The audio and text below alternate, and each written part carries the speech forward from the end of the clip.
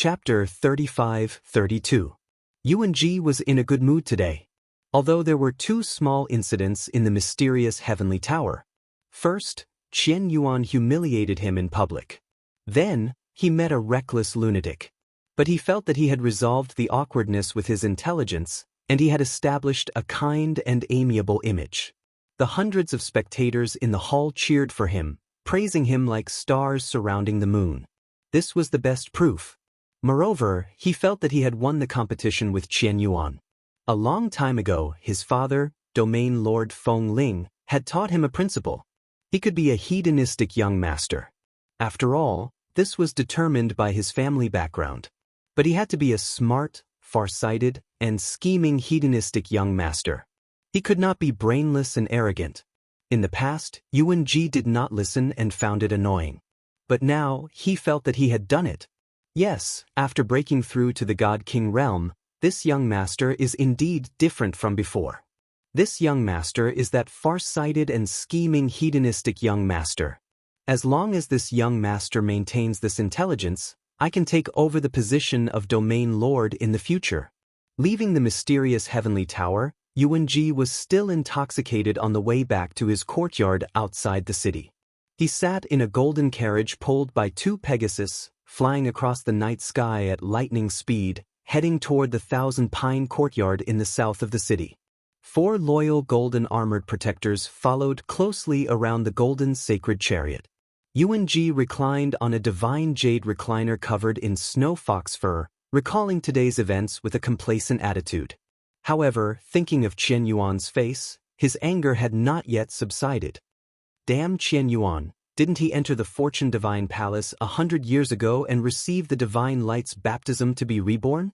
Otherwise, with that pig brain of his, how could he smoothly break through to the God-King realm and reach the second stage in 50 years?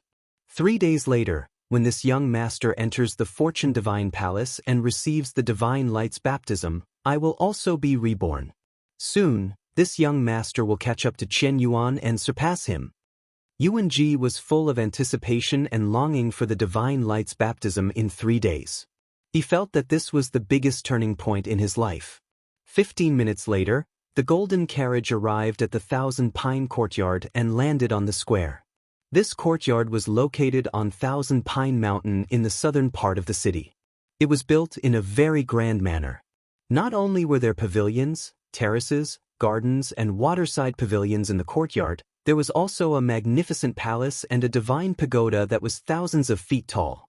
Having such a courtyard was a symbol of nobility. Yuan-ji walked out of the carriage and returned to his residence with the 4 golden guards. The 4 of you stand guard outside the door. This young master is going into seclusion tonight to comprehend the divine skill that Father imparted to me. Then he entered a secret chamber in the depths of the palace to comprehend the godly technique. The 4 golden armored guards bowed and said, "Yes, sir," in unison. After Yuan-ji entered the secret room and closed the door, they split into 2 groups, one guarding the door of the secret room and the other guarding the entrance of the tunnel. The night was long, and the dark passage outside the secret chamber was very quiet.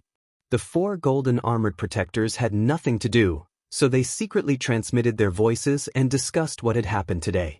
The words and actions of that madman were still their laughingstock. However, they had no idea. When they had left Yudu, that lunatic had followed the divine carriage to Thousand Pine Courtyard. In a secret room with a radius of 300 yards, divine light filled the air. Yuan-ji lay comfortably on the divine jade couch, holding a jade scroll in his hand. He silently comprehended the godly technique's secret manual in the jade scroll. As an ignorant and incompetent hedonistic young master, it was impossible for him to cultivate painstakingly. Even if he cultivated in seclusion, he sought comfort and comfort. He definitely couldn't stand loneliness and hardship. The ability he had today was all thanks to his father's endless resources. Suddenly, Yuan-ji felt a chill run down his spine. It was as if a pair of eyes were staring at him.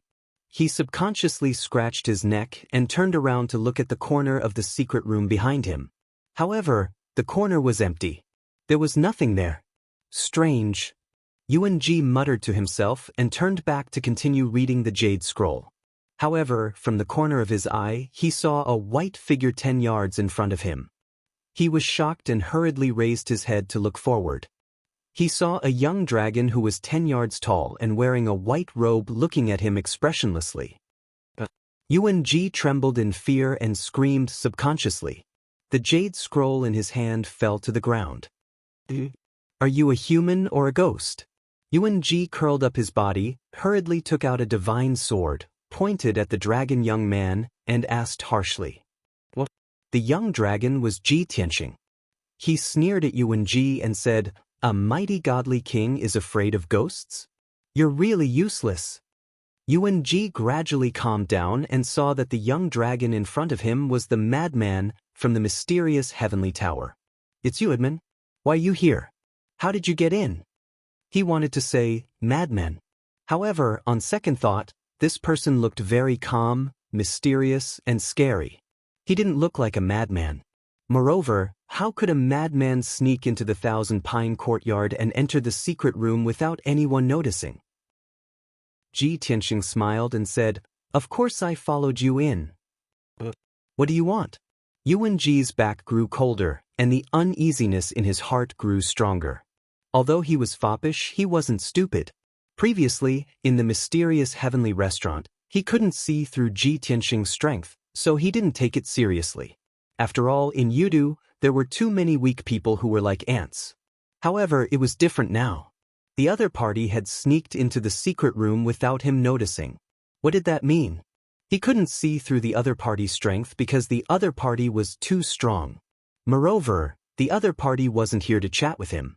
This was clearly revenge. "Sir, don't be rash. If there's anything, we can talk about it. You know, I'm the son of the Fengling region master. Don't act recklessly, or the consequences will be unimaginable. If you are lacking in cultivation resources and treasures, this young master can also be generous with his money." Yuan panicked. He was bluffing and stalling for time while secretly casting spells to control the divine formation in the secret room to send out a distress signal.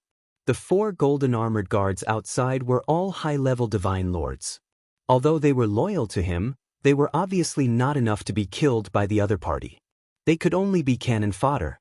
However, there was still a divine king in the courtyard. He was the commander of the guards sent by the Fengling region master to protect him. However, Ji Tianxing looked at him with a half-smile. His deep eyes seemed to be able to see through people's hearts. "Don't struggle in vain. I've already set up a seal in the secret room. No one will know what happened here. Don't worry, you'll die happily and won't feel any pain. I'm just borrowing your identity. You should help me." Ji Tianxing's tone was mocking as he walked towards Yuan. "Don't come over." Yuan panicked and slashed at him with his sword. At the same time, he waved his hand and sent a beam of golden light into the divine formation in the corner of the secret room. Chapter 35-33. Unfortunately, Yuan-Ji's resistance was futile. When the golden light reached the corner of the secret chamber, it was blocked by an invisible seal. The secret chamber's divine formation was not activated, and the signal for help was not sent out. Just as Ji Tianxing had said, the secret chamber had been sealed by him. No one knew what was happening here. At the same time, Yuan-Ji's divine sword was caught by Ji Tianxing's right hand with his index and middle fingers. Gotcha! Ji Tianxing's right hand exerted force, and the low-grade king-grade divine sword's tip was broken. Yuan-Ji was dumbfounded. Before he could react, Ji Tianxing released an invisible divine soul force that struck him. Rumble! Yuan-Ji's sea of consciousness exploded with a thunderous boom. Then he closed his eyes and sank into the endless darkness, falling into an eternal slumber. Ji Tianxing did not cause him any external injuries. He only destroyed his divine soul and shattered his godhead. As a result, Yuan-Ji died on the spot, but his body remained intact. Plop! Yuan-Ji's body lost its support and fell onto the jade bed. Ji Tianxing reached out his right hand and pressed it against Yuan-Ji's forehead. A white light rushed out from his palm. Soon, more than a dozen godhead fragments flew out from Yuan-Ji's head. Swoosh! 5-colored divine light flashed, and Ji Tianxing's godhead flew out from his forehead and entered Yuan-Ji's body. In the next moment, Yuanji came back to life and opened his eyes. From now on, Ji Tianxing was Yuanji. He stretched his limbs and twisted his neck. Soon, he got used to this frail divine body. Then he stored his dragon clan's body in the 9 Heavens 10 Absolutes pagoda. Just like that, Ji Tianxing possessed Yuanji's body without anyone noticing. 3 days later, he could enter the Fortune Divine Palace unimpeded without paying any price. However, there's a small flaw. My Godhead and Divine Soul's aura are different from Yuanji's. A godly king expert who is familiar with Yuanji might be able to see through it. Thinking of this, Ji Tianxing decided to refine Yuanji's quintessence fragment. First, he wanted to obtain Yuanji's memories so that he wouldn't reveal any flaws.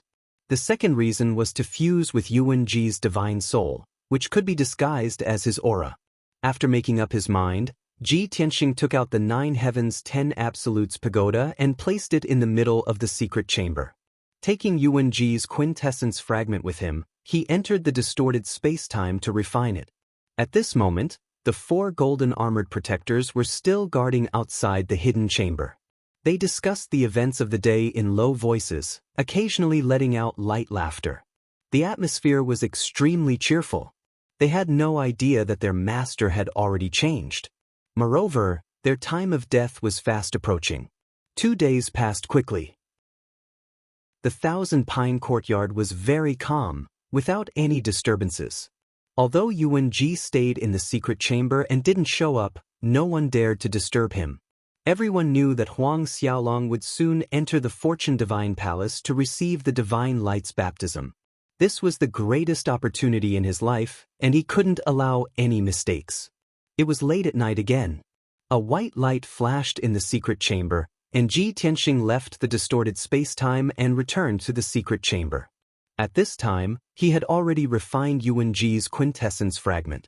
Not only did he obtain Yuanji's divine soul memories, but he could also disguise his divine soul aura. Even God King Realm Masters who were familiar with Yuanji would find it hard to see through his disguise. Perhaps only Yuanji's father, the Soaring Wind Region's domain lord, could see through his disguise. Everything is ready, I only need to wait for tomorrow to enter the Fortune Divine Palace. Ji Tianxing muttered to himself, then suddenly remembered something. Oh right, there's still a promise that hasn't been fulfilled.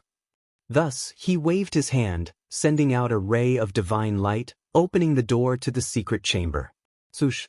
The 2 golden armored protectors guarding the door were leaning against the wall, chatting and laughing. When the door to the secret chamber suddenly opened, the 2 golden armored protectors jumped in fright. They quickly straightened their backs and put on a stern expression. Ji Tianxing leaned against the divine jade couch with a frivolous look on his face as he said, "The 4 of you, come in, this young master has orders for you." The 2 golden armored protectors at the door hurriedly complied, bowing as they entered the secret chamber. Then the 2 golden armored protectors guarding the entrance also entered the secret chamber. The 4 golden armored protectors stood side by side in the middle of the secret chamber with their heads slightly lowered, waiting for Ji Tianxing's orders. Swoosh! Ji Tianxing raised his hand and closed the door to the secret chamber. Seeing this scene, the 4 golden armored protectors' hearts were filled with excitement. Because all of them had the same thought, young master must have a secret mission for us. This means that young master has great trust in us, we can get a lot of rewards again. Just as they had expected. Ji Tianxing looked at them with a smile, saying, "The 4 of you have followed this young master for more than 800 years, and have always been at my beck and call, loyal and devoted. In order to flatter and please this young master, you have worked hard and done all kinds of evil deeds. Robbery, murder, arson, defamation, framing, and so on. You are already so evil that you are oozing with pus." Although this sentence was a little awkward to hear. But the 4 golden armored protectors were still very happy, and hurriedly bowed, saying that these were all things that should be done, and that it was an honor to serve this young master, and so on. Ji Tianxing nodded and sneered mockingly, "From now on, you don't have to do evil anymore. This young master wants to reward you with a chance to be a human again. If there is a next life, remember not to be a bad person." The four golden armored protectors were even more confused, and they looked at Ji Tianxing with a dazed expression. Ah! Young master, what do you mean? This? Why don't I understand? Young master, we have little talent and knowledge, can you explain? Ji Tianxing looked at them and said with a smile, I said before, no one can put a sword to my neck, because they are all dead.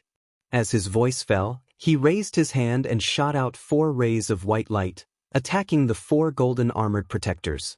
Whoosh whoosh, whoosh whoosh. The 4 golden armored protectors had no time to dodge at all, and the white light instantly pierced their foreheads and hit their godheads. They only felt a boom in their heads, and their consciousness fell into endless darkness, and they lost consciousness. Thump, thump, thump. In the blink of an eye, the 4 golden armored protectors had their godheads shattered, and they turned into corpses and fell to the ground. Until the moment of death, they still didn't realize what was going on. Didn't young Master Yuan value the 4 of them the most and bring them with him wherever he went? Why did he kill them personally? Why was this? Unfortunately, they would never know the answer. Ji Tianxing was not interested in the godheads of the 4 golden armored protectors, and he was too lazy to bother to deal with their corpses. He casually shot out a ray of 9 heavens divine fire and enveloped the 4 corpses. Soon, the corpses, armor, and belongings of the 4 golden armored protectors were burned to ashes. Wonderful Book House. Chapter 35-34. After dealing with the 4 guards, Ji Tianxing pondered in the secret chamber. He remembered that there was one more important thing he had yet to do before entering the Fortune Divine Palace. Hence, he changed back to his original appearance and entered the distorted space-time of the Divine Pagoda to find Yun Yao, who was still cultivating in seclusion. The blood flame sacred tree was still growing, and its height was close to 200,000 feet. The sacred tree released surging god force, and it was even more vigorous than before. Everyone benefited greatly from cultivating under the sacred tree, and their progress was rapid. Only Yun Yao was still stuck at the peak of the God Monarch realm, unable to break through to the God King realm. Even after cultivating for so many years, she was only able to increase her peak of the God Monarch realm by 30 times. Ji Tianxing used his divine consciousness to wake Yun Yao up and asked her about her situation. Yun Yao's expression was a little gloomy, and she shook her head. Now that I've reached the peak of the God Monarch realm, my strength is 39 times that of a normal peak God Monarch. It must be because I'm missing the divine bead, and there are no signs of a breakthrough. The divine world is vast, and even if the divine bead is left in the divine world, it would be difficult to find it. It would be like finding a needle in a haystack. Ji Tianxing smiled and comforted her.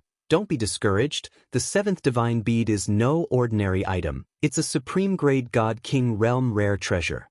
No matter where it ends up, it will definitely cause a phenomenon and reveal its extraordinariness. Alright, I'm in the Reincarnation Islands Yudu now. I heard that the god of the underworld obtained a supreme divine bead in a secret realm on the Reincarnation Island 1,000 years ago. That divine bead contains the light of creation. Ji Tianxing told Yun Yao about the divine bead and the Fortune Divine Palace. After listening to Huang Xiaolong's explanation, Yun Yao's dim eyes brightened. She asked expectantly, Fortune Divine Palace? That divine bead contains the light of creation? Tianxing, do you want to enter the Fortune Divine Palace to see if that divine bead is what I need? Yes, I do have this intention. Ji Tianxing nodded his head and said, that's why I asked around in Yudu and took over a profligate son that could enter the divine palace. Yun Yao pondered with a frown and murmured, the 6 divine pearls I've fused with before are vast sea, star, longevity, earth spirit, wind, fire, and light. This includes almost all of the attributes of divine power. There are only a few remaining, such as darkness, creation, and reincarnation. Ji Tianxing nodded slightly and analyzed, Yaoguang is an ancient goddess, and also the holy and glorious mother of the human race. She would never possess the power of darkness because she represented creation, new life, and light. As for the power of samsara, that was not what peak divine kings could grasp. Only by surpassing the divine king and reaching the level of the god emperor could one see through the cycle of death and reincarnation. If that's the case, we can eliminate the possibility of darkness and reincarnation. That fortune divine pearl is most likely related to you. Yun Yao's eyes brightened. She said expectantly, I have a mysterious connection with the divine orb. As long as I'm within a certain range, I can sense the divine orb's existence. You're in Yudu now, right? Then I can sense it personally and determine whether the divine pearl in the fortune divine palace is what I need. If it is, we have to find a way to get it. If it isn't, there's no need for you to take the risk. Yes, that's why I'm looking for you. Ji Tianxing nodded and smiled. Then he brought Yun Yao out of the distorted space-time and appeared in the secret room. Yun Yao sat cross-legged on the soft couch and closed her eyes to circulate her skills. Soon, she entered a state of complete concentration. Her consciousness was ethereal, as if it was floating between heaven and earth, extending infinitely. The Fortune Divine Palace was in Yudu, and the Thousand Pine Courtyard was in the south of Yudu City. The distance between the two should not be more than 800 miles. At such a close distance, Yun Yao should be able to sense it. However, Yun Yao sensed with her heart for 100 breaths, but there was still no reaction. Ji Tianxing was anxious and worried, but he did not disturb her and waited patiently for the result. Then, Yun Yao seemed to have sensed something. She suddenly frowned and revealed a complicated expression. Ji Tianxing wanted to ask, but seeing that she was focused and her consciousness seemed to be searching and groping, he held back. It was not until 7 minutes later that Yun Yao's forehead was covered in sweat that she stopped circulating her skills and retracted her wandering consciousness. Phew! She heaved a sigh of relief and frowned as she pondered. Ji Tianxing asked, How was it? Did you sense the aura of the divine pearl? Yun Yao nodded, but then shook her head and said bitterly, I searched a radius of 10,000 miles, but I didn't sense the aura of the divine pearl. When my consciousness spread 30,000 miles, it reached its limit. The strange thing is that I vaguely sense the aura of the divine pearl again. It's just that I can't determine its direction, and I can't get closer. An ordinary peak divine lord's consciousness could cover a radius of 10,000 miles. Yun Yao was special. Her consciousness could cover a radius of 30,000 miles. Even so, she could only vaguely sense the aura of the divine pearl. The divine pearl is clearly in the Fortune Divine Palace, and the Fortune Divine Palace is in Yudu City. But your consciousness can only sense that the divine pearl is 30,000 miles away? This shouldn't be. Ji Tianxing frowned and was puzzled. Yun Yao thought for a while and asked, Tianxing, are you sure that the Fortune Divine Palace is in the city? Have you seen it with your own eyes? Is it possible that the Fortune Divine Palace is actually outside the city, in a hidden place? Ji Tianxing shook his head and said, The news I heard from various sources proves that the Fortune Divine Palace is indeed in the city. Tomorrow, I will enter the Fortune Divine Palace as Yuan Ji to receive the Divine Light Baptism. But the entrance to the Fortune Divine Palace is in the God Emperor's Palace. That's strange, how can this be? Yun Yao was also puzzled. Ji Tianxing frowned and analyzed, could it be that the Divine Pearl is not in the Fortune Divine Palace? Or is there something else in the Fortune Divine Palace? Seeing that Huang Xiaolong was so persistent and eager to solve the mystery, Yun Yao quickly comforted him. Forget it, Tianxing, don't worry about the Divine Pearl's location. Anyway, I can sense that the Divine Pearl is indeed what I need. You just need to wait until tomorrow to enter the Fortune Divine Palace to receive the baptism, then wait for an opportunity to snatch the Divine Pearl. She paused for a moment and then reminded Huang Xiaolong solemnly, there will be many people entering the Fortune Divine Palace tomorrow, and most of them are experts. The Fortune Divine Palace is in the God Emperor of the Underworld's lair, and there will definitely be a large number of God King realm experts guarding it. I don't feel at ease with you acting alone. You must be careful. Why don't you bring along Yang and Chao Qingyu and ask them to assist you? Ji Tianxing waved his hand and said in a low voice, It will be inconvenient if I bring them along, and I will be more agile on my own. Moreover, I don't want to wait until tomorrow to enter the Fortune Divine Palace with others. I will take action tonight, and I must find out the exact location of the Fortune Divine Pearl in advance. This matter concerns your fate, so I must be cautious and do my best. Chapter 35-35. Yun Yao had been trying to dissuade Ji Tianxing. It was too risky. However, Ji Tianxing insisted on taking action tonight. He had to figure out the location of the God Bead. After all, he was here for the creation divine bead. He didn't care if he could enter the divine palace or receive the baptism of the divine light. Yun Yao couldn't dissuade him and could only give up. She thought about it again. There would be too many people entering the divine palace tomorrow. It would be hard to find a chance. Taking action early and entering the creation divine palace alone might have a higher chance of success. However, the problem was how to enter the creation divine palace. Tianxing, do you have a way to sneak into the divine palace? If you can't enter early, you can only wait until tomorrow. Ji Tianxing thought for a moment and nodded. Although the god of the underworld set a rule that we can only enter the creation divine palace for a set period of time and only 7 days. However, Yuan Ji, who I took over, is the only son of Soaring Wind Region's Domain Master. Soaring Wind Region's Domain Master is ranked in the top 3 among the 18 Domain Masters in terms of strength and status. He is highly regarded by the god of the underworld. I should be able to enter early with a little maneuver. Yun Yao nodded but still asked worriedly, will this work? Is it safe? Ji Tianxing smiled and said, it's not unsafe. Yuan Ji is a hedonistic young master. No one will be surprised if he does anything out of line. Okay, then be careful. Yun Yao was slightly relieved. She reminded him, however, your safety is the most important thing. If you can't do it, you'd rather give up than take the risk. Even if the god of the underworld isn't on Reincarnation Island, Commander Mingi and Martial Blood Prison are still in Yudu. I understand. Ji Tianxing nodded. After that, Yun Yao stayed in the distorted space and continued to cultivate. Ji Tianxing returned to the secret chamber and changed back into Yuan Ji's body. He began to take action. He opened the door of the secret chamber and walked out. It was late at night, and the courtyard was lit with sparse lanterns. It was exceptionally quiet. There were 2 teams of guards patrolling through the night, but those were all weaklings in the Divine Lord realm. Ji Tianxing quietly left the Thousand Pine courtyard without alerting anyone.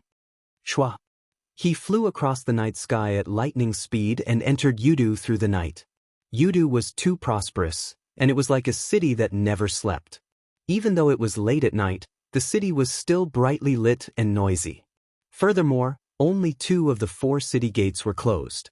2 of them were still open in the middle of the night. Ji Tianxing smoothly entered Yudu and rushed to the center of the city. Along the way, he had already thought of his next plan. If Huang Xiaolong wanted to enter the Fortune Divine Palace in advance, there were 3 obstacles that he had to overcome first. The first obstacle was the ceremonial officer in charge of tomorrow's ceremony. This person was a middle-level divine king and was in charge of hosting tomorrow's ceremony.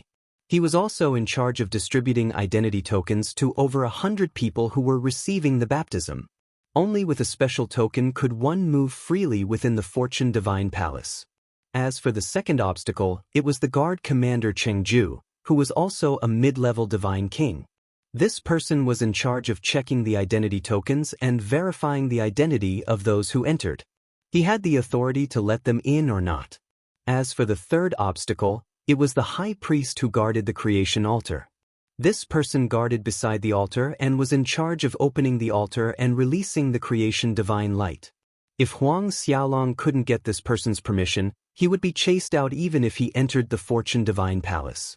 Ji Tianxing's first target was the ceremonial officer, Chong Zheng. In the dead of night, the lights in the mystic nether palace were dim. Chongqing, who was wearing a black robe and a luxurious divine crown, was reading in the study. He held a gilded roster with both hands. There were 100 names written on it, along with their corresponding identity information. In a few hours, the centennial baptism ceremony would be held in the square of the God Emperor Palace. At that time, there would be at least 100,000 people attending the ceremony. Chongjing had hosted the ceremony several times and had never made any mistakes. This was due to his caution and meticulousness. In the past few days, he hadn't closed his eyes for a single moment. He had repeatedly checked and supervised every step of the ceremony, not allowing the slightest mistake. After looking through the roster again and confirming that there were no mistakes, Chongjing put down the roster and closed his eyes to rest. The elites and geniuses entering the Fortune Divine Palace for the baptism this time, other than those who have made outstanding contributions, most of them are descendants of nobles.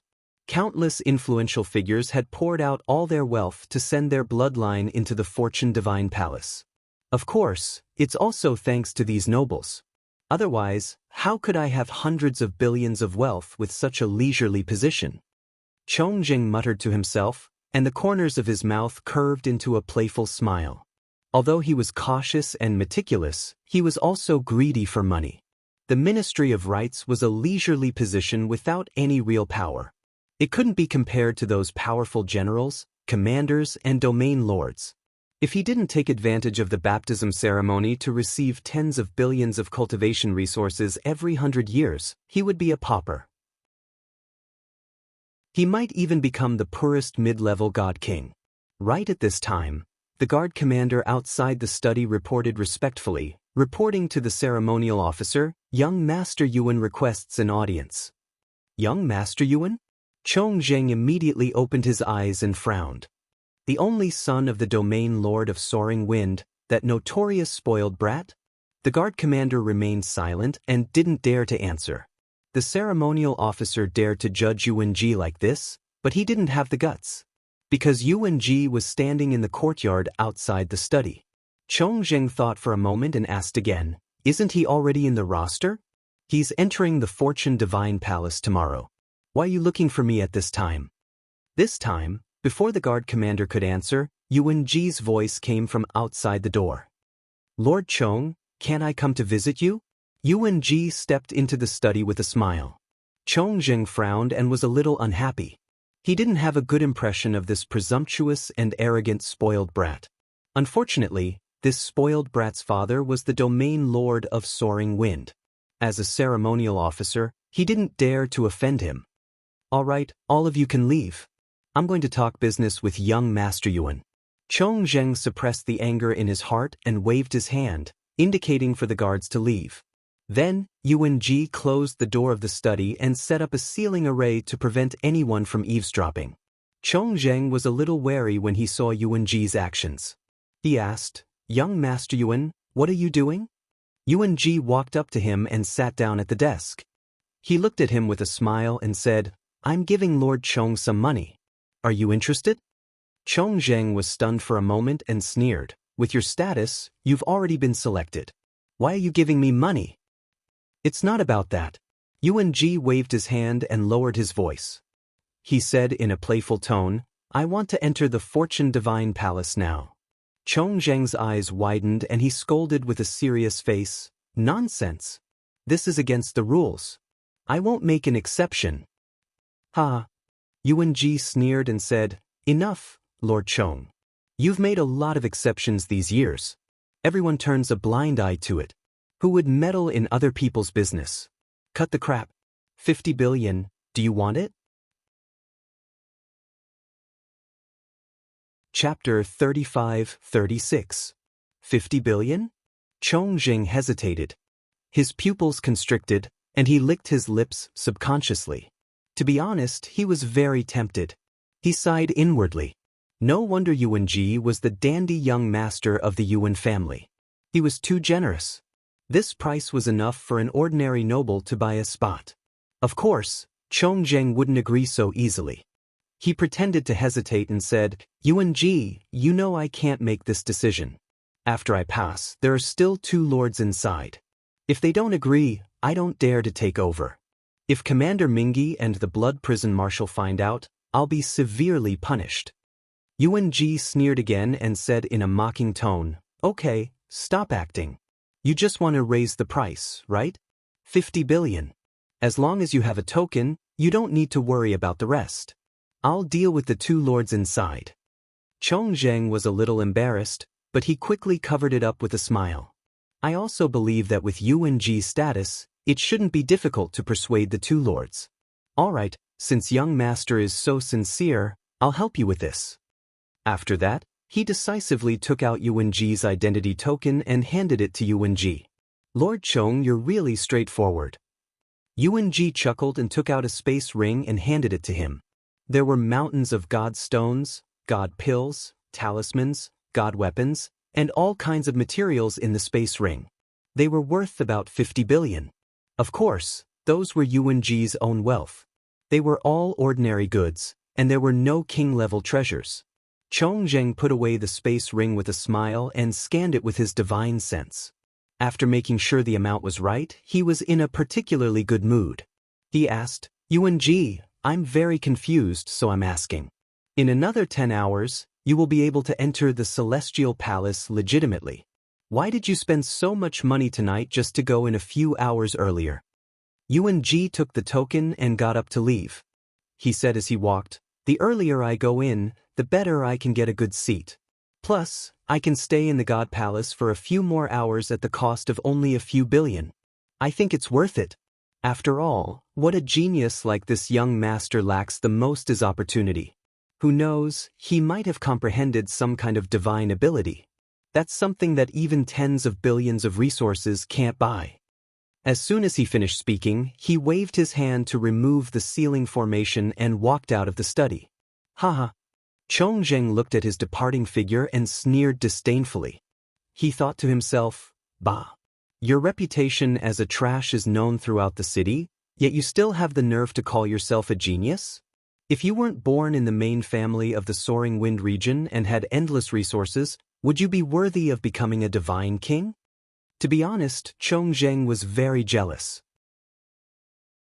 After obtaining the identity token, Ji Tianxing wasted no time and immediately rushed to the palace of the God Emperor.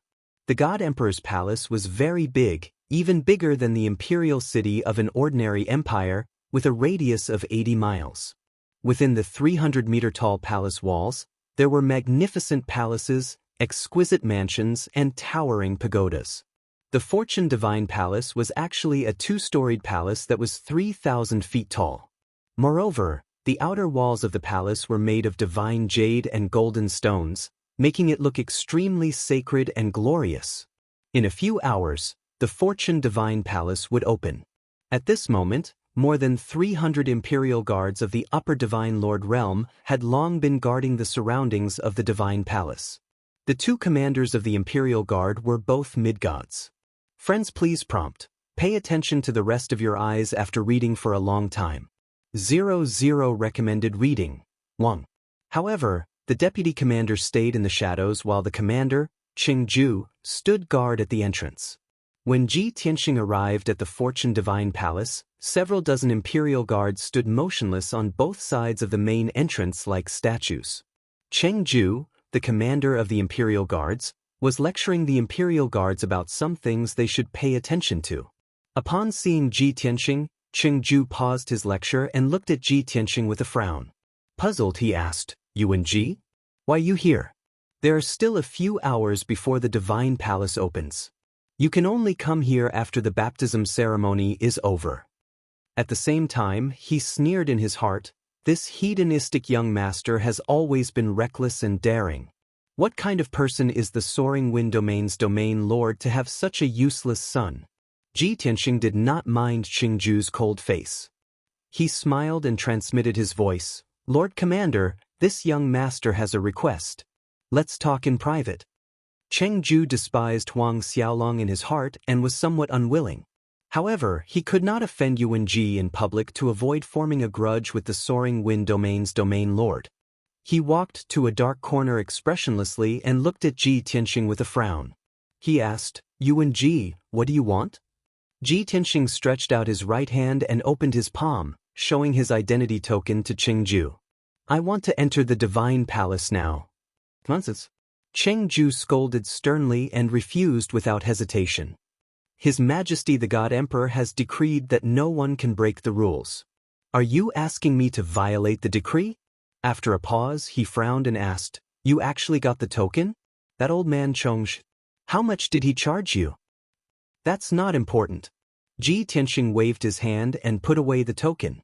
He smiled and said, Commander Chengju is loyal and in the prime of his life. He is a pillar of support under the God Emperor. However, I heard that your son is only a middle-level monarch god with mediocre talent. Not to mention taking over your position, it is unknown whether he can break through to the godly king realm in this lifetime. Chengju's face darkened. He asked in a low voice, Yuan Ji, what do you mean? Ji Tianxing smiled and said, Nothing. I just want to help your son for Commander Chengju's sake. How about this? I will ask my father to arrange a position for your son in the soaring wind domain for 100 years. After 100 years, I will ask my father to recommend your son to enter the divine palace to receive the divine light baptism. At that time, your son will be enlightened and have a chance to break through to the godly king realm. Ji Tianxing said it casually, but Chengju was overjoyed. His heartbeat quickened, and his body trembled with excitement. This was because Ji Tianxing had spoken exactly what he was thinking. Although he was the guard commander, he did not dare to abuse his power and let his mediocre son enter the Fortune Divine Palace. That would be too obvious, and he would be attacked by many god kings. But if the Soaring Wind Domain's domain lord stepped in, it would be different. Not only would he not be criticized, but his son would also have a meteoric rise in his career.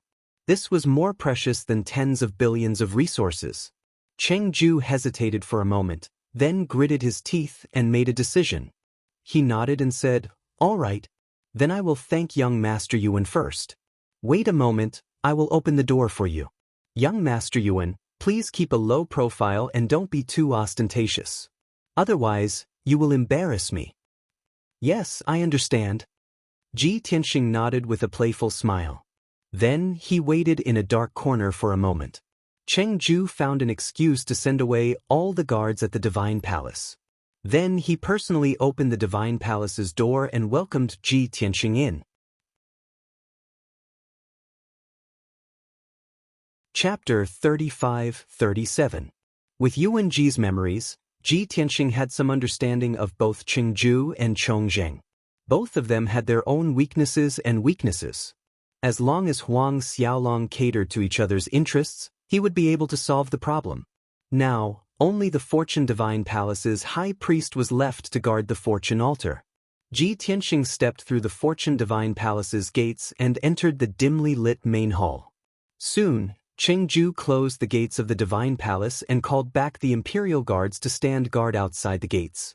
Ji Tianxing stood in the middle of the main hall and looked around. The main hall was empty. There were no people or statues in sight. Only in the middle of the hall was an altar that was hundreds of meters tall. It was emitting a colorful divine light. Ji Tianxing leaped onto the altar and stood on top of it. The bottom of the altar was big and small, and the top was a platform with a radius of 10 zhang.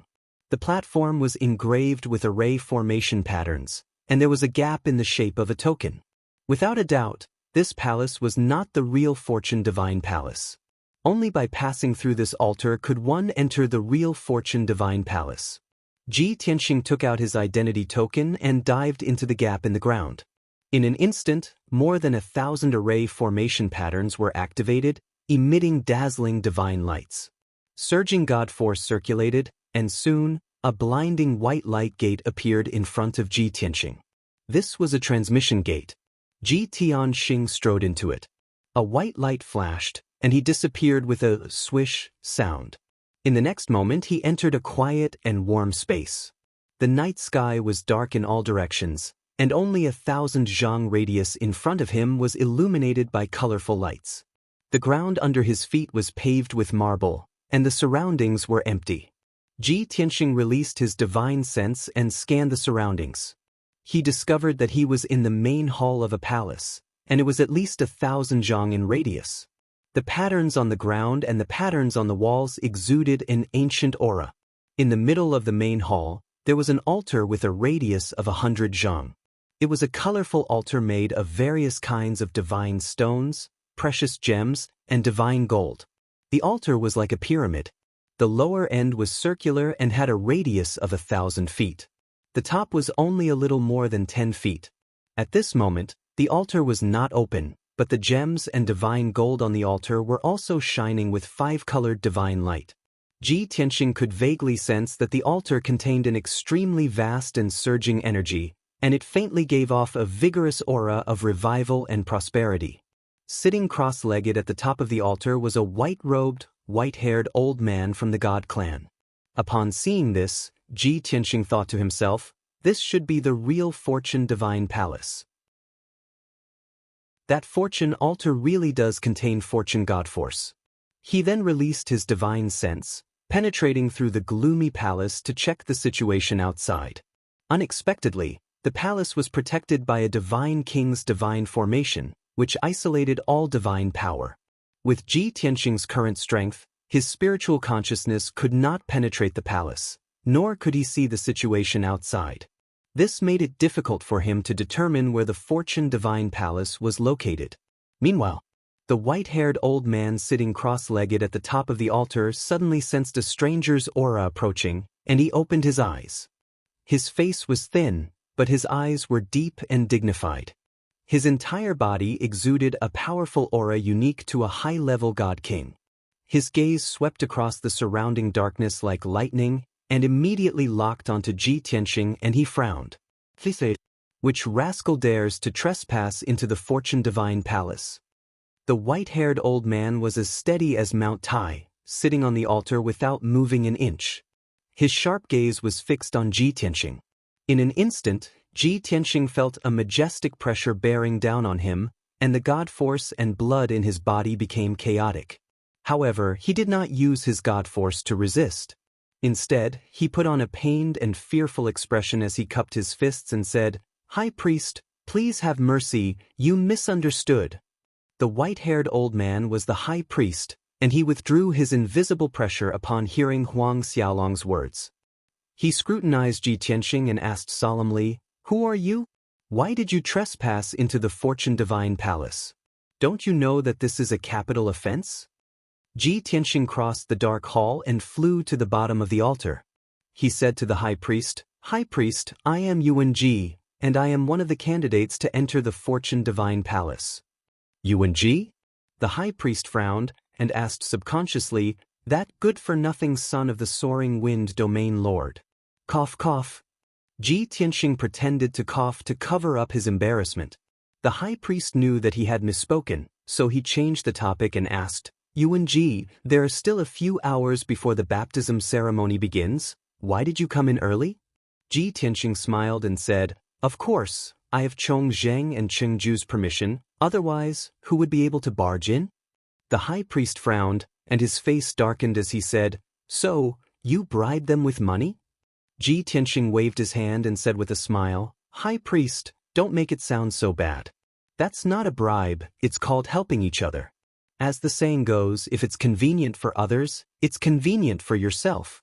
Without waiting for him to finish, the High Priest snorted disdainfully and said, Don't try that with me. A bribe is a bribe.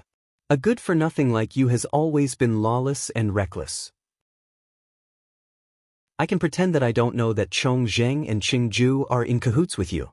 However, if you want to bribe this old man, then you should give up on that idea." Obviously, the High Priest was different from Chong Zheng and Chengju. He was already a high-level god king with high status and power, and he was very old-fashioned and strict. It was impossible to bribe him with money and power. Ji Tianxing was well aware of this, and he was well prepared. He said with a smile, "High Priest, I have heard that you have a pure heart and few desires, and you are a fair and honest person. Don't worry, I will never bribe you and tarnish your reputation." Everyone liked to hear compliments and praises. Even if they knew that it was flattery, they would still enjoy it. The High Priest's expression eased a lot, and he stroked his beard and said, "It's good that you know. No matter how much money you take out, I will not break the rules, and I will not open the altar for you in advance. Leave obediently and wait for the baptism ceremony to start before you come in again." AI. Ji Tianxing pretended to be worried and sighed, and said with a bitter expression, "High Priest, you have misunderstood.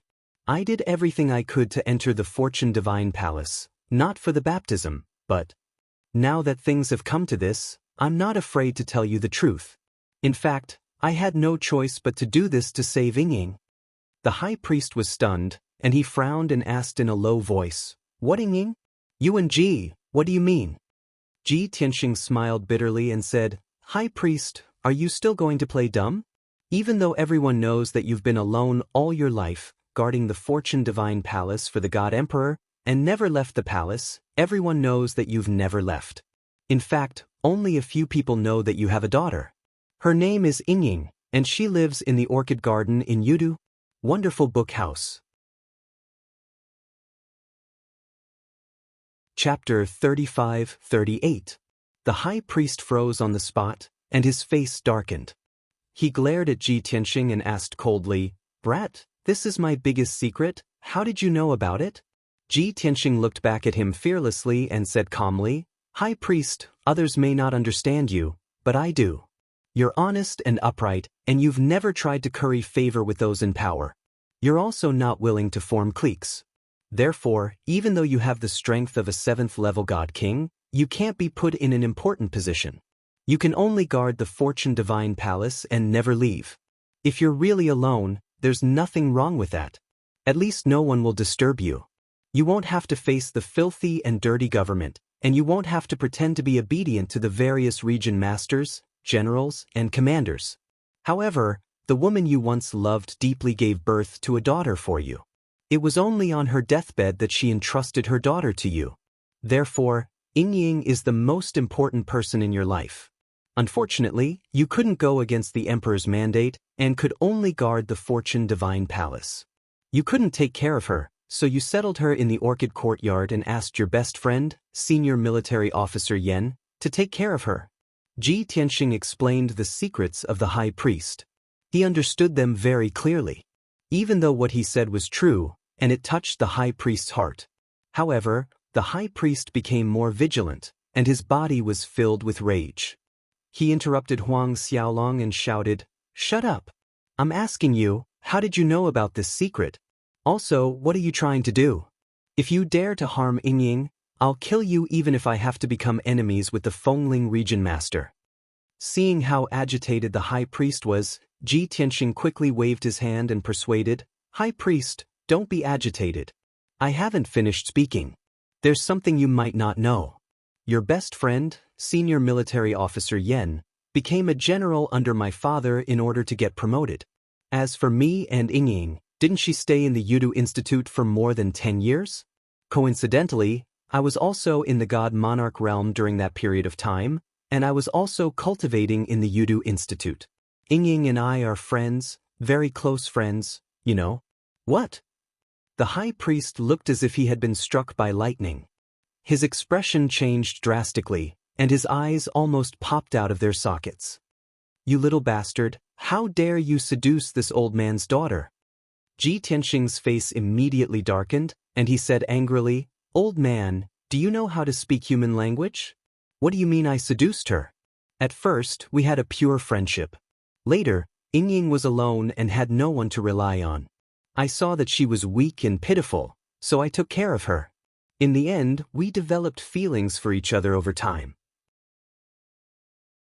She was infatuated with me and was loyal to me. She even swore to the heavens that she would marry no one else but me. Bullshit." The high priest flew into a rage and could no longer maintain his composure. He stood up and pointed at Ji Tianxing as he scolded, "You ignorant and incompetent hedonist, how are you worthy of this old man's daughter? This old man understands Ying's temperament. How could she fall for a silk pants like you?" Ji Tianxing spread his hands and sneered, "High priest, if Ying knew that you were slandering me like this, she would definitely be very sad. Moreover, other than being her biological father, you have never fulfilled your duty as a father. Do you really understand Ying and care for her? Have you ever accompanied her, even if it was just for a day? Do you really have the qualifications to discipline her and meddle in her life?" Hearing this, the high priest suddenly froze. His anger was stuck in his chest and he could no longer vent it. Because what Ji Tianxing said was right, he was indeed not a qualified father. At the same time, this was the thing that he blamed himself for the most. It was also a regret that he could not make up for. After a moment of silence, the high priest suppressed his anger and coldly snorted, "This old man is her father. Who she wants to marry, this old man naturally has to interfere." "All right, let's not talk about this anymore." Ji Tianxing waved his hand and said, "I spent so much effort to find you, not to quarrel with you. I just want to tell you that Ying has been poisoned." "Poisoned?" The high priest's body trembled and his eyes widened again. He was so nervous that his heart was in his throat. Hasn't she always been in Xianxia court? How could she be poisoned? Was someone trying to murder her? Could it be this old man's enemy? Ji Tianxing waved his hand and said, "Don't make wild guesses. There are only 2 or 3 people who know that Ying is your daughter. She wasn't poisoned but injured by the experts of the sea race. A month ago, she went to the West Seas in ruins to explore the ruins in search of an opportunity to break through to the God King realm. There, she fought with the sea race experts and was severely injured by them. She was even poisoned by a strange poison. At the moment of life and death, she sent me a message and I brought the God King experts to rescue her." The high priest became even more anxious and worried. He asked impatiently, "How is her condition now? Has the strange poison been cured? Doesn't your soaring wind domain chief's manor have many experts and strange people?" Ji Tianxing rolled his eyes and said snappily, "If the strange poison has been cured, why would I come to you? My father is cultivating in seclusion and the deputy domain chief is out on official business. There are only 2 god kings left in the manor and they are not good at medicine. I have thought of many ways and found many people through my connections, but they could not cure the strange poison. Now, the strange poison has merged with Ying's bloodline. Her blood has turned blue and contains a strong poison. Her body is festering and the poison is corroding her flesh and bones. She is suffering from pain and torment at all times." Hearing this, the high priest's heart was bleeding and he was burning with worry. How can this be? Ying has always been kind and dutiful. How can the heavens let her suffer such pain and torment? Ji Tianxing frowned unhappily and asked, "Ying's illness is incurable and the poison will soon invade her sea of consciousness. Once her godhead is corroded by the poison, I don't need to tell you what will happen to her, do I? As her father, don't you want to do something for her other than complaining and blaming the heavens?" This old man. The high priest was stumped for words, and a bitter expression appeared on his face as he said, "This old man has a mission to guard the Fortune Divine Palace, and I dare not leave." "Pedantic!" Ji Tianxing scolded angrily, "Your daughter is about to commit suicide because of the poison, and you're still thinking about some bullshit mission? Are you still human? Are you worthy of being her father? Can't you go against your orders for once and go back to Xianxia courtyard to see her for her sake? Anyway, His Highness God Emperor has not been in Yudu for hundreds of years.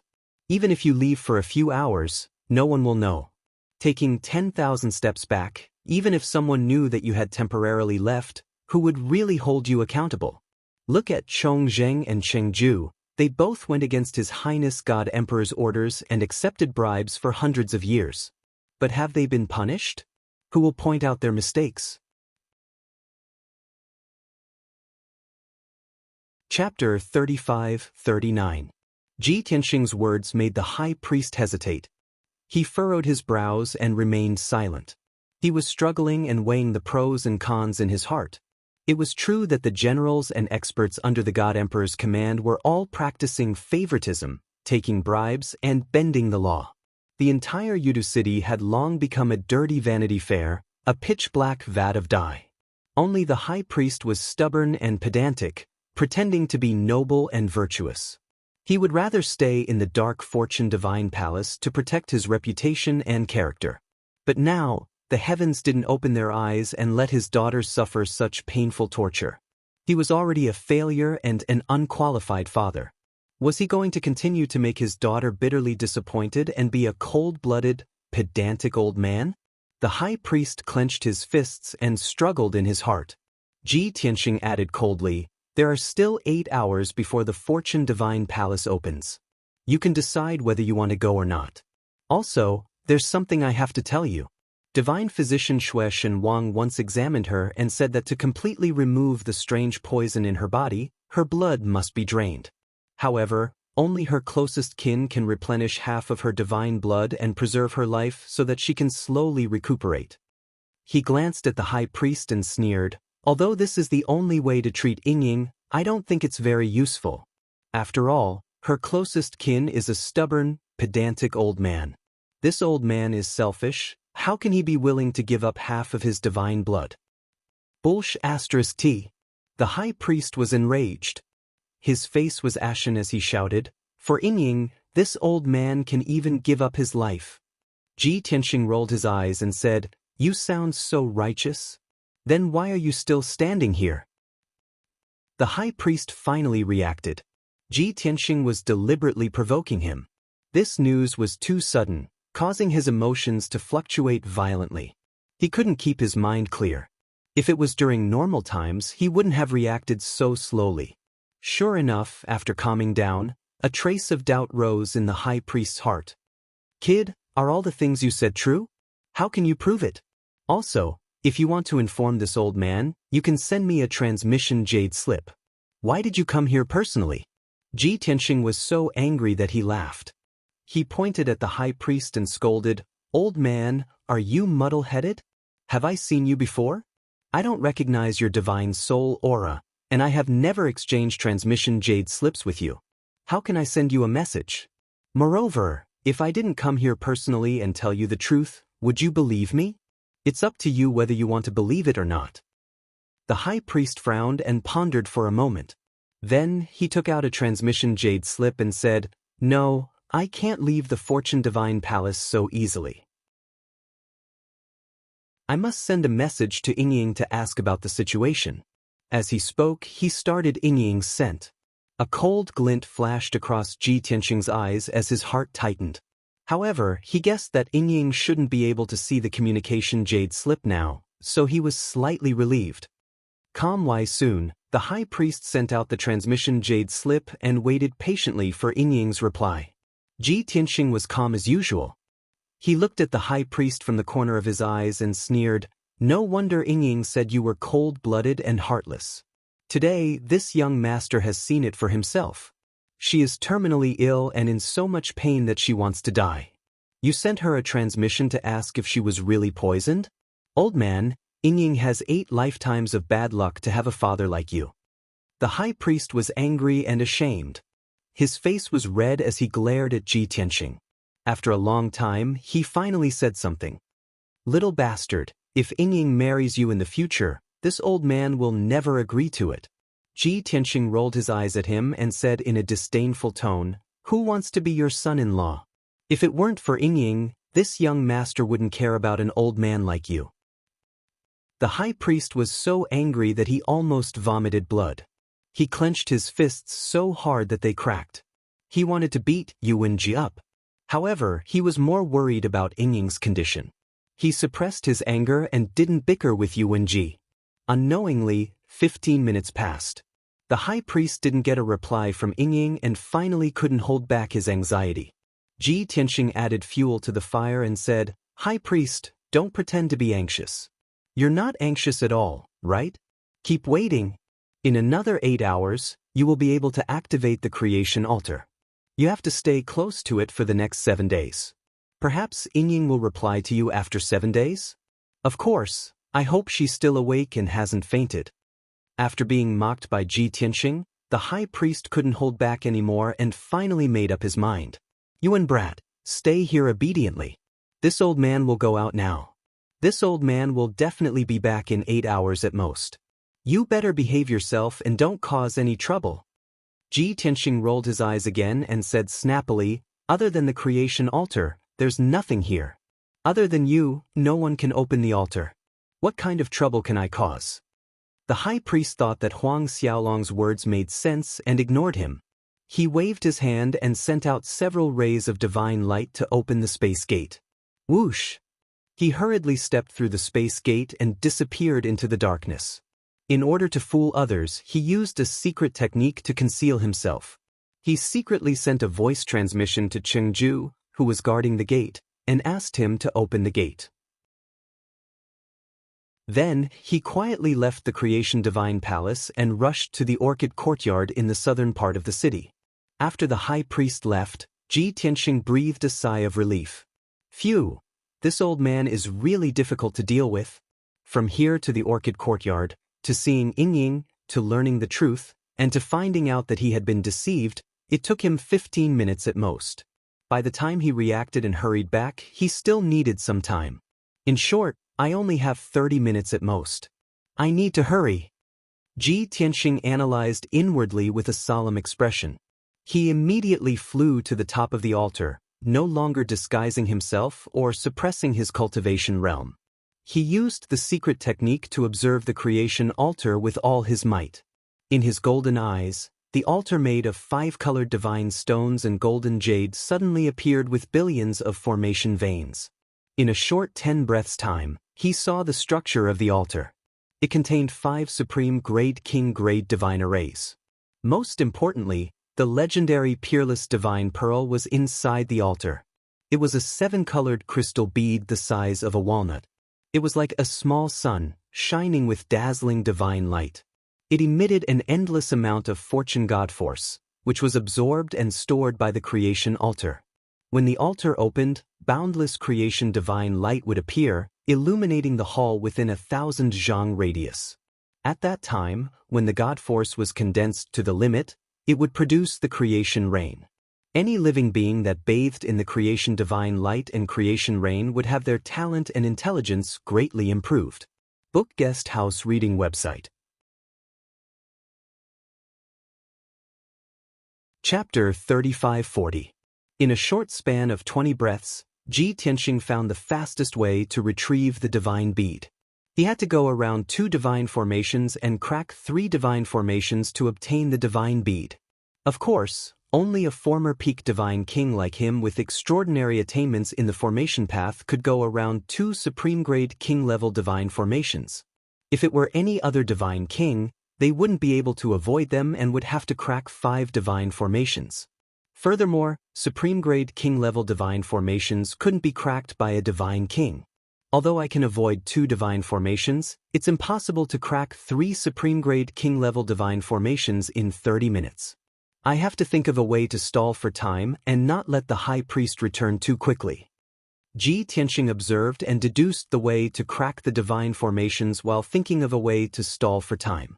The high priest was on his way to Xianxia court, so he didn't have time to think. He could only think of a simpler way in a hurry. Therefore, he took out a transmission jade slip and sent a message to the Calm Peace Divine King. Calm Peace Divine King was a general under Fengling Region Master. He was ordered to protect Yuan Ji when he came to Yudu. In the communication jade scroll, Ji Tianxing gave the order to Calm Peace Divine King. God King Calm Peace, take 30 guards with you and head to Xinlan Courtyard to protect her. In a moment, a white-haired old man would rush into Xianlan Court. Just say that you are under my orders to protect Miss Yingying and that no one else is allowed to enter. You have to stall for time as much as possible, but don't get into a conflict with him because he is Miss Yingying's father. Also, this matter must be kept a secret and not a single word can be leaked. Ji Tianxing's words were very serious. Calm Peace Divine King was also a retainer of Fengling Region Master and had always been loyal. Ji Tianxing believed that after Calm Peace Divine King received the order, he would rush to carry it out as quickly as possible. However, this wasn't enough. He took out another communication jade scroll and sent a message to another rich young master. Brother Mu Bai, I can redeem the 3 king-level divine weapons that I lost to you in a bet tonight. Go to Xianlan Court now. My father-in-law is there. You can ask him for it. Of course, you have to rush there within a quarter of an hour. If you're late, there won't be any left. After sending out this message, the corners of Ji Tianxing's mouth curled up into a sneer as he muttered, with these 2 obstacles, I should be able to delay them for an hour, right? However, it was still unrealistic to break 3 king-grade divine arrays within an hour. But at least there was more hope. After that, Ji Tianxing cast aside all distracting thoughts and focused on observing the creation altar, trying to deduce a way to break the formation. At the same time, 2 groups of people were rushing towards Xianlan Court. On one side was the high priest. He was anxious and worried about Yingying's safety.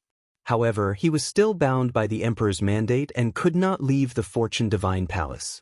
Therefore, he was very low-key and cautious when he moved, afraid that he would be recognized by others. As a result, he did not dare to fly openly. He could only pass through the dark alleys like a black shadow and slowly approach Xianxia court. The other group of people was the calm peace divine king and 30 guards. After receiving Yuanji's order, they did not dare to delay and rushed to Xianxia court as fast as lightning. Fortunately, they managed to reach Xianxia court in a quarter of an hour. Then the 30 guards spread out and stood guard outside Xianxia court. The calm peace divine king was clad in armor and wielding a sword as he personally guarded the entrance. Xianxia court was originally a quiet residence in the midst of chaos. Usually, the door was tightly shut and no one came in or out. In the entire residence, there were only 4 guards, 4 maids, and 2 female servants. In the past month, Yingying had been cultivating in seclusion. The residence's door was tightly shut and had never been opened. Therefore, there was no one guarding the door at night and the guards did not need to patrol. Just as the calm peace divine king and the 30 guards got into position, they saw a figure rapidly approaching from the end of the dark street. It was a white-haired old man with bright eyes and an anxious expression. He was rushing towards Xianxia court at lightning speed. He's here. The calm peace divine king thought to himself. His right hand gripped the hilt of his sword as he stared sharply at the white-haired old man. He was on guard. The high priest, who had rushed over, was clearly stunned when he saw the calm peace divine king and the guards at the entrance. He stopped in his tracks and frowned in confusion as he sized up the calm peace divine king and the guards. At this moment, he almost thought that he had gone the wrong way. He looked up at the lintel of the entrance and saw that the words Xianxia court were indeed written on the plaque. Only then did he walk towards the entrance. Clang. Seeing the high priest approach, the calm peace divine king unsheathed his sword without hesitation. He stared sharply at the high priest and shouted coldly, "This is a private residence and no one is allowed to enter. Please leave." The high priest frowned and shouted angrily, "Of course I know this is a private residence. Who ordered you to guard here?" Although the calm peace divine king was a 4th-degree realm middle-level divine king, he was not afraid of the high priest's authority. He said expressionlessly, "We were ordered to guard here to protect a very important person. You have been sneaking around and even tried to gather information. Do you dare to say that you are not someone with evil intentions? Tell us the truth or don't blame us for taking you down and interrogating you. Someone with evil intentions?" The high priest was so angry that he almost laughed. He rebuked angrily, "I am the owner of this Xianxia court. Now that I want to go home, how is it someone with evil intentions? Who asked you to guard this place? Why don't I know?" The calm peace divine king maintained his cold demeanor and said expressionlessly, "You have no right to know who we are under. Moreover, the owner of this residence is Commandant Yen. You old liar, can you think before you make up lies?" The high priest was so angry that he stomped his feet. He wished he could slap the calm peace divine king to death. He was in a hurry to enter the courtyard to see Yingying, but the guards at the entrance made things difficult for him. What the hell was going on? No, I have to stay calm and not waste any time. With that thought, the high priest suppressed his anger and explained patiently, "I am Commandant Yan's friend. I have an urgent matter to look for him. Get out of the way." Unexpectedly, the calm peace divine king's expression became even more contemptuous. He blocked in front of him and sneered, "You just said that you are the owner of Xianxia court and now you say that you are Commandant Yan's friend. Moreover, Commandant Yen is clearly in Soaring Wind region and not here. Old man, you are full of lies and full of loopholes. You must be up to no good." The high priest was completely speechless. At this moment, he really wanted to throw caution to the wind and knock the calm peace divine king and the guards unconscious. However, logic told him that he could not do so, because someone who could order a middle-level divine king to guard the door was definitely a top-notch expert. Moreover, the other party was under orders to protect Yingying, so the high priest had no reason to attack. Chapter 3541.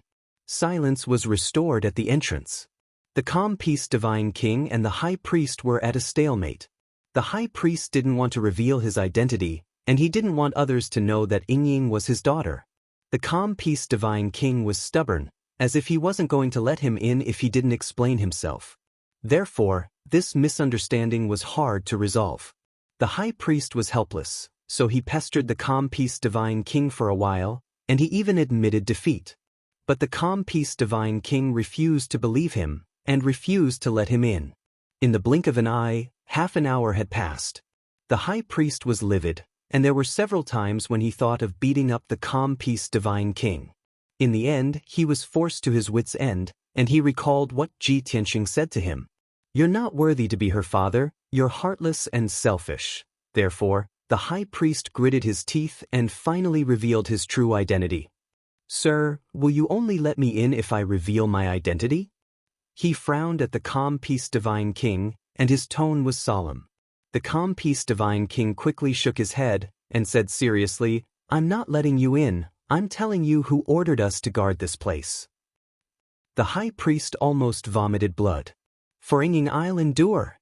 Taking a deep breath, the high priest forcefully suppressed his anger and said solemnly, "I'm the high priest guarding the Fortune Divine Palace, and I have an emperor's mandate, so I can't leave the Fortune Divine Palace. But I have a daughter named Ying, and she needs to be raised and taught. Therefore I asked my good friend, Chief Commandant Yan." The high priest explained the ins and outs of the matter to the calm peace divine king. This was his biggest secret, and if he hadn't been forced to this extent, he definitely wouldn't have confessed. Sure enough, the calm peace divine king revealed a shocked expression after hearing the story. He looked at the high priest in disbelief, and it took him a long time to squeeze out a sentence. "Is this true? This is unbelievable. Young Miss Ying is so young and beautiful, how could her father be an old man?" The high priest's expression changed, and he clenched his fists, gnashing his teeth in anger. If he wasn't worried about Ying's safety, he would have already lost his temper. "For Ying, this old man will endure." "Sir, now you should tell this old man, who sent you to guard this place." The calm peace divine king hesitated for a moment before replying, "It's our family's eldest young master Yuan. He's worried about Miss Ying's safety, so he ordered us to stand guard here and forbid random people from approaching. At this critical moment, he will not allow Miss Ying to be harmed in any way." The calm peace divine king spoke in a righteous tone. The high priest was stunned for a moment, and his expression eased up a lot. He nodded and said, "So it's him. Sure enough, I didn't misjudge him. He's a guy with a cold face but a warm heart." Although he said some unpleasant words, he was actually most concerned about Ying. It must have been hard on him to put in so much effort for Ying. At this moment, the high priestess was moved. However, he always remembered that business was more important and time was of the essence. Therefore, he explained to calm peace divine king, "Tonight, Yuan Ji personally informed me. Only then did I know that Ying was terminally ill, so I hurried back to visit her. Since the misunderstanding has been resolved, you should let us pass now, right?" The calm peace divine king frowned and thought for a moment, then shook his head and said, "Senior, although I can understand your anxious feelings, this is against the rules. We cannot act on our own. Please wait for a moment, I have to send a message to the eldest young master." With that, he took out a communication jade slip and calmly sent a message. The high priest was about to explode from anxiety. However, the previous hour was already delayed, so he was in no hurry. He could only nod his head to express his understanding. After the calm peace divine king sent a message to Yuan Ji, everyone waited patiently. After a full 7 minutes, Yuan Ji sent a message back, confirming the high priest's identity and allowing them to pass. After reading the jade slip, the calm peace divine king revealed a warm smile to the high priest. He cupped his fists and said, "Senior, the eldest young master has already confirmed this matter with me. We misunderstood you before and caused some unpleasantness. Please be magnanimous and forgive us for our transgressions. Since you have returned, our mission has been completed. We will take our leave now." All right. Don't waste time. The high priest did not fall for his tricks and hurriedly waved his hand to interrupt him. The calm peace divine king did not stop him and hurriedly retreated to the side with a few guards. The high priest impatiently cast a spell and activated the sealing array on the door. Soon the door opened. Creak. After the heavy door opened, the high priest hurriedly stepped over the door and quickly walked into the courtyard. The calm peace divine king gave a look to the guards, and everyone hurriedly retreated into the darkness and quietly left. But at this moment, a dazzling five-colored divine light sped over from the end of the street. Swish. In the blink of an eye, the five-colored divine light arrived at the entrance of Exen Lawn Court. The divine light dissipated, revealing a nobleman youth dressed in a brocade robe. This person was panting, and it was obvious that he had rushed over at his fastest speed. He looked around and his gaze gathered on the high priest. He hurriedly waved his hand and shouted, "Senior, please wait."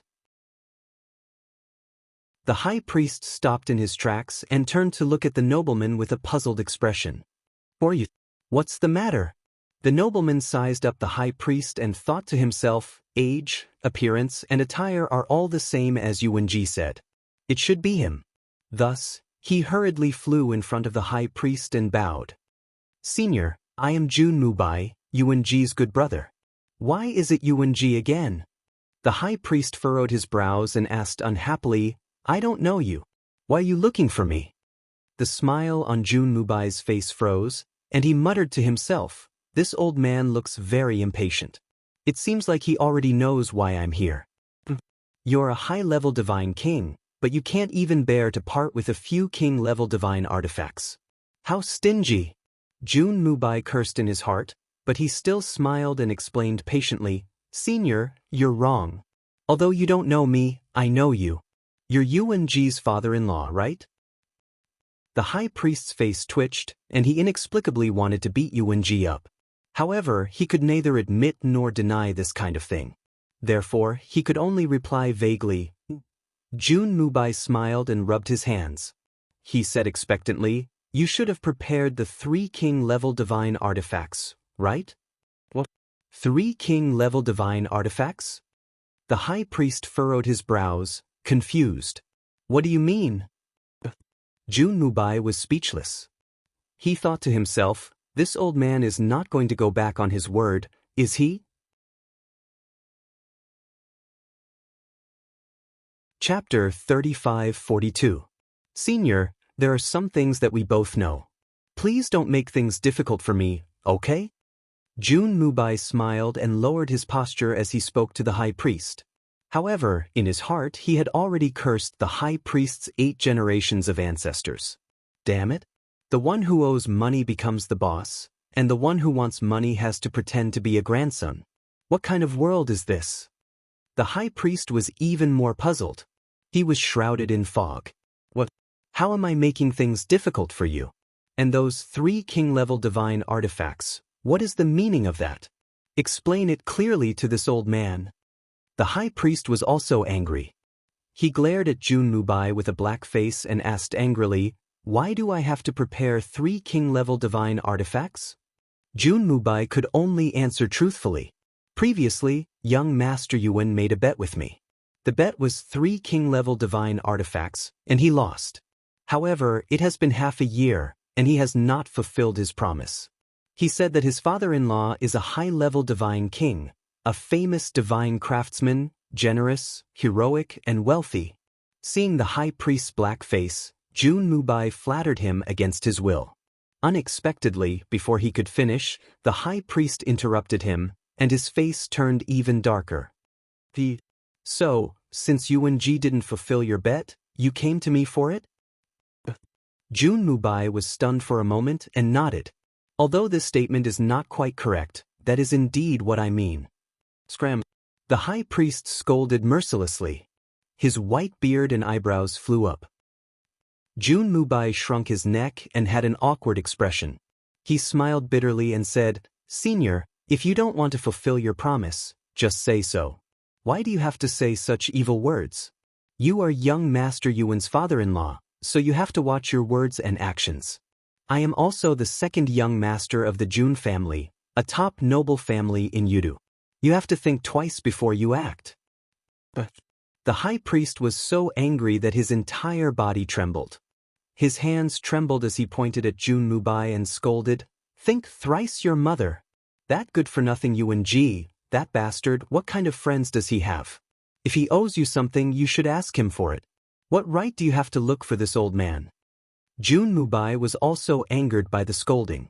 He straightened his neck and shouted angrily, "Old man, you didn't pay back your debt and you still dare to scold me? Yuan must be blind.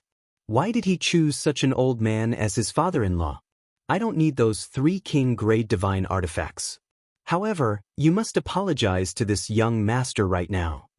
Jun Mubai put his hands on his hips and glared at the high priest. The high priest was so angry that he laughed again. He sneered and said, "You really don't know what you're talking about. Brat, you're not welcome here. I still have matters to attend to, so leave quickly. This is between you and Yuan. It has nothing to do with me. See him out." In the blink of an eye, almost 2 hours had passed. The high priest's patience ran out. He waved his sleeves and used his divine power to wrap around Jun Mubai and send him to the door. Of course, no matter how anxious he was, he did not lose his rationality. He knew that the power of the Jun family was similar to that of the Fengling region's domain lord. They were also nobles that could not be provoked. Therefore, he only sent Jun Mubai out of the door without harming him in the slightest. "Old man, you must give this young master a reasonable explanation and apologize for your malicious words." After Jun Mubai landed, he rushed to the door again. Unexpectedly, the high priest waved his hand and shot out a golden light to close the door. Bang, bang, bang, bang. Jun Mubai slammed the door and angrily demanded an apology from the high priest. However, the high priest turned a deaf ear to him and quickly left the courtyard. He entered the second courtyard. Ying had always been staying in the second courtyard. The environment of this courtyard was the most elegant. The main room was set up with a divine array, and there was a meticulously built secret room underground for Ying to cultivate in seclusion. As soon as the high priest entered the second courtyard, he was greeted by 2 guards in silver armor. Obviously, the 2 guards had been meditating in the room. They had heard the noise in the front courtyard and hurriedly got up to check the situation. However, they had not even walked out of the second courtyard when they met the high priest. They recognized the high priest, but they did not know the relationship between the high priest and Ying. Seeing that the high priest had arrived, the 2 of them hurriedly went up and bowed. "Your subordinates greet the high priest." After the greeting, one of the guards said, "High priest, Commandant Yen is temporarily not here. He is on a mission in the Soaring Wind region and only comes back once every 6 months. The high priest hurriedly waved his hand and said in a dignified tone, "Of course I know. I'm not looking for Commandant Yen. I'm looking for Miss Ying." The 2 guards were stunned. "High priest, Miss Ying is in seclusion. It's not good to disturb her," the high priest said with a gloomy expression. "This is a matter of life and death. It can't be delayed any longer. I must see her. Move aside." The 2 guards hesitated for a moment before nodding in agreement. "All right, high priest, please follow me." The 2 led the high priest into the hall and came in front of a secret door. "Wait here. I'll go in alone." The high priest instructed and cast a spell to open the secret door. He stepped in alone. After passing through a dark tunnel, he quickly entered the underground and came to the door of the secret room. The door of the secret room was tightly shut and sealed by a divine array. The surroundings were deathly silent and emitted a faint chill. The high priest's heart tightened. He thought to himself, "There's no movement at all. Could Ying have fainted? No, I can't knock. I have to wait for her to open the door." Therefore, he hurriedly used a mystic technique and forcefully broke the array of the secret room's stone door. Ka. After the divine array was broken, the high priest forcefully opened the door of the secret room. He quickly stepped into the dark secret room and saw that the secret room was flashing with an icy blue light. There was a bone-piercing chill. "Ying, father is back. Wake up." The high priest looked around for Yingying's figure and called out in a gentle and kind tone. However, there was a gourd-shaped ice sculpture in the middle of the secret room. It suddenly cracked and a large amount of ice shards fell. Then, a young woman in a long brocade dress appeared in the broken ice sculpture. Her face was not too beautiful, but it was pretty and ugly. At this moment, she was sitting cross-legged in the middle of the divine array and focused on cultivating a mystic technique. The high priest forcefully broke open the door of the secret room and shouted in a panic. Immediately, her mind was disturbed, and her blood flowed in reverse. When the ice sculpture shattered, she spat out a mouthful of blood. Her divine soul and divine power were in a mess. Seeing this, the high priest's face changed drastically. His heart was in his throat. Yingying, you're really poisoned. It's already so serious. The high priest exclaimed and rushed to the front of the ice sculpture. He formed a seal with both hands and sent a vast amount of divine power into Yingying's body to help her suppress the poison. Yingying's mind and blood were already in a mess. With the vast amount of divine power entering her body, she could not take it. She spat out another mouthful of blood and fainted.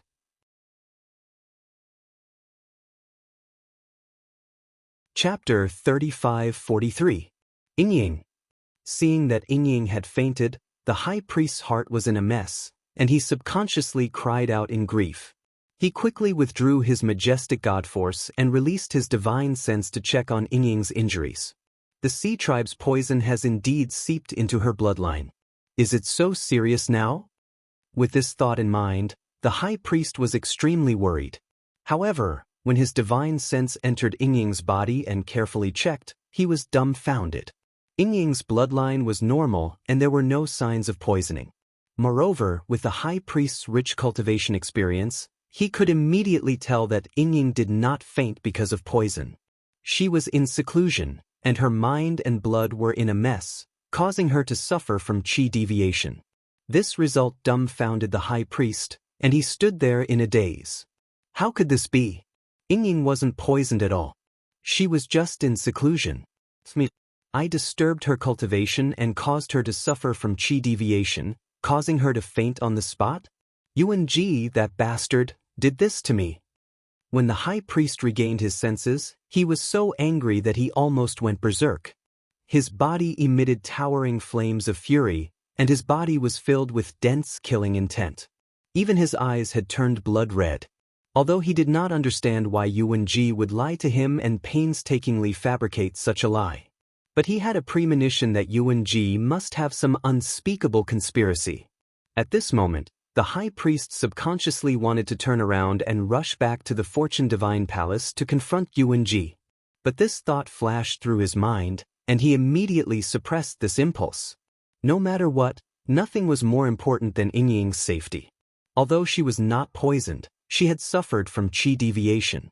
If she was not treated in time, the consequences would be irreversible. In the best-case scenario, her divine Tao foundation would be destroyed, and her godhead would be damaged, turning her into a weak mortal. In the worst-case scenario, her consciousness would be destroyed, and even if she survived, she would become mentally retarded. Therefore, the high priest abandoned all distracting thoughts and put Yuan Ji aside, and used all his strength to treat Yingying. He was indeed a seventh heaven realm high-level god king. In just 100 breaths' time, he had suppressed Yingying's injuries. Then he patiently used his god force to help Yingying tidy up the chaotic qi and god force in her body. 15 minutes later, Yingying's condition stabilized and she was out of danger. The high priest guarded her and observed her condition at all times to prevent her injuries from worsening. About half an hour later, Yingying slowly woke up. She slowly opened her eyes and was in a daze for a moment before she saw the high priest in front of her. Immediately, she frowned and angrily scolded with a cold expression, "What the hell are you doing? Why did you barge into the secret chamber for no reason and disturb my closed-door cultivation? Are you trying to kill me?" Yingying didn't have a good relationship with the high priest, so she always had a grudge against him. In all these years, the number of times the father and daughter had met could be counted on one's fingers, let alone any deep feelings. The high priest looked ashamed and quickly explained, Ying, I didn't do it on purpose. I was also tricked by that bastard Yuan. He lied and said that you were poisoned by the sea race's poison and that your life was at stake. He asked me to come and see you one last time. That's why I hurried back. Ying was stunned for a moment before she sneered with disdain. You are a high-level divine king after all. How could Yuan, that ignorant and useless good-for-nothing, fool you? I have never left Yudu, so how could I have been poisoned by the sea race? Originally, I had been in closed-door cultivation for 3 years and was trying to break through the shackles of the divine king realm. You, on the other hand, barged in recklessly and caused all my efforts to go to waste. You even almost lost my life. Sometimes I wonder if you are really my father. The high priest was at a loss for words and didn't know how to comfort Ying. Thus, he could only change the topic. Ying, what is your relationship with Yuan? Did you know each other at the Yudu Academy? Ying frowned and said with disdain, What relationship can I have with him? He is a well-known good-for-nothing in Yudu, and his family background is top-notch. I am just a nobody. We did stay at the Yudu Academy, but we were just acquaintances. There is no relationship between us. Those girls around him, which one of them isn't a daughter of a rich and powerful family? What? Do you want to betroth me to him? Absolutely not. No matter how prominent his family background is, it can't change the fact that he is ignorant and incompetent. The high priest was even more furious. He gritted his teeth and sneered, Yuan, you ignorant bastard, how dare you deceive me? After he finished speaking, he turned to leave and rush back to the Fortune Divine Palace to settle the score with Yuan. Ying, rest in peace and recuperate. Father has something important to deal with now. The high priest finally understood that Yuan had not only deceived him, but also purposely sent guards to find Jun Mubai to stall for time. Yuan must have an ulterior motive, and it was most likely related to the creation altar. When he thought of this, the high priest wished he could grow wings and fly back to the Fortune Divine Palace immediately. He had a bad feeling that something big was going to happen tonight. However, just as he was about to turn and leave, Ying pulled him back. Father! I just woke up, and you are in a hurry to leave? Could it be that in your eyes, my life and safety are not as important as your mission? If Yuan hadn't deceived you, I don't know how many years I would have to wait before I could see you again. Ying pulled on her father's sleeve with a miserable expression, and tears welled up in her eyes as she screamed. Her words came from the bottom of her heart, and her voice was full of emotion. Anyone who heard it would be sad and shed tears. The high priest stopped in his tracks, and his heart softened. After all, this was his biological daughter, his only family member in the world. Even if he had something important to deal with, he should spend more time with his daughter. As for settling the score with Yuan, it didn't matter if it was a little later. After all, Yuan was inside the Fortune Divine Palace, and he couldn't escape. Therefore, the high priest could only stay and said gently, Ying, Father knows you are upset, so Father can stay with you for a while. However, the baptism ceremony will begin in 4 hours. At that time, Father must return to the Fortune Divine Palace no matter what. If Father is not present, there will be no one to open the creation altar, and something big will happen. Ying was someone who understood the gravity of the situation, so she nodded and said, Father, don't worry, for hours at most, I won't delay your business. The high priest sighed in relief, and a kind smile appeared on his face as he started to chat with Ying. The father and daughter had not seen each other for more than 30 years. During this time, Ying had experienced many things, and she had experienced many ups and downs, but she had no one to talk to.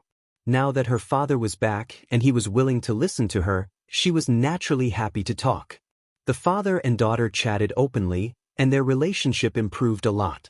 They didn't even realize that time had passed and the sky was about to brighten. Sword piercing the 9 heavens, sword piercing the 9 heavens.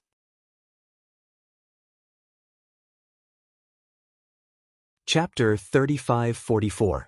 Inside the Fortune Divine Palace. 6 hours had passed. In another 2 hours, the baptism ceremony would begin. Then, more than 100 elites and geniuses would enter the Fortune Divine Palace. Ji Tianxing was still focused on deciphering the divine arrays. He was so focused that he almost forgot about everything else. In a short period of time, his concentration and energy were rapidly depleting, causing his face to turn pale and his forehead to be covered in sweat. Although he had successfully bypassed 2 divine arrays, he had only deciphered 1 supreme-grade divine array. However, this was already the fastest he could go. He was trying his best to decipher the 2nd divine array. Both of his hands were forming divine seals, sending out dazzling divine lights, forming complex seals, and injecting them into the fortune altar. The speed at which his hands were casting spells was too fast, dazzling everyone's eyes, leaving behind a series of afterimages.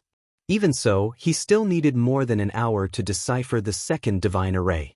No matter how he looked at it, he would not be able to decipher the 3rd divine array before the baptism ceremony began, and he would not be able to obtain the fortune divine bead.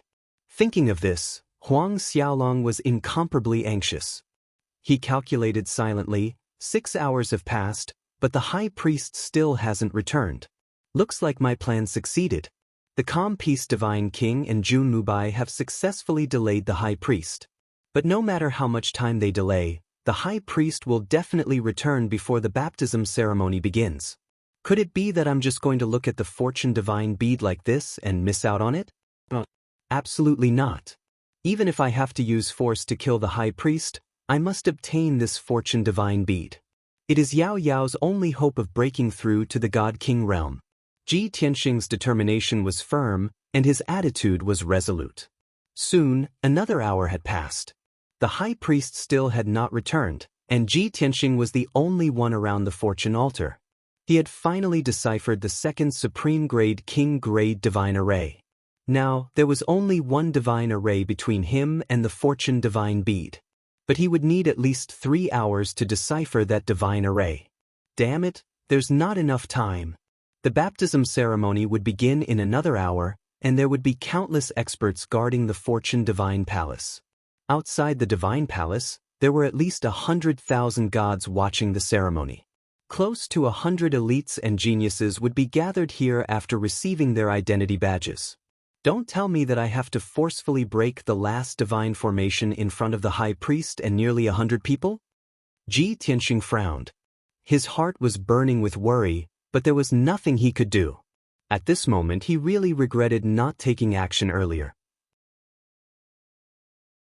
If he had entered the Fortune Divine Palace 4 hours earlier, he would have obtained the Fortune Divine bead by now.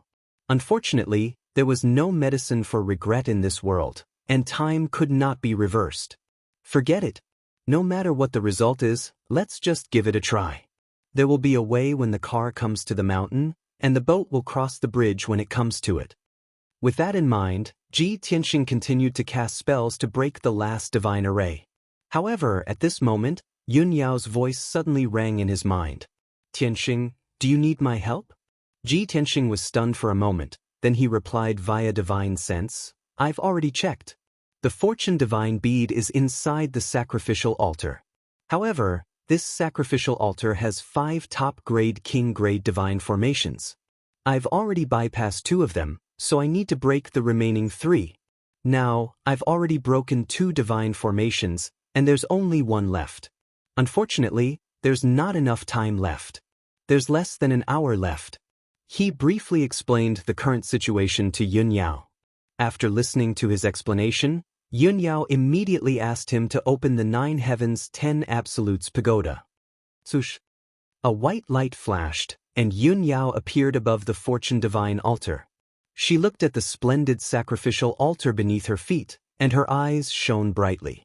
She nodded repeatedly and said, That's right, it's really the Fortune Divine bead. It's in the depths of the sacrificial altar. Tianxing, the Fortune Divine bead is so close to me, and I can sense and resonate strongly with it. I can feel that it's sentient. It's complaining and whining to me. It wants to struggle and break free from the sacrificial altar's shackles. Hearing her words, Ji Tianxing's eyes shone brightly.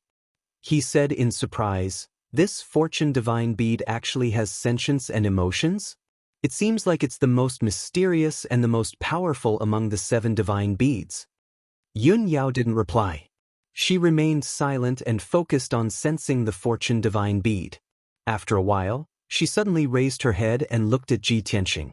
Her eyes sparkled, and she asked in a serious tone, "Tianxing, you said that there's still an hour left, and you won't be able to break the last divine formation in time?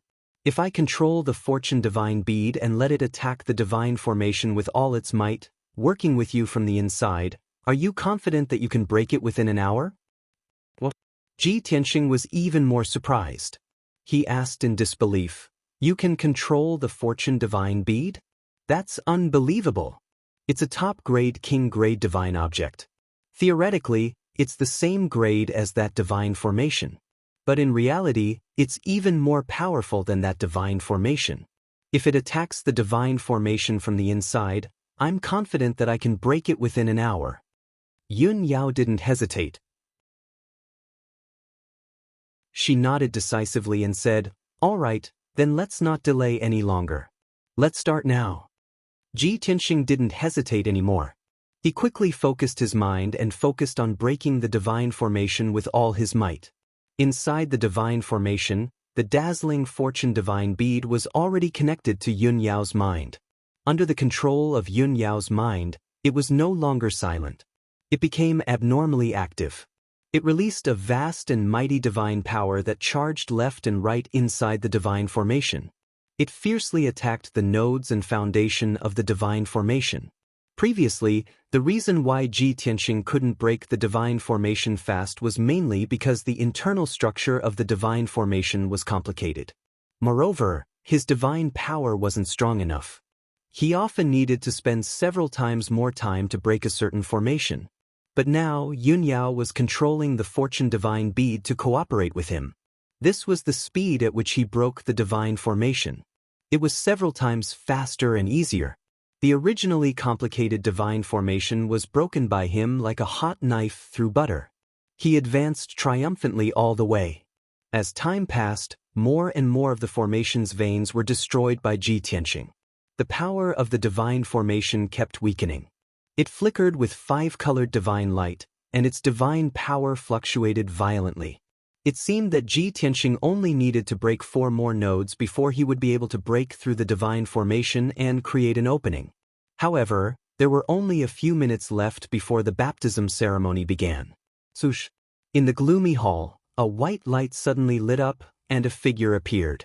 It was a white-haired old man. He was in a hurry. His face was gloomy, and his whole body was filled with terrifying anger. He was the high priest who had hurried back. As soon as he returned to the divine palace, he saw Ji Tianxing at the top of the creation altar and Yun Yao beside him. The high priest was startled. He immediately shouted angrily, "Yuan Ji! You bastard, what are you doing? And the woman beside you, who is she? Who let her in?"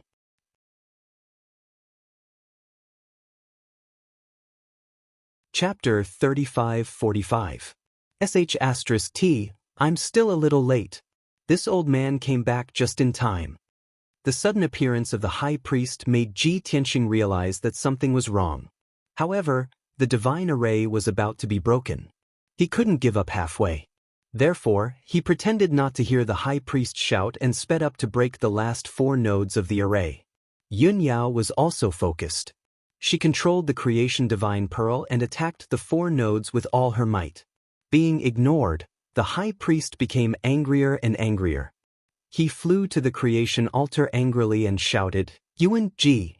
What the hell are you doing? Ying is safe and sound, and you have nothing to do with her.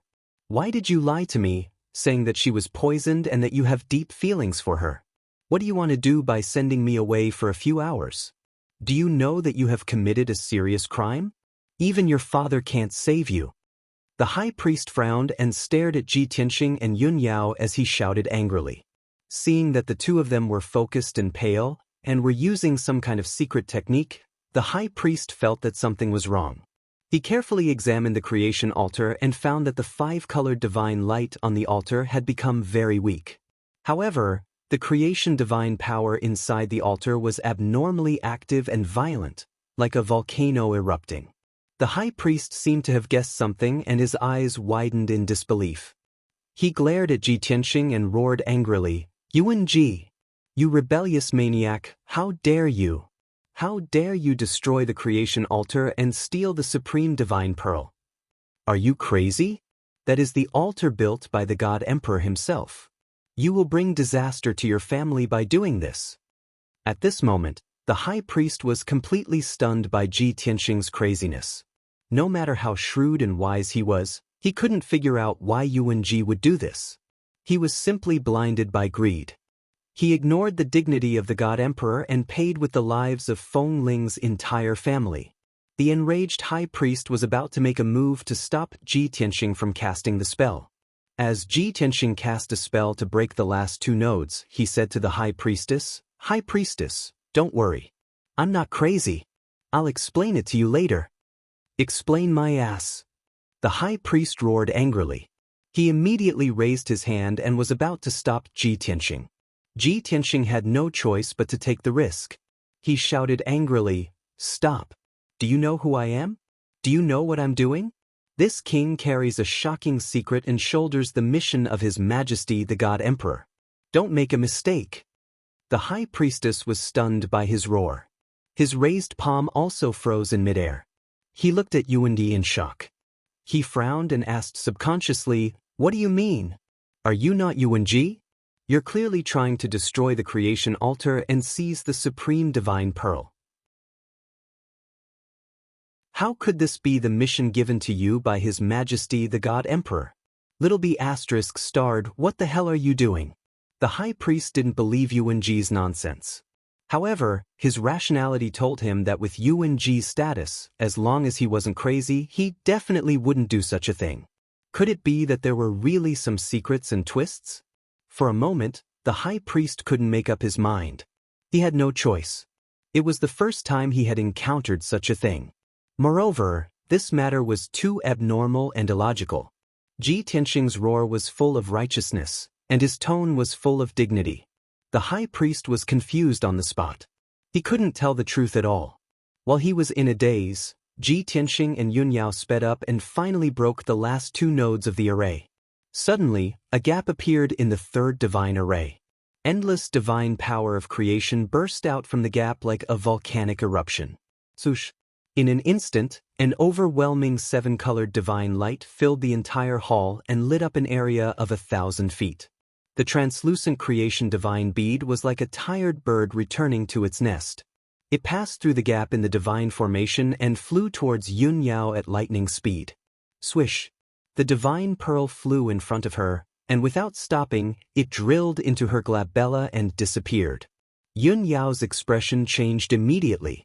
Her eyes were filled with joy. She turned to Ji Tianxing and gave him a look. The 2 of them had a tacit understanding. Ji Tianxing immediately understood what she meant. Now that she had the creation divine pearl, her shackles were instantly loosened. She could break through to the divine king realm immediately. Therefore, Ji Tianxing waved his hand and shot out a beam of white light, putting Yun Yao into the Jiutian 10 Absolutes pagoda. Yun Yao returned to the distorted space and immediately went into seclusion to break through without delay. At this moment, Ji Tianxing stopped and turned around to look at the Grand Priest. "All right, time's up. The mission is over." He dusted his sleeves and said with a smile. The high priest glared at Huang Xiaolong and pointed a finger at Huang Xiaolong as he bellowed, You traitor! You really let that woman take away the fortune divine bead. Don't deny it. You were trying to destroy the creation altar to steal the creation divine pearl." Ji Tianxing didn't deny it. He nodded with a smile and said, "Yes, you're right. That's true. However, this altar is sealed by 5 supreme king-grade divine arrays. How could I destroy it with my first realm of the King God realm cultivation base?" The Grand Priest was stunned.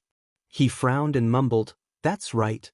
The altar is protected by 5 supreme divine arrays. Only I know how to open them.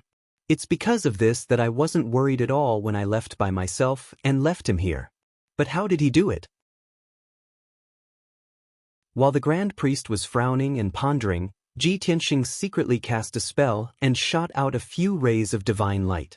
Instantly, a blazing white space gate appeared in front of him. He stepped into the space gate and was about to leave the palace. However, before he left, he turned around to look at the Grand Priest and sneered, "I'm Wang. Everyone knows that I'm a good-for-nothing. I definitely don't have the strength to destroy the creation altar. Only you, the Grand Priest, know the creation altar best. You can destroy it and steal the creation divine pearl. You're the one who stole the creation altar. The baptism ceremony is about to end. You'd better think about how to explain it to everyone." After that, Ji Tianxing stepped into the space gate and disappeared. The high priest was stunned on the spot. He stared at the space gate with his mouth agape and cried out, "This is impossible. I've only used the secret technique to leave the palace once in front of him. How is it possible for him to learn it completely and execute it successfully?" After the shock, he remembered what Ji Tianxing had said.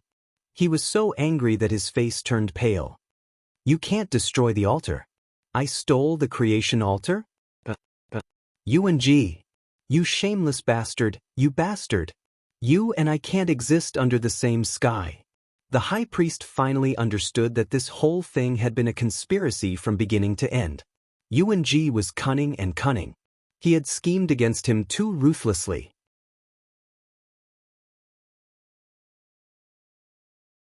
Chapter 35-46. When the high priest regained his senses, he finally realized the seriousness of the matter. At the same time, he had great doubts about Yuan's identity. That bastard kid, is he really Yuan? How could an ignorant and incompetent good-for-nothing be so scheming and scheming? And his strength? He just broke through to the God King realm. How could he destroy the creation altar and break the supreme grade king grade divine array? Not to mention that no one would believe the news, even the high priest himself didn't believe it. Because of this, he was even more flustered. He couldn't take the blame for this. The moment Ji Tianxing left the creation divine palace, the high priest executed a space technique and chased after him without hesitation. Swoosh! With a flash of white light, the high priest appeared in the brightly lit main hall. This fortune divine palace located in the middle of the Emperor Palace was, in fact, a fake. It was merely a decoy. The real creation divine palace that he and Ji Tianxing were in was actually tens of thousands of miles underground. At this time, the baptism ceremony had just ended. The high priest could clearly hear the clamor outside the creation divine palace. He looked around for Yuan, but he couldn't find him. Just as he was about to step out of the creation divine palace, he saw hundreds of elites and geniuses walking towards him with joy and anticipation. Chengju, the commander of the Imperial Guards, and dozens of other Imperial Guards stood majestically at the entrance. Everyone's faces were brimming with joy and anticipation. The air was filled with a cheerful atmosphere. But when the high priest saw this scene, his vision turned black, and he almost fainted. "It's over. This matter can't be hidden anymore." The high priest knew that no matter what the reason was, he would be severely punished by the God Emperor for leaving his post without permission and causing the supreme divine bead to be stolen. Moreover, if he didn't take the appropriate measures in time, the crime of stealing the supreme divine bead would fall on him. High priest, the creation altar is about to open. Why did you come out?" Just as the high priest's heart was in a mess, Chengju's voice sounded in his ears. He raised his head and saw Chengju looking at him with a puzzled expression. This old man. The high priest's face turned ugly. He wanted to say something but hesitated. Chengju instantly frowned when he saw his reaction, and he asked via voice transmission, "High priest, don't tell me that there's a problem with the creation altar? You have never left your post before, but you were absent for 8 hours last night. We're all colleagues, so I can pretend that I don't know. However, once something happens to the creation altar, no one will be able to hide it." Hearing Chengju's words, the high priest immediately gritted his teeth and made up his mind. He looked at Chengju with a solemn expression and transmitted his voice in a grave tone. "Commander Cheng, something big has happened. The fortune altar was destroyed, and the fortune divine pearl was stolen." Chengju was stunned on the spot. After a while, she recovered and said with a chuckle, "High priest, this joke is not funny at all. The high priest's expression was very dark. His tone was even more solemn as he said, "Commander Cheng, this old man is not joking. It was absolutely true. It was that bastard Yuan. Last night, he entered the Fortune Divine Palace early and made up a series of lies, tricking this old man into leaving for a few hours. When this old man rushed back, he had already destroyed the altar and stolen the Fortune Divine Pearl." Seeing how serious the high priest was, Chengju realized that something big had happened. His expression turned ugly as he asked in a low voice, "Yuan? No wonder he tried so hard to enter the Fortune Divine Pearl several hours in advance. It turns out that he had the intention to steal the Fortune Divine Pearl. This treacherous bastard is really audacious." After a pause, Chengju frowned and asked again, "But High Priest, this is completely illogical. Yuan has just broken through to the God King realm, and he is a well-known hedonistic young master. The creation altar is a supreme king-grade divine array laid down by the God Emperor. How could Yuan break it with his strength? Moreover, to break 5 supreme-grade divine arrays in 8 hours? This is ridiculous."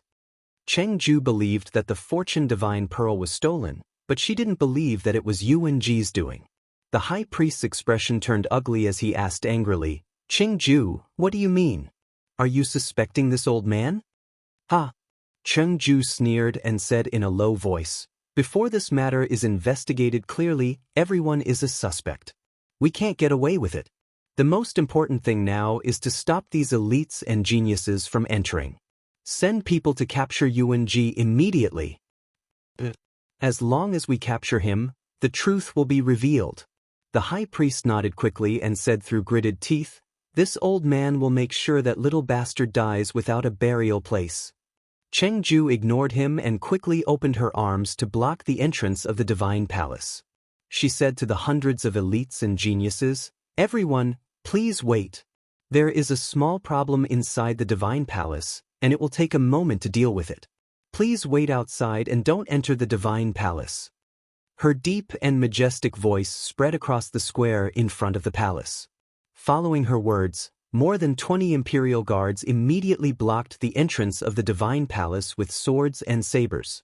The elites and geniuses on the steps and in the square in front of the palace were all stunned. The smiles and joy on everyone's faces froze. They all frowned and showed a puzzled and dissatisfied expression. Many of the bolder and more powerful nobles even loudly questioned the reason behind it. "Commander Cheng, what do you mean by this? In the past, every baptism ceremony was safe and sound. Why did something happen when it's our turn? How long will it take you to deal with it? How will you compensate for delaying our baptism? What exactly happened? Please explain, Commander Cheng. Otherwise, we won't believe it." Someone took the lead and shouted, and many people echoed. Seeing that the situation was about to get out of control, everyone became agitated. Chengju looked dignified and shouted coldly, "This is an order. Do I need to explain to you what I do? Whoever dares to take one step into the divine palace will be killed without mercy." Chengju was really angry, and her tone was full of murderous intent.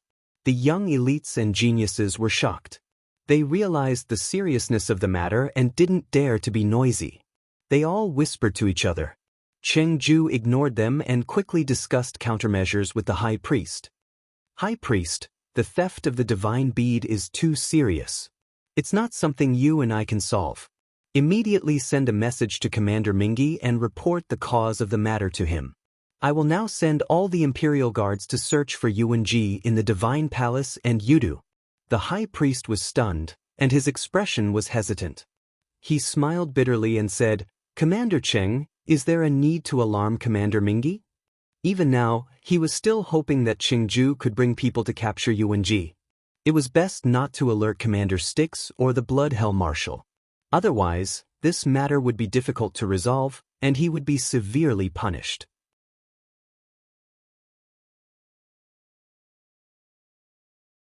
Chapter 3547. Hearing the high priest's words and looking at his expression, Chengju sneered. "High priest, I know what you're thinking.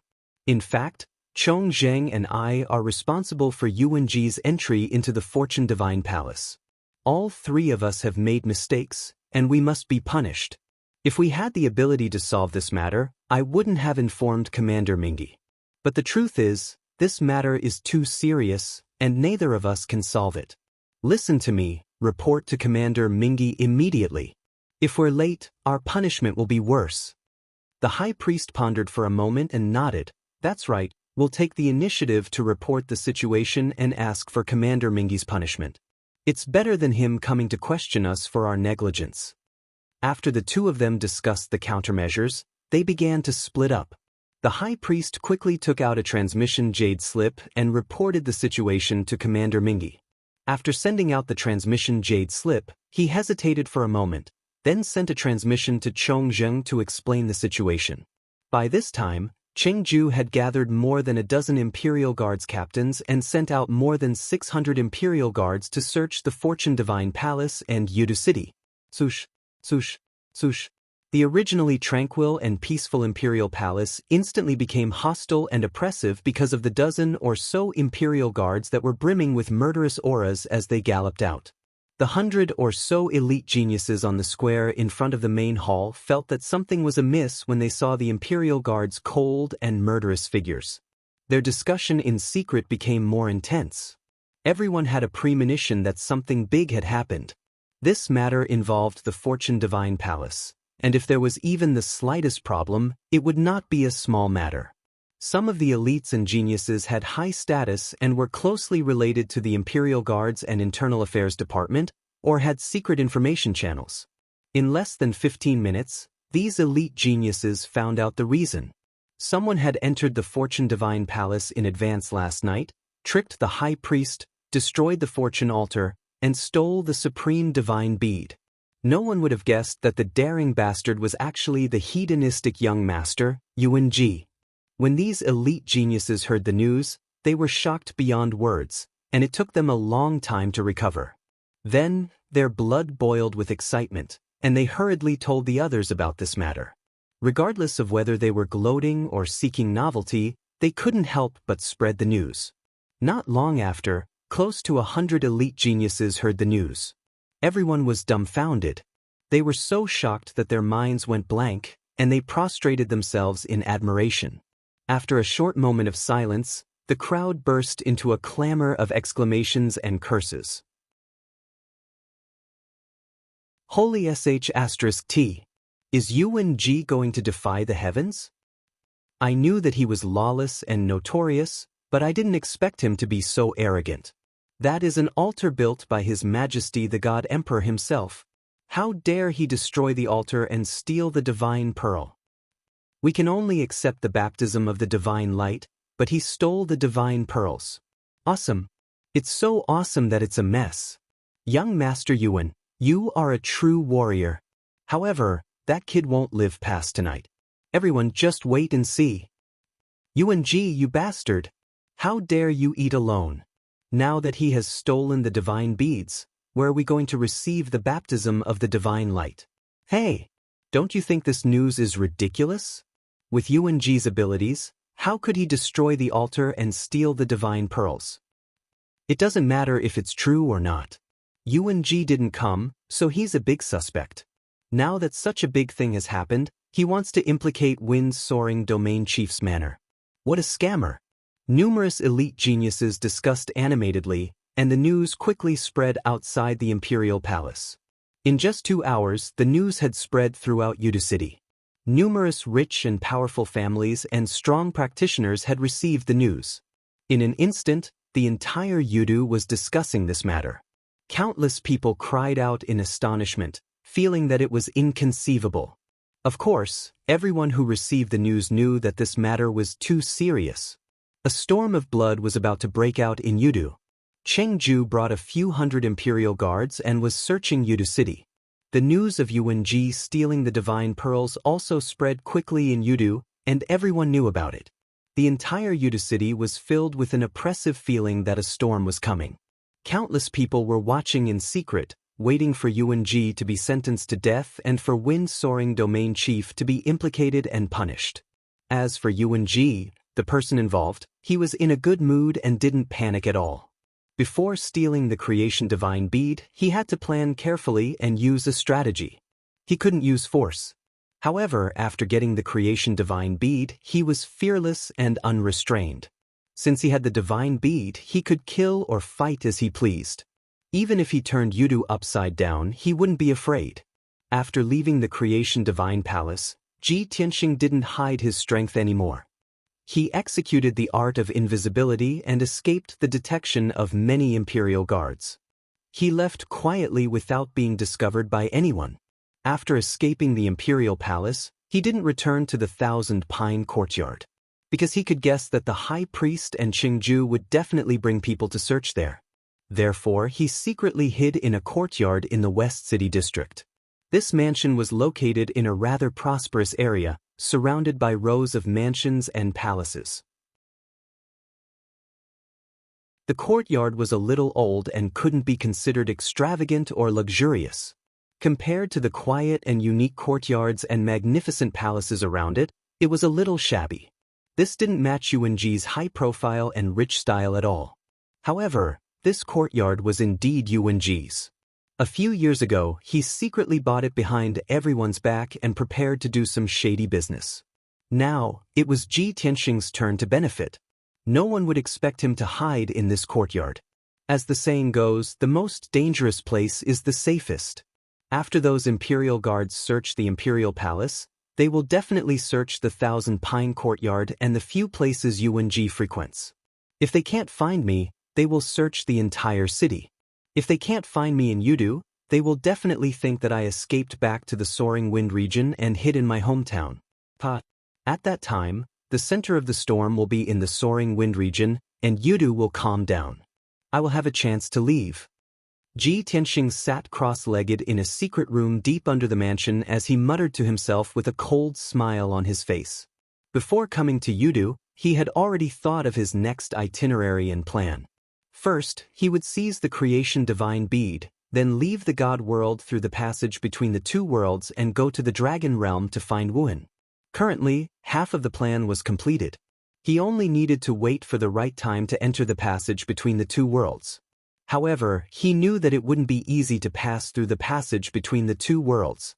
The passage between the two worlds was controlled by the god of the underworld, so it would definitely be heavily guarded and guarded by strong practitioners. Now, he had to calm down and plan well. If the theft of the divine bead can cause a bigger commotion and lure Marshal Blood Prison and Commander Mingi out of Yudu, how good would that be?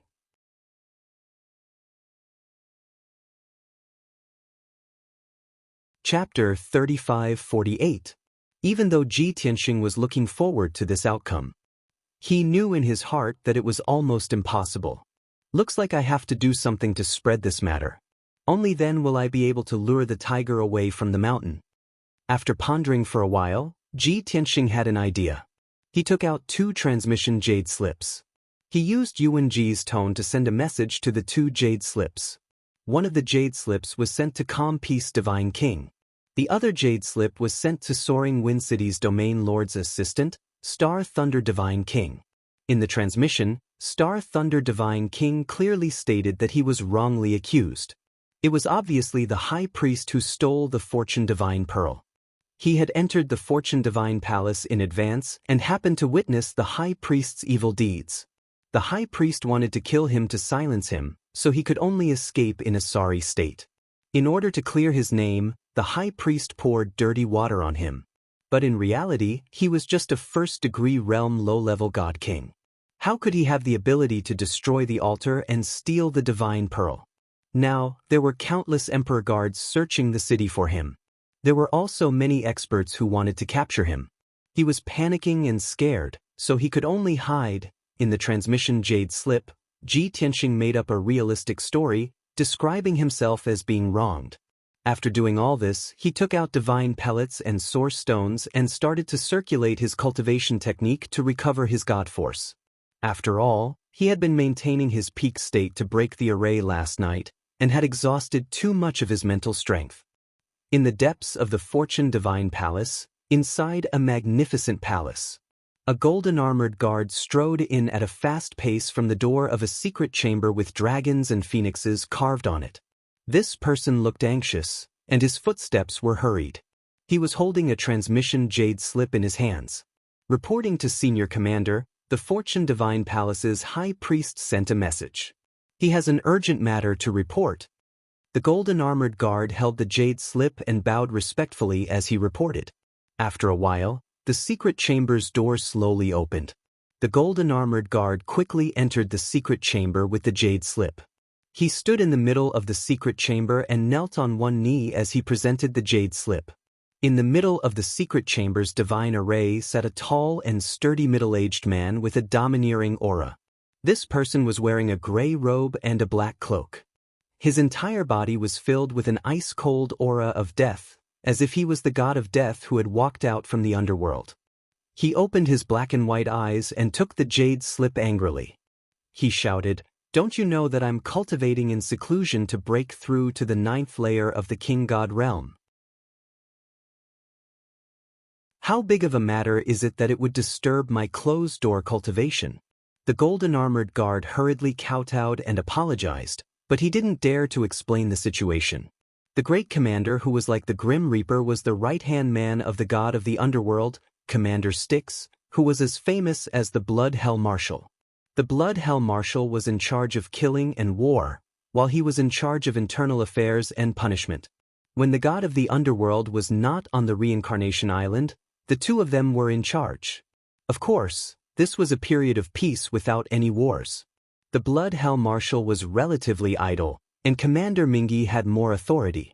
He frowned with displeasure and reached out to take the jade slip.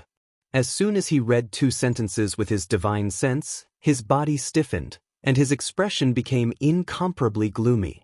After a moment, when he finished reading the contents of the jade slip, he immediately crushed the jade slip and grinned sinisterly. "Ha, this is the biggest joke in the world.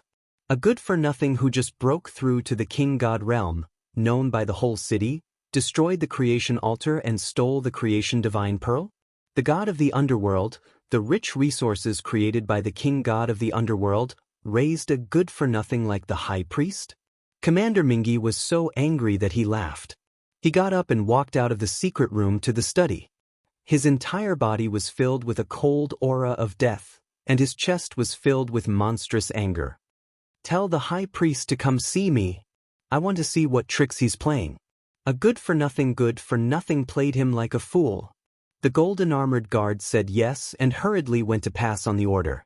100 breaths later, in the study of Commander Mingi's residence, the high priest stepped into the study, trembling with fear, and bowed to the stalwart figure by the window.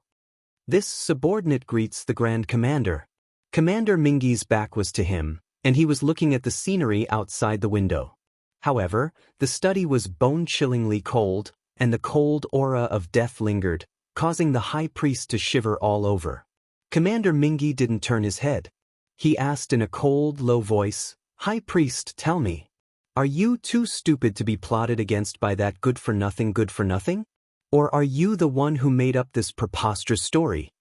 Before the high priest could answer, he added, "This one time, I will only ask you one question. I'm only going to ask this once. Think carefully before you answer." The high priest didn't hesitate. He said in a sonorous voice, "Grand Commander, this subordinate swears on his godhead that every word this subordinate said in the jade slip is true. It is true that Yuan Ji infiltrated the divine palace, destroyed the altar, and stole the creation divine pearl. He entered the divine palace ahead of time. Both Chong Zheng and Qingju can testify to this. As for him destroying the altar and stealing the creation divine pearl, this subordinate saw it with my own eyes." Without waiting for him to finish, Commander Mingi sneered, "If this is true, then you admit that you are worse than a good-for-nothing? The high priest immediately shut his mouth. His face turned pale and he was so ashamed that he wanted to crawl into a hole. Commander Mingi turned around and stared coldly at him. "Look into my eyes." The high priest lowered his head in fear and resistance. He knew that Commander Mingi had the eyes of hell, an inconceivable ability. Not only could he use eye techniques to kill his opponents, but he could also read their souls and memories. Do you want me to repeat myself? Commander Mingi frowned and roared again. The high priest had no choice but to slowly raise his head and look into his eyes with a solemn heart. Suddenly, Commander Styx's eyes turned into the eyes of the underworld. They were black and white, and they spun rapidly like a deep vortex. The high priest lost his mind and fell into a coma.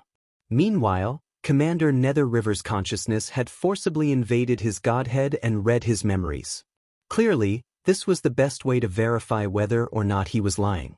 At the same time, it was also the simplest and most violent method. At this moment, the high priest was like an unconscious puppet, his body frozen in place. His soul, memories, thoughts, and secrets were all exposed to Commander Nether River's eyes. After a full 100 breaths, Commander Mingi retracted his gaze and his eyes returned to normal. The high priest gradually regained consciousness. He had a splitting headache, dizziness, and nausea, but he did not dare to show any dissatisfaction. Commander Mingi frowned and muttered to himself, "The Fengling region lord really raised a good son. He actually deceived everyone. Haha, good for nothing, good for nothing? What a good disguise. I want to see if you are tired of being a region lord. Are you trying to rebel?" With that, Commander Mingi flung his black death cloak and strode out of the study. The high priest hurriedly followed and asked, "Commander, what do you need me to do? Just tell me." He had committed a grave mistake, so of course he had to find an opportunity to show his loyalty to reduce his punishment. Commander Mingi did not give him the chance. "I will personally make a trip to the Fengling region. You don't have to follow."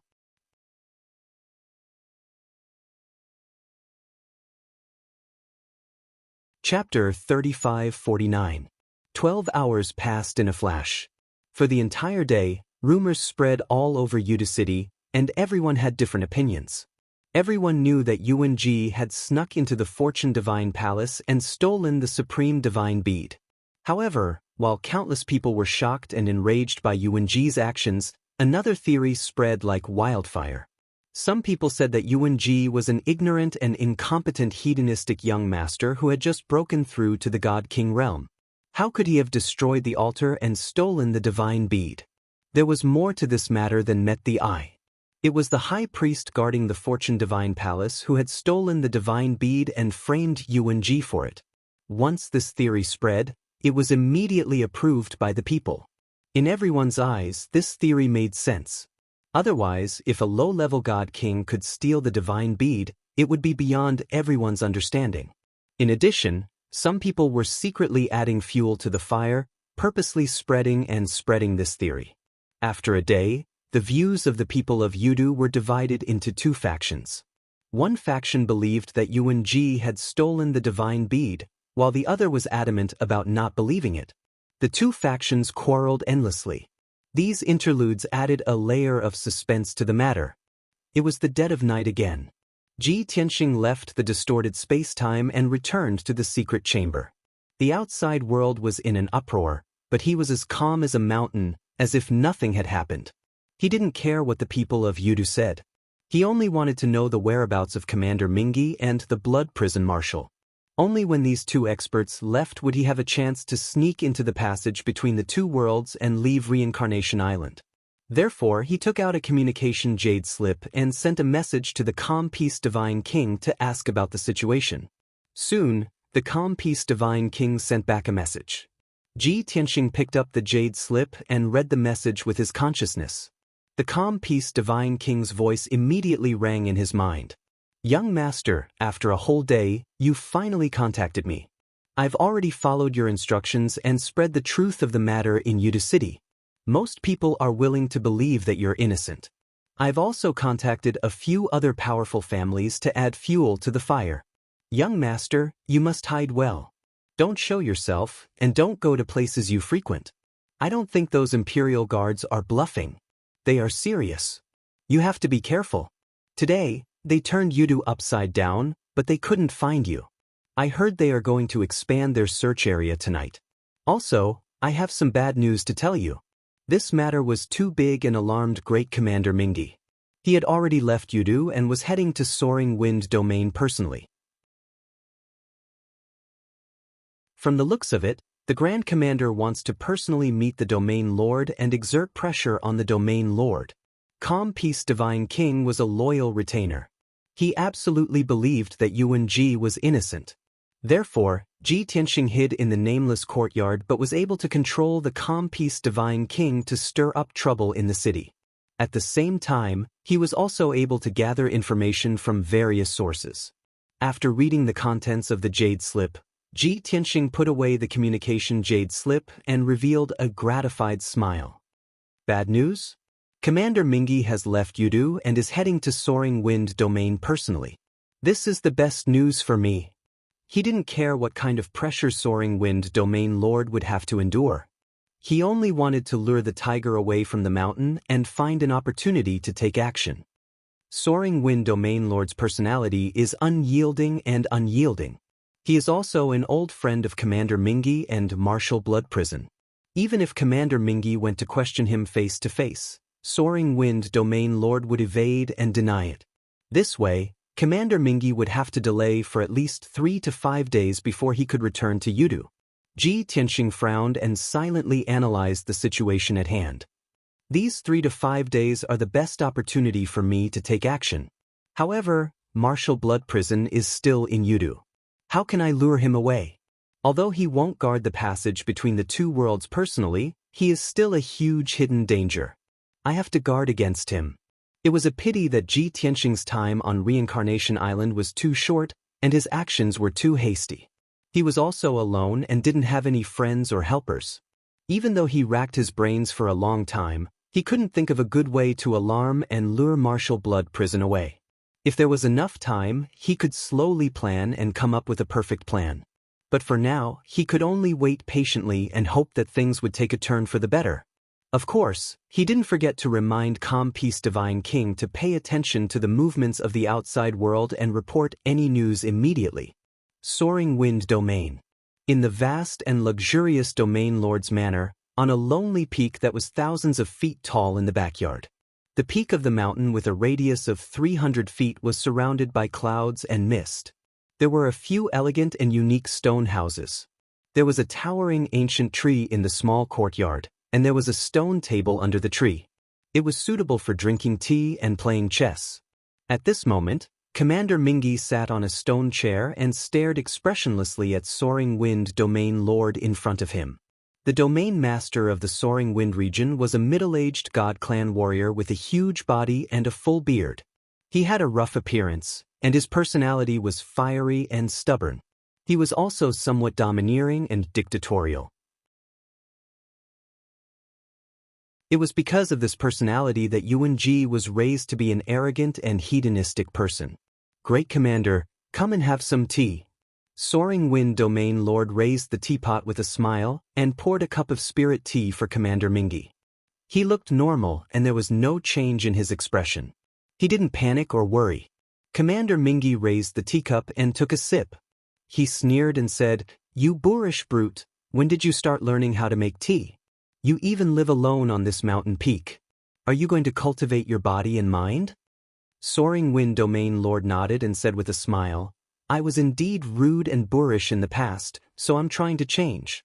By the way, Great Commander, how does this heavenly spring spirit tea taste?" Commander Mingi sneered again and said in a playful tone, "Yuan Ba, don't talk nonsense with me. You should know why I'm here." Yuan Ba raised the teacup and slowly tasted it. He said leisurely, "Great Commander, we used to fight side by side and were like brothers. Let's not talk about the distant past. Let's talk about the most recent battle. It was 1,000 years ago in the Outer Realm. We worked together to kill Kenshin. That great battle left both of us heavily injured and we almost lost our lives. At that time, if you and I didn't help each other, we wouldn't be alive now. Now that you and I are in high positions, we've been idle for too long. We've been blinded by fame and fortune. We've forgotten our brotherhood and are only interested in small things. Don't you think it's funny?" Then he put down the teacup and looked at Commander Mingi with a smile. Commander Mingi frowned. His face was a bit gloomy as he said in a low voice, "Yuan Ba, Are you reminding me not to forget our old relationship?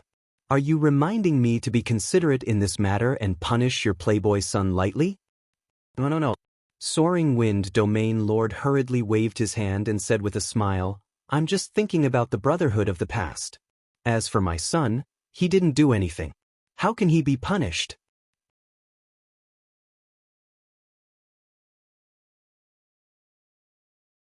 Chapter 3550.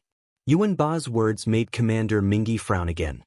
His lips curled into a sinister smile. He didn't do anything? Yuan Ba, when did you become so protective? Why are you so confident in your son? Or is it because you ordered him to do so? Commander Mingi was very forceful and overbearing. His whole body was filled with a cold and dignified aura of death. Yuan Ba frowned unhappily. He said in a serious tone, Commander, you've gone too far. I've never been ambitious. I'm already satisfied to be able to receive the recognition of the God Emperor and reach this step. I've been meditating in seclusion for the past few hundred years. How could I order my son to do such a disgraceful thing? After a pause, he continued, I don't believe my son has done anything wrong. I'm not being protective. I know my son too well. I know what he's capable of. Even if there are rumors out there, do you believe my son has the ability to destroy the creation altar and steal the god bead? I don't care if you believe it or not. I don't believe it. Look, that little bastard knows he's in trouble. He's hiding outside and doesn't dare to come back. He's still the same bastard as before. He's also irresponsible. After saying this, Yuan Ba laughed bitterly at himself. Commander Mingi was expressionless. He said coldly, I believe it. Besides, I've investigated the truth before coming to you. Yuan Ba was stunned. Then he sneered, What truth? Did you see my son destroy the creation altar and steal the god bead with your own eyes? Commander Mingi shook his head. Of course I didn't see it. But the high priest did. That's right. Yuan Ba chuckled and said, I've always felt that you should properly interrogate the high priest instead of keeping an eye on my son. No matter how much evidence and suspicion you have, you can't change the fact that my son has just broken through to the God King realm. He's only in the first layer of the God King realm. He can't even set up a few low-grade King realm divine formations. Do you expect him to break a top-grade King realm divine formation? If he really had the ability to break one, he'd be even stronger than me. Then I'd be smiling in the underworld. Commander Nether River frowned and was rather speechless. Yuan Ba, you better be serious. Why do I feel that you are willing to believe that it was Yuan Ji who stole the divine pearl? Yuan Ba stared at him and asked, If my son can really solve the king-grade divine formation, shouldn't I be happy? That was called the student surpassing the master. That was the fortune bestowed by the heavens, an unprecedented miracle. If the Yuan family really has such a monstrous talent, I wouldn't hesitate to die right now. Yuan Ba's nonchalant attitude left Commander Styx completely helpless. Yuan Ba, stop talking nonsense with me. Don't you realize the seriousness of this matter? Do you have to alarm His Majesty the God Emperor before you are willing to wake up and regret? Hearing these two sentences, Yuan Ba's face immediately darkened. He was also very angry. He sneered angrily and said, Chief Commander, I've said everything that needs to be said. If you continue to pester me, then I can only conclude that if you want to condemn someone, you can always find a pretext. You are deliberately slandering me, and framing me. Is His Majesty the God Emperor going to purge his old subordinates? So, as the Chief Commander of Internal Affairs, you are going to start with me first?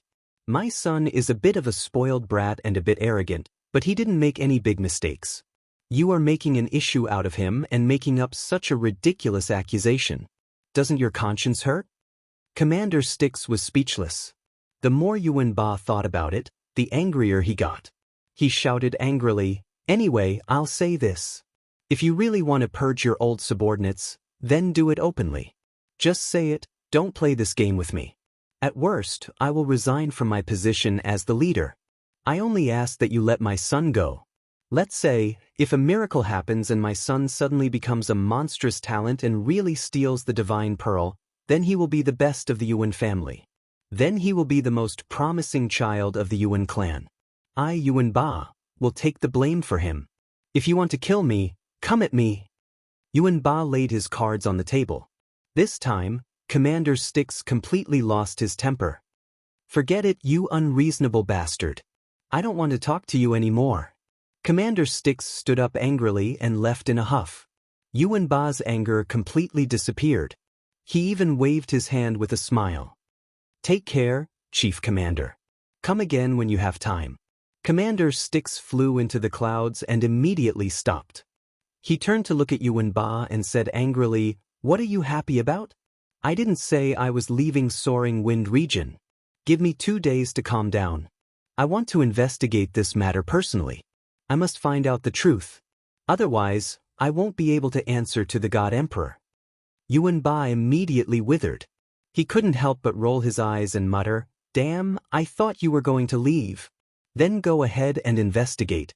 As long as you don't deliberately frame me, you can investigate whatever you want." "Unreasonable." Commander Styx cursed with a cold face and turned to leave.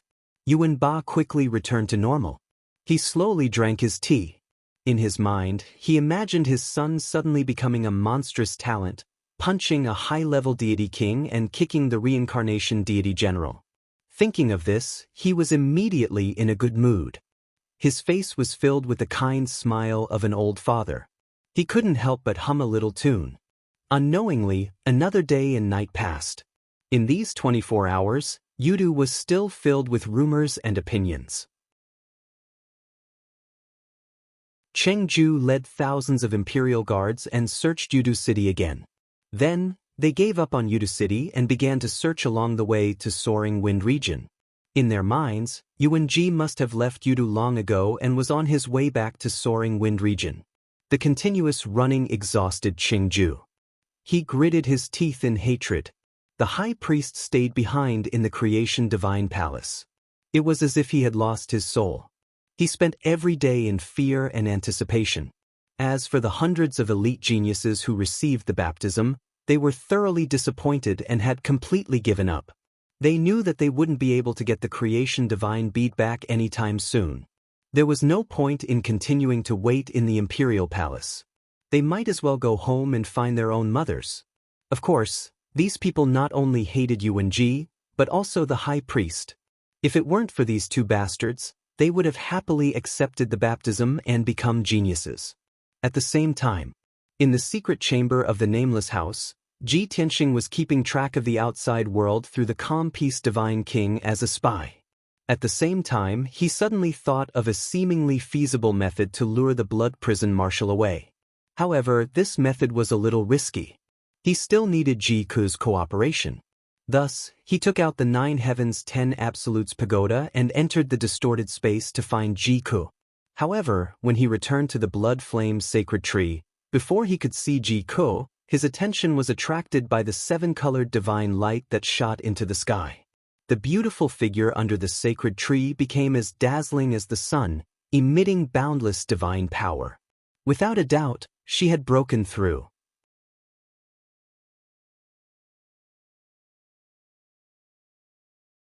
Chapter 35-51. 2 days had passed since Ji Tianxing obtained the creation divine pearl. Meanwhile, Yun Yao had been cultivating in seclusion for more than 3 months in the distorted spacetime.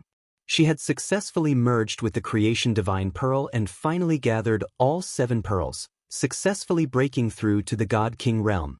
At this moment, she was more dazzling than the sun and more sacred than the silver moon. Boundless rainbow divine light covered the brilliance of the blood flame sacred tree and illuminated everything within 100,000 miles. Vast and mighty divine power spread out without restraint. The blood flame sacred tree and the people cultivating under the sacred tree all benefited greatly from the boundless divine power. A worldly phenomenon appeared above the blood flame sacred tree. The worldly phenomenon was very special and completely different from the other god kings. An indomitable and majestic goddess stood at the peak of the boundless sea of clouds. Beneath her feet was a 5-clawed golden dragon and a crimson flame phoenix. Behind her, the sun and moon could be vaguely seen, as well as the stars and the vast void. If one looked closely, they would discover that the sea of clouds was formed by billions of living beings of the human race. Clearly, this worldly phenomenon was the majestic image of the mother of the human race, the ancient goddess Yaoguang. Ji Tianxing looked up at the phenomenon above the sacred tree and revealed a gratified smile. Recalling the past, he felt a little emotional and muttered to himself, "From the very beginning of the Sky Pillar sect, we walked hand in hand and weathered too many trials and tribulations. From the first Neptunian divine pearl to the seventh creation divine pearl, only the heavens know how difficult it was for us. Only now have her godhead, divine soul, and memories fully recovered. She has truly been reborn as Yaoguang. Her memories should be complete, and she will return to her peak very soon." After 3 whole days, the heaven and earth anomaly that covered the sky finally dissipated. The rainbow divine light that covered 100,000 miles gradually thinned until it completely disappeared. When it distorted, the sky returned to normal. Yun Yao gradually ended her cultivation and opened her eyes. Right now, her appearance did not change much, but her temperament had improved. She was already as beautiful as a painting, cold and dignified. Now, she had become even more holy and dignified, with a hint of motherly radiance. Ji Tianxing landed beside her and said with a smile, "Yao Yao, you've finally broken through to the Divine King realm. Now, you can be considered to have enjoyed the fruits of your labor." Yun Yao nodded and said gently, "This is all thanks to your help. If you hadn't taken the risk to sneak into the Fortune Divine Palace, I don't know when I would have been able to break through, Ji Tianxing. As long as you can break through to the Divine King level, my risk is worth it. Oh right, you've already fused with 7 divine pearls. You should have recovered all your memories, right?" Yun Yao thought for a moment, then nodded and said, "I've basically recovered, but I'm missing some fragmented memories. However, I should be able to recover slowly in the future." Ji Tianxing's eyes lit up and he said expectantly, "I've always wanted to know what exactly happened in the Antiquity Age 30,000 years ago. The demon race, the 5 elemental world, and goddess Yaoguang were all closely related? Since you've recovered your memories, why don't you tell me about it?" Yun Yao smiled and shook her head. She said gently, "Things back then were very complicated. The truth is too shocking, and I don't dare to confirm whether my memories are real or fake. Moreover, my memories are still in the process of recovering, and they're still very messy. Wait patiently, I'll definitely tell you when I've sorted out my memories." Ji Tianxing wasn't surprised by this and nodded, "I'm a little impatient. Then continue to cultivate and nourish your divine Tao foundation. I won't disturb you any further." Yun Yao nodded slightly and went into seclusion to consolidate her foundation and cultivation. Ji Tianxing got up and left. He flew 10,000 feet away and landed beside Jiku. Jiku was cultivating wholeheartedly, working hard to break through to the second stage of the God King realm. Ji Tianxing called out to her through his divine will. She quickly ended her cultivation and opened her eyes. "Big brother Tianxing, why are you looking for me?" Jiku stared at Ji Tianxing and asked. She knew that unless it was urgent, Ji Tianxing wouldn't disturb her cultivation. As expected, Ji Tianxing smiled and said, "I've encountered a troublesome matter and need your help." Jiku nodded without hesitation. "Okay, what do I need to do?" Ji Tianxing waved his hand and explained, "Cuckoo, don't be anxious. Listen to me tell you about the current situation. I'm in Reincarnation Island's Yudu now. I've taken over a hedonistic young master and snuck into the Creation Divine Palace to help Yao Yao obtain the divine bead." He briefly explained the current situation. After Jiku finished listening, she immediately understood what he meant. "Big brother Tianxing, you want me to lure away the blood prison marshal and the experts of Yudu to create an opportunity for you to enter the passage between the 2 worlds?" Ji Tianxing nodded and said, "That's more or less what I mean." Jiku frowned in confusion and asked, "But I'm too weak and haven't shown my face in Yudu. How can I lure away the blood prison marshal?" Ji Tianxing smiled and said, "If you appear with your true face, you won't attract anyone's attention. With your current strength, it's difficult to stir up any waves. However, you can use Yuanji's identity to lure away those experts. You lure them away from Yudu, and I'll take the opportunity to sneak into the passage between the two worlds with the divine pagoda. When you encounter danger or when the time is right, you can use the phoenix's nest to instantly return to the divine pagoda. Ji Tianxing told her his idea and plan. After saying that, he added worriedly, "Cuckoo, there are two problems now. First, can you accept controlling Yuanji's body? Second, do you still remember the phoenix's nest?" Phoenix's nest was a divine art that Ji Tianxing had imparted to Ji Wushuang before he ascended to the god realm. Ji Ke studied it and learned it easily. However, after everyone ascended to the god realm, they never used that divine art again. As a result, Ji Tianxing almost forgot about this secret technique. Ji Ke thought for a moment and nodded. "Brother Tianxing, these are not problems. If you can possess Yuanji, so can I. Besides, I'm also at the first level of the Divine King realm. I don't need to suppress my strength and I'm not afraid of being exposed. As for the phoenix's nest, I can return to the divine pagoda at any time even if I don't use this divine art." Ji Tianxing nodded and smiled. "I forgot that you are the true master of the 9 Heavens 10 Absolutes pagoda. All right, since there's no problem, let's give it a try." "All right." After that, Ji Tianxing brought Ji Ke out of the distorted space. The two of them appeared in the secret chamber, and Ji Tianxing returned to the appearance of a dragon youth. Ji Ke left his original body on the 9th level of the divine pagoda and used his divine personality to possess Yuanji's body. Next, Ji Tianxing became the dragon youth that no one knew, and Ji Ke became Yuanji. Ji Tianxing sent a message to Calm Peace Divine King and asked about the situation in the outside world, as well as news about Martial Blood Prison. He also reminded him of a few things. After making sufficient preparations, he took the 9 Heavens 10 Absolutes pagoda and left the nameless house. Not long after, Ji Ke took advantage of the quiet night and left quietly.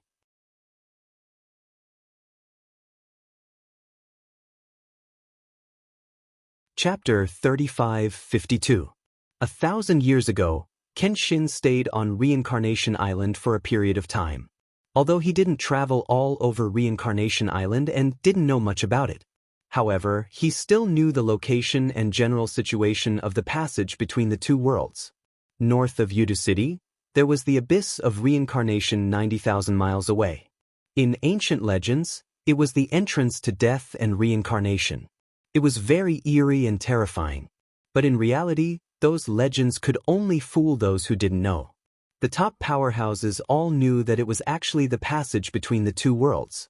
After entering the abyss of reincarnation, one could dive to the deepest part of the ground and pass through the passage between the two worlds to reach the mysterious dragon realm. 1,000 years ago, before the god of the underworld unified Reincarnation Island, the passage between the two worlds was controlled by a few ancient clans.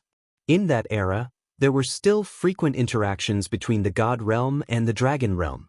For example, when Kenshin ascended back then, he first ascended to the dragon realm before returning to the god realm. But now, the passage between the two worlds was controlled by the god of the underworld. Ji Tianxing secretly asked around for a long time, but he didn't hear of any powerhouses from the dragon realm coming to the god realm. He couldn't help but worry. Did the god of the underworld order the passage to be sealed and not allow the passage between the two worlds? After leaving the nameless house, he leisurely traveled through Yudu and headed north. Even though Yudu City was bustling with noise, the people were still discussing the theft of the divine pearl. But all of this had nothing to do with Ji Tianxing. He was now a dragon youth. He was really ordinary and unremarkable. As he walked towards the North City Gate, his consciousness secretly paid attention to Ji Ke's movements. At this moment, Ji Ke had taken over Yuanji and was silently passing through the night, escaping towards the South City Gate. She carefully disguised herself and covered her appearance and face. Ordinary people couldn't recognize her as Yuanji at all. Just like that, she passed through half of Yudu without any danger and arrived at the South City Gate. Even though it was late at night, the South City Gate was still open. However, there were nearly 100 city guards at the gate, and a Divine King Realm commander overseeing it.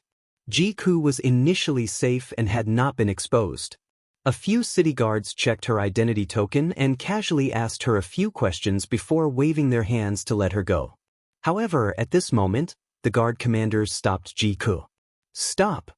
The burly guard commander was wearing a golden dragon chainmail and had a god-slaying saber at his waist. He stared at Jiku with a stern expression and sized him up. Why are you sneaking out of the city alone in the middle of the night? This king finds you suspicious. Immediately take off your cloak and veil. This king wants to examine you carefully. Jiku pretended to be fearful and told a lie that he had long prepared. He stammered, "Sir, I've been poisoned by a strong poison. My face is completely ruined and I've never dared to show my true face. What did I do wrong? Why do you need to check me so carefully?" The guard commander frowned and sneered, "Why do we need to check? A divine item has been stolen from the Imperial Palace, and the Imperial Guards are currently searching for the culprit. Of course, we, the city guards, have to cooperate fully. Don't be so secretive. This king thinks you are very suspicious. Immediately take off your veil and cloak for inspection. Otherwise, this king will arrest you immediately." As he spoke, the guard commander pressed his right hand on the hilt of his saber and exuded a terrifying murderous aura. A few city guards not far away also surrounded them and stared at Jiku with vigilance. Jiku quickly waved his hand and said, "Sir, please calm down. I'll cooperate with the inspection." Then he pretended to take off his veil so that the guard commander would let down his guard. The next moment he suddenly tore off the black veil and threw it at the guard commander. At the same time, her body lit up with a dazzling divine light and she flew out of the city gate at lightning speed. With a flash of fire, she flew out of the city gate and escaped into the night at lightning speed toward the south. The guard commander reached out to catch the black veil and stared at Jiku. He frowned and thought for a moment. Suddenly, his expression changed drastically. "It's him. It's Yuan-Ji. Catch him quickly. We can't let him escape." Although Jiku had taken off her veil just now, the guard commander had only taken a glance at her. However, the guard commander had seen Yuan-Ji before and recognized him on the spot. Even though he couldn't figure it out, didn't Yuan-Ji escape from Yudu long ago? Why did he appear at this time and escape alone? However, this wasn't important. The guard commander chased after him without hesitation. He would rather kill the wrong person than let him go. Swoosh! He held the god-slaying saber in his hand and chased out of the city gate at lightning speed, rushing south. Immediately, more than 20 of the city guards at the city gate followed him. Moreover, the guard captain hurriedly took out a communication jade scroll and reported this news to his superiors. This was a huge contribution and an excellent opportunity to be promoted. Following that, the 24 city guards whistled through the night sky as they chased after the man to the south. Ji Tianxing hid in the darkness near the north city gate and used his divine consciousness to monitor this scene, waiting patiently. In any case, his divine consciousness could cover a radius of 80,000 miles. He could clearly see the movements of Jiku and the city guards. About 100 breaths later, Jiku had fled to the south for 60,000 miles. Without leaving any trace, she slowed down and pretended that the captain of the guards had caught up with her. The guard commander was already full of excitement. The huge contribution and reward had gone to his head. From what he knew, Yuan-Ji was a good-for-nothing who had just broken through to the Divine King realm. He was so weak that he wasn't worth mentioning. Therefore, he pounced forward without hesitation, waving the god-slaying saber and slashing at Jiku majestically. "Yuan-Ji, you disgraceful traitor. If you don't surrender now, don't blame me for being merciless." Jiku wasn't afraid. He sneered in Yuan-Ji's tone. "Even if I've made a huge mistake, I'm not someone a small fry like you can deal with. You want to capture me and receive a reward? Go to hell." As he spoke, Jiku took out the Heavenly Phoenix Divine Spear. Holding the spear with both hands, he thrust out the 5-colored divine fire and started to fight with the guard commander. Boom, boom, boom. The divine techniques used by the two clashed fiercely in the night sky, creating a deafening sound. The dazzling 5-colored divine light lit up an area of 20,000 miles, making the night sky as bright as day. The huge commotion and light shadows allowed everyone in Yudu City to see them clearly. The two sides had only exchanged a dozen blows when the heavenly phoenix divine spear pierced through the guard commander's forehead. His head exploded on the spot. Without a doubt, the guard commander, who was at the second level of the divine king realm, was easily killed by Jiku. Even his godhead was shattered by the heavenly phoenix divine spear and scattered in the night sky. Jiku quickly picked up the godhead fragments and was about to continue fleeing south. At this moment, the 20-odd city guards caught up with him again. They saw with their own eyes that the guard commander was killed. They were scared out of their wits and didn't dare to attack. After all, they were just middle-level and upper-level divine lords. Even the guard commander had been easily killed by Yuan-ji. If they attacked, they would only be killed in an instant.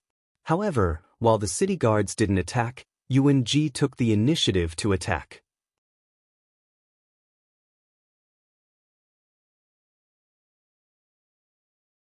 Chapter 35-53.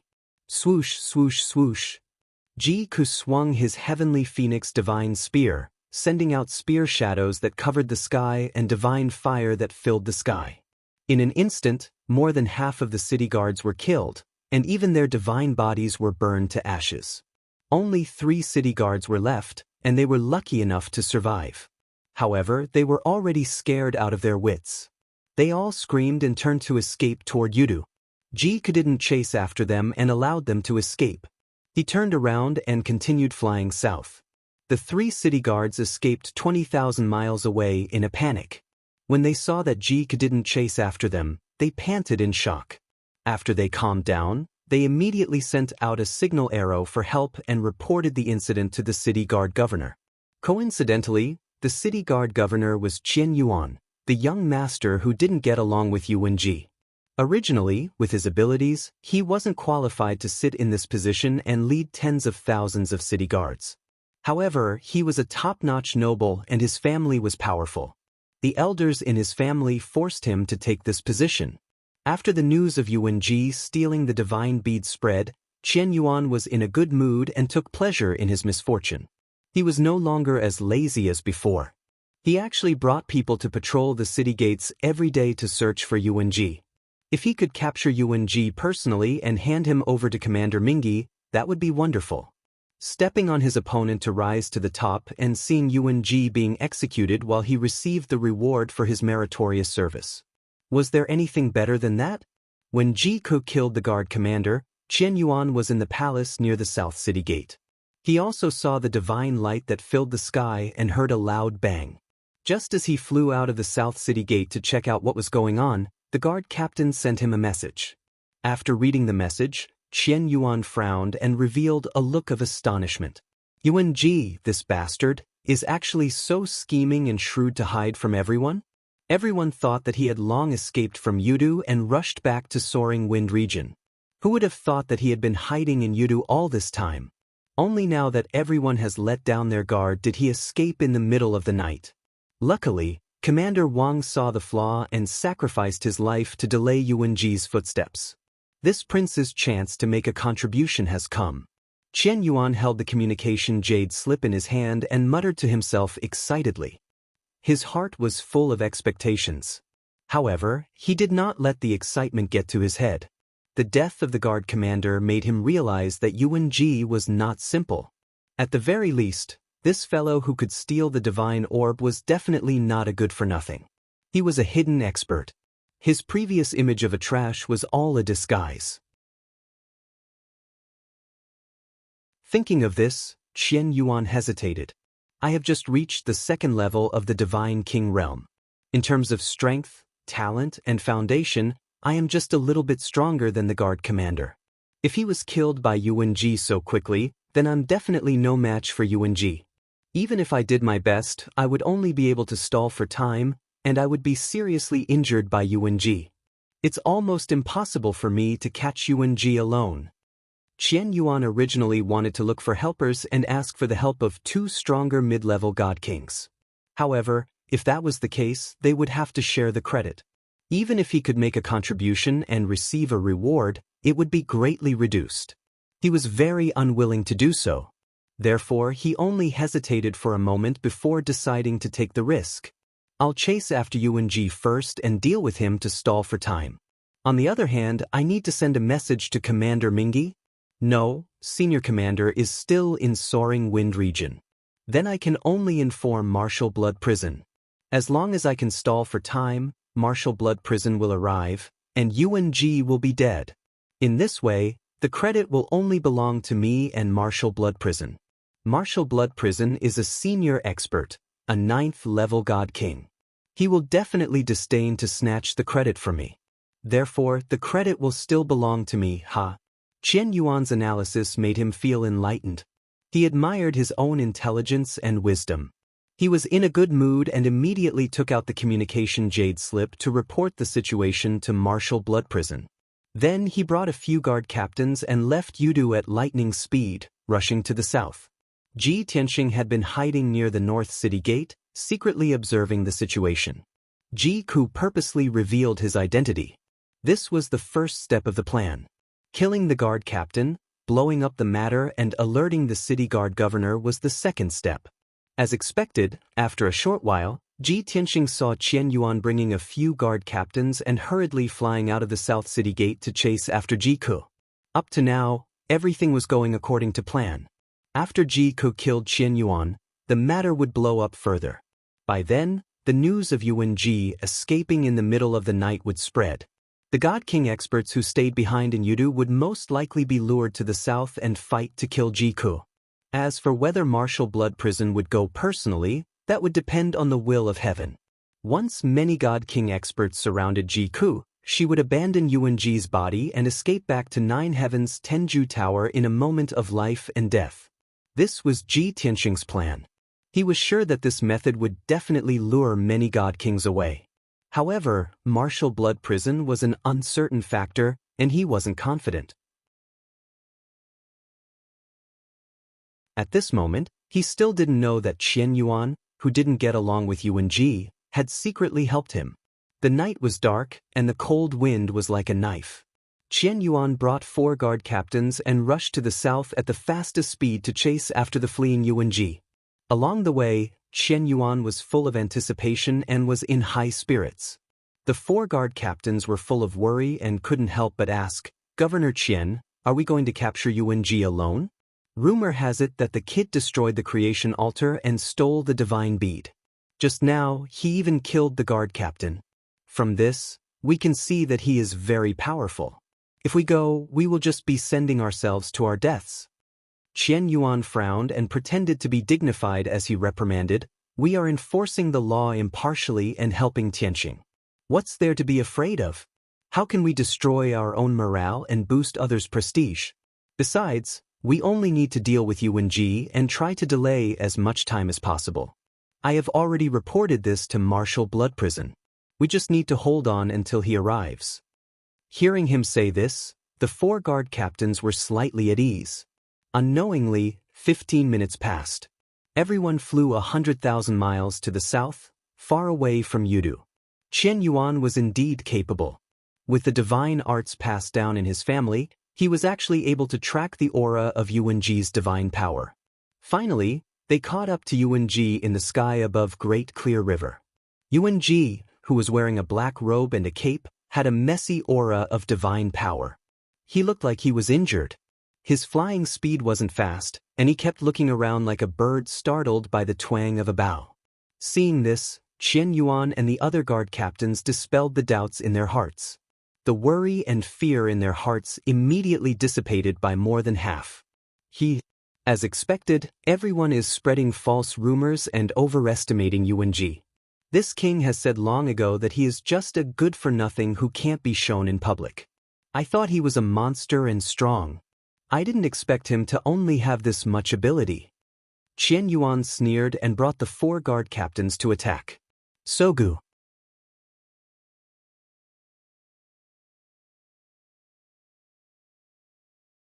Chapter 35-54. Yuan, it's time for you to die. Before he arrived, Qian Yuan's angry shout had reached Ji Ke's ears. She immediately stopped above Taiqing River, holding the heavenly phoenix divine spear, and turned to look at Qian Yuan and the others. Swish, swish, swish. Qian Yuan and the 4 guard captains immediately spread out and surrounded her. Ji Ku frowned and stared at Qian Yuan with a gloomy look. He said in a low voice, "Qian Yuan? It's you, you bastard." Qian Yuan originally wanted to stall for time. Seeing Yuan Ji in such a difficult situation, he was not in a hurry to make a move. Of course, he would mock him to his heart's content. "Ha! Yuan Ji, you didn't expect to fall into my hands, did you? If you knew this would happen, why did you do it? Come on, kneel down and beg for mercy. Bark like a dog, and I'll consider leaving your corpse intact." Qian Yuan's face was filled with schadenfreude as he sneered in a mocking manner. Ji Ku's eyes became sharper and he scolded with hatred, "You want to catch me, you trash? You must be tired of living." Qian Yuan was not angry and said with a smile, "Yuan Ji, I've fought with you for so many years, and I know very well how capable you are. I've already said that you're too arrogant, domineering, stupid, and brainless. Sooner or later, you'll court death." Seeing him speak so frankly, Ji Ku immediately realized that he was deliberately stalling for time. "Qian Yuan, you talk so much nonsense. You must be scared and don't dare to attack me. If I'm not wrong, you must have called for help and are waiting for them to come, right?" Ji Ku stared at Qian Yuan with a gloomy look and sneered contemptuously. Qian Yuan frowned and said in his heart, "This is bad." Ji Ku was not in a hurry to make a move. He sneered and asked, "I'd like to know, who exactly did you ask for help? Don't ask for help from your scoundrel friends. They're too weak to be killed by me." Being looked down upon like this, Qian Yuan was ashamed and angry. He gritted his teeth and scolded, "Yuan Ji, you're about to die, but you still dare to be arrogant? I've already notified the Blood Prison Marshal, and he'll come here soon to take your life personally. If you surrender and beg for mercy now, maybe you can keep your life for the sake of your father. But if you continue to resist, no one can save you." Blood Prison Marshal? Ji Ku's eyes lit up as she thought to herself, "Great. Qian Yuan, this trash, knows that his strength is not enough, but he wants to take all the credit. So he didn't ask for help from others' help and to report directly to Blood Prison Marshal. An expert like the Blood Prison Marshal would not even bother to compete with a junior for credit. But this is also good. Brother Tianxing was worried about not being able to lure the Blood Prison Marshal away. This Qian Yuan is a great help." When Qian Yuan saw that Ji Ku was silent, he immediately revealed a smug sneer. "Ha! Yuan Ji, do you know how serious the situation is now? Hurry up and surrender. Don't dawdle. Blood Prison Marshal will be here soon." Ji Ku's thoughts were interrupted. He sneered and said, "Qian Yuan, you're right. Time is of the essence. We can't waste any more time." As soon as she finished speaking, she suddenly unleashed all of her power and waved the heavenly phoenix divine spear. 5 colored divine flames covered the sky. "Go to hell!" With her angry roar, thousands of flaming spear lights fell from the sky and enveloped the world. The 5 colored divine flames covered the sky and the sun, sealing off the area and engulfing Qian Yuan and the 4 guard captains. The space instantly turned into a fiery purgatory. Qian Yuan didn't expect that Yuan Ji would be so crazy and suddenly start a killing spree. Moreover, this guy's strength and magical means were more than 10 times stronger than before. The power was terrifying. Qian Yuan's face was pale. He quickly asked the 4 guard captains to resist. He wanted to retreat as fast as he could to avoid the bombardment of the spear lights and divine flames. Boom, boom, boom. In the next moment, the sky full of spear lights and divine flames fell, bombarding everyone and pouring into the Taiqing River. Immediately, those 4 high divine Lord Realm Guard captains were blasted into dregs on the spot, then burned to ashes by the divine fire. Under Ji Ku's divine spear, they couldn't even resist one move and were instantly turned into ashes. Even Qian Yuan was hit by dozens of spear lights and flew back while vomiting blood. When he finally stabilized himself after retreating 3,000 miles, he was already in an extremely sorry state. Not only was his divine body injured, but his armor, clothes, and hair were also burned. My God! Qian Yuan was shocked as if he had seen a ghost. He couldn't help but exclaim, "Why does this trash look like a different person? Has he swallowed the divine fortune bead? It must be so.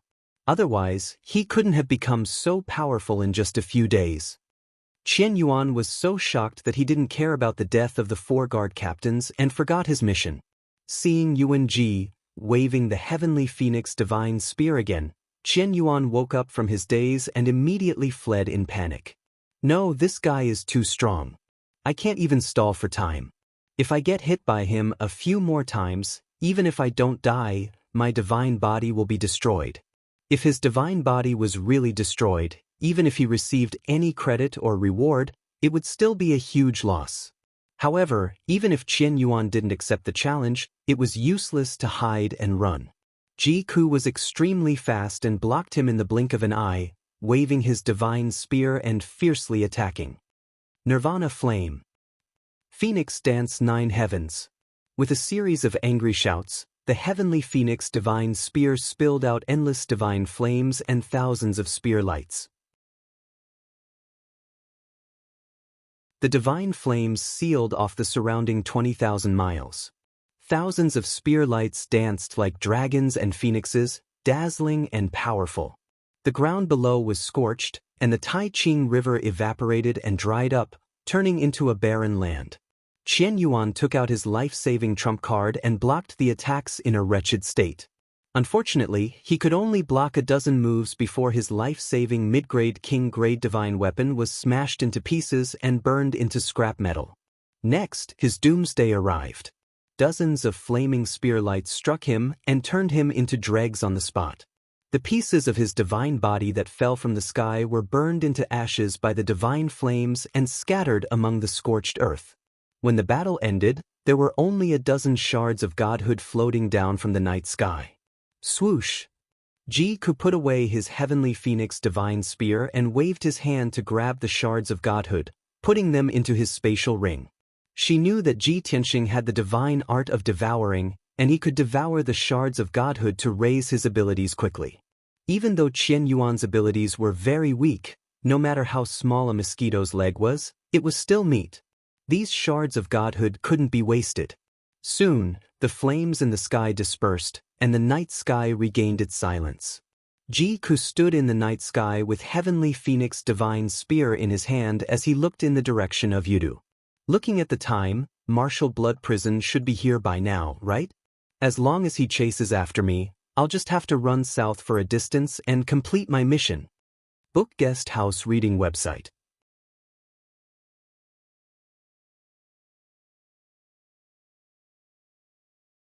Chapter 35-55. Ji Ku was filled with hope as she flew south at a moderate pace, waiting for the arrival of Blood Prison Marshal.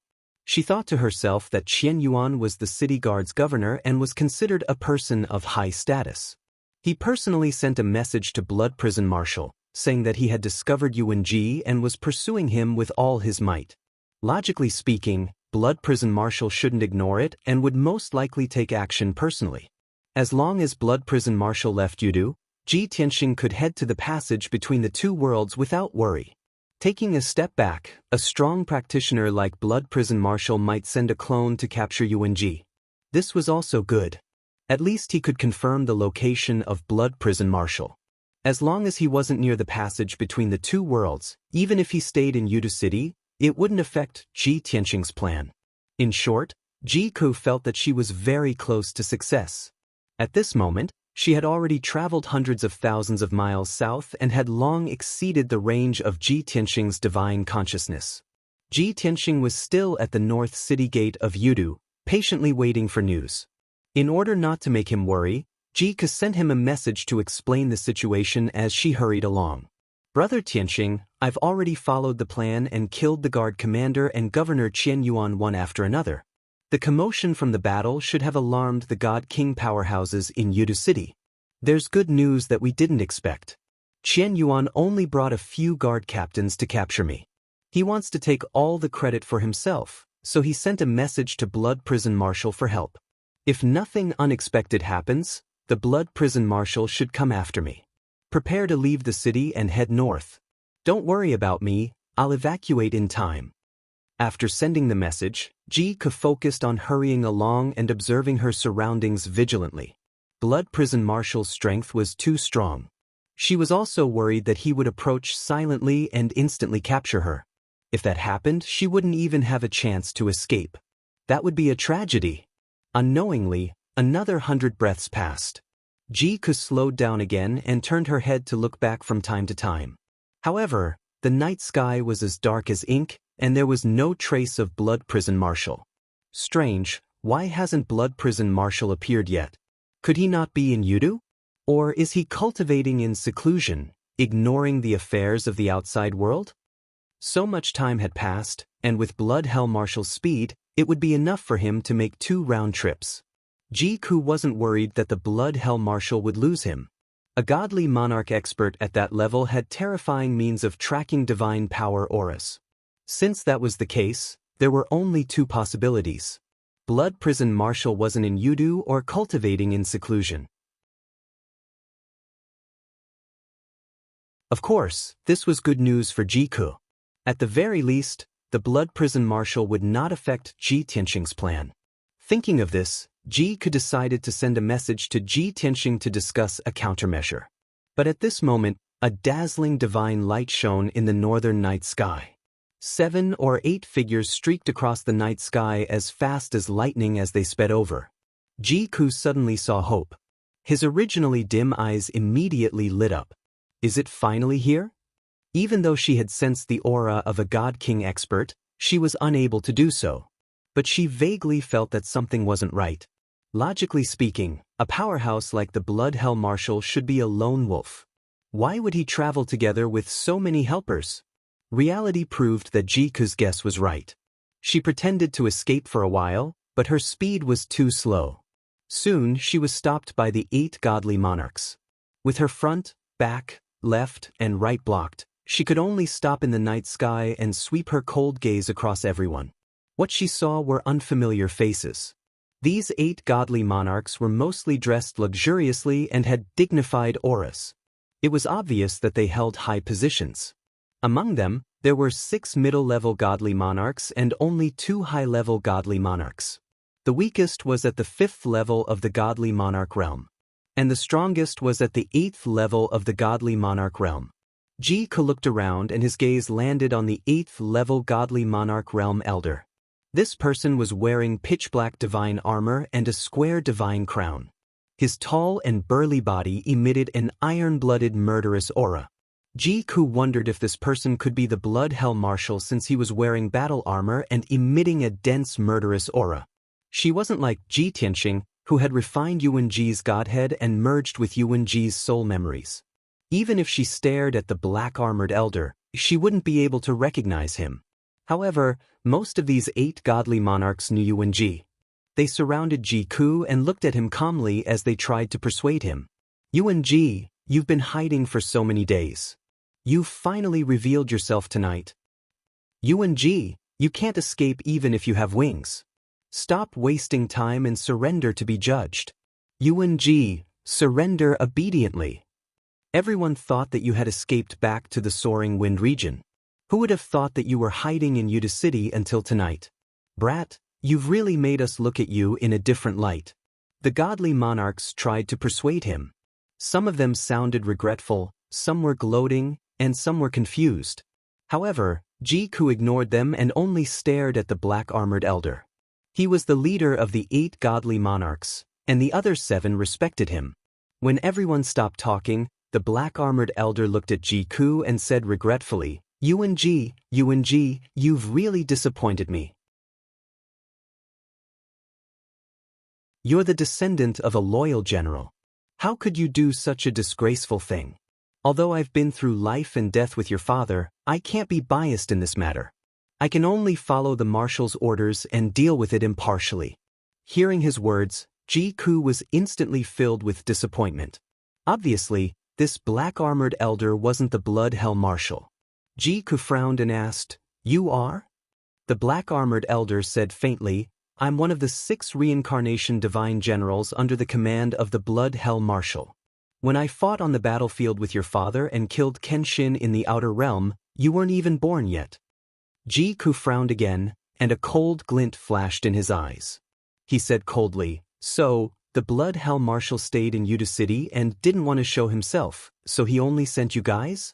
Although the plan had failed, she still wanted to find out about the Blood Hell Marshal's whereabouts. The black-armored elder frowned and sneered. "UNG, even if you have some ability, you're still weak in our eyes. You're not worthy of the Marshal's attack. I and these godly monarchs can easily capture you.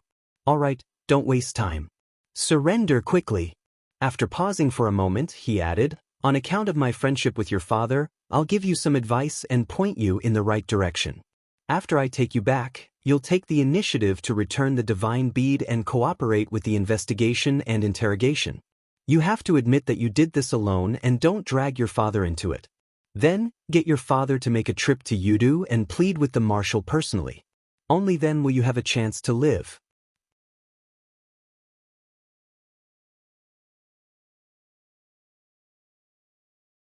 Chapter 3556. If Jiku were UNG, she would naturally thank the black-armored elder. After all, he was telling the truth, and it was the best way to lessen her punishment. However, Jiku was not UNG. Therefore she chose to fight back. Only by doing so could she have a chance to escape. "Thank you for your kindness, but I will never surrender," Jiku shouted coldly. She waved the heavenly phoenix divine spear and charged toward the southwest. There were only 2 mid-level godly kings guarding that direction. It was a breach in the encirclement. Phoenix dances in the 9 heavens. Boundless sea of fire. Jiku waved her divine spear and shot out hundreds of flaming spear shadows toward the 2 godly kings. At the same time, she released a vast amount of 5-colored divine fire, which swept toward them like a flood. The 2 god kings immediately acted as if they were facing a great enemy. They hurriedly took out their divine weapons and resisted with all their might. However, the black-armored elder and the other godly kings did not take her attack seriously. They all sneered contemptuously. "You're throwing an egg at a rock. UNG, you have a way out. Why are you digging your own grave? Idiot! Are you tired of living? Since you don't want to surrender, we can only take you back. UNG, we have to thank you. If you don't fight back, how can we do anything?" As the godly kings spoke, they waved their divine weapons and used all kinds of divine skills to attack Jiku. The black-armored elder was too proud to attack. After all, the other 7 godly kings were enough to capture or even kill UNG. Boom, boom, boom, boom, boom, boom. In the next moment, the divine skills collided with each other, creating an earth-shattering sound that spread for tens of thousands of miles. Jiku's spear shadows and divine fire were not only blocked by the godly kings, but they also dissipated. Without waiting for her to cast another spell, the divine kings used their divine abilities and ultimate skills to launch a counterattack. Swoosh, swoosh, swoosh. 5-colored divine light, ice, and fire poured down like a flood, drowning Jiku. Without a doubt, the combined attack of 7 god kings could immediately kill her. At this critical moment, she put away the heavenly phoenix divine spear without hesitation and gave up on UNG's divine body. With a thought, the Godhead and the heavenly phoenix divine spear shuttled through space, returning to the 9 heavens 10 absolutes tower several 100,000 li away. UNG's divine body was shattered by the divine light and splashed in all directions. What was even more terrifying was that the pieces of the corpses were also burned to ashes and turned into fine powder. After a long time, the divine light that filled the sky gradually disappeared, and the loud sound that reverberated between heaven and earth also gradually stopped. The 8 god kings stared at the empty night sky with complicated expressions. Why did you kill him? So dead that not even a speck of his remains remains? This brat is so arrogant, but in the end, his strength is still so weak. He can't even withstand a single blow. I didn't expect that he couldn't even withstand a single attack from us.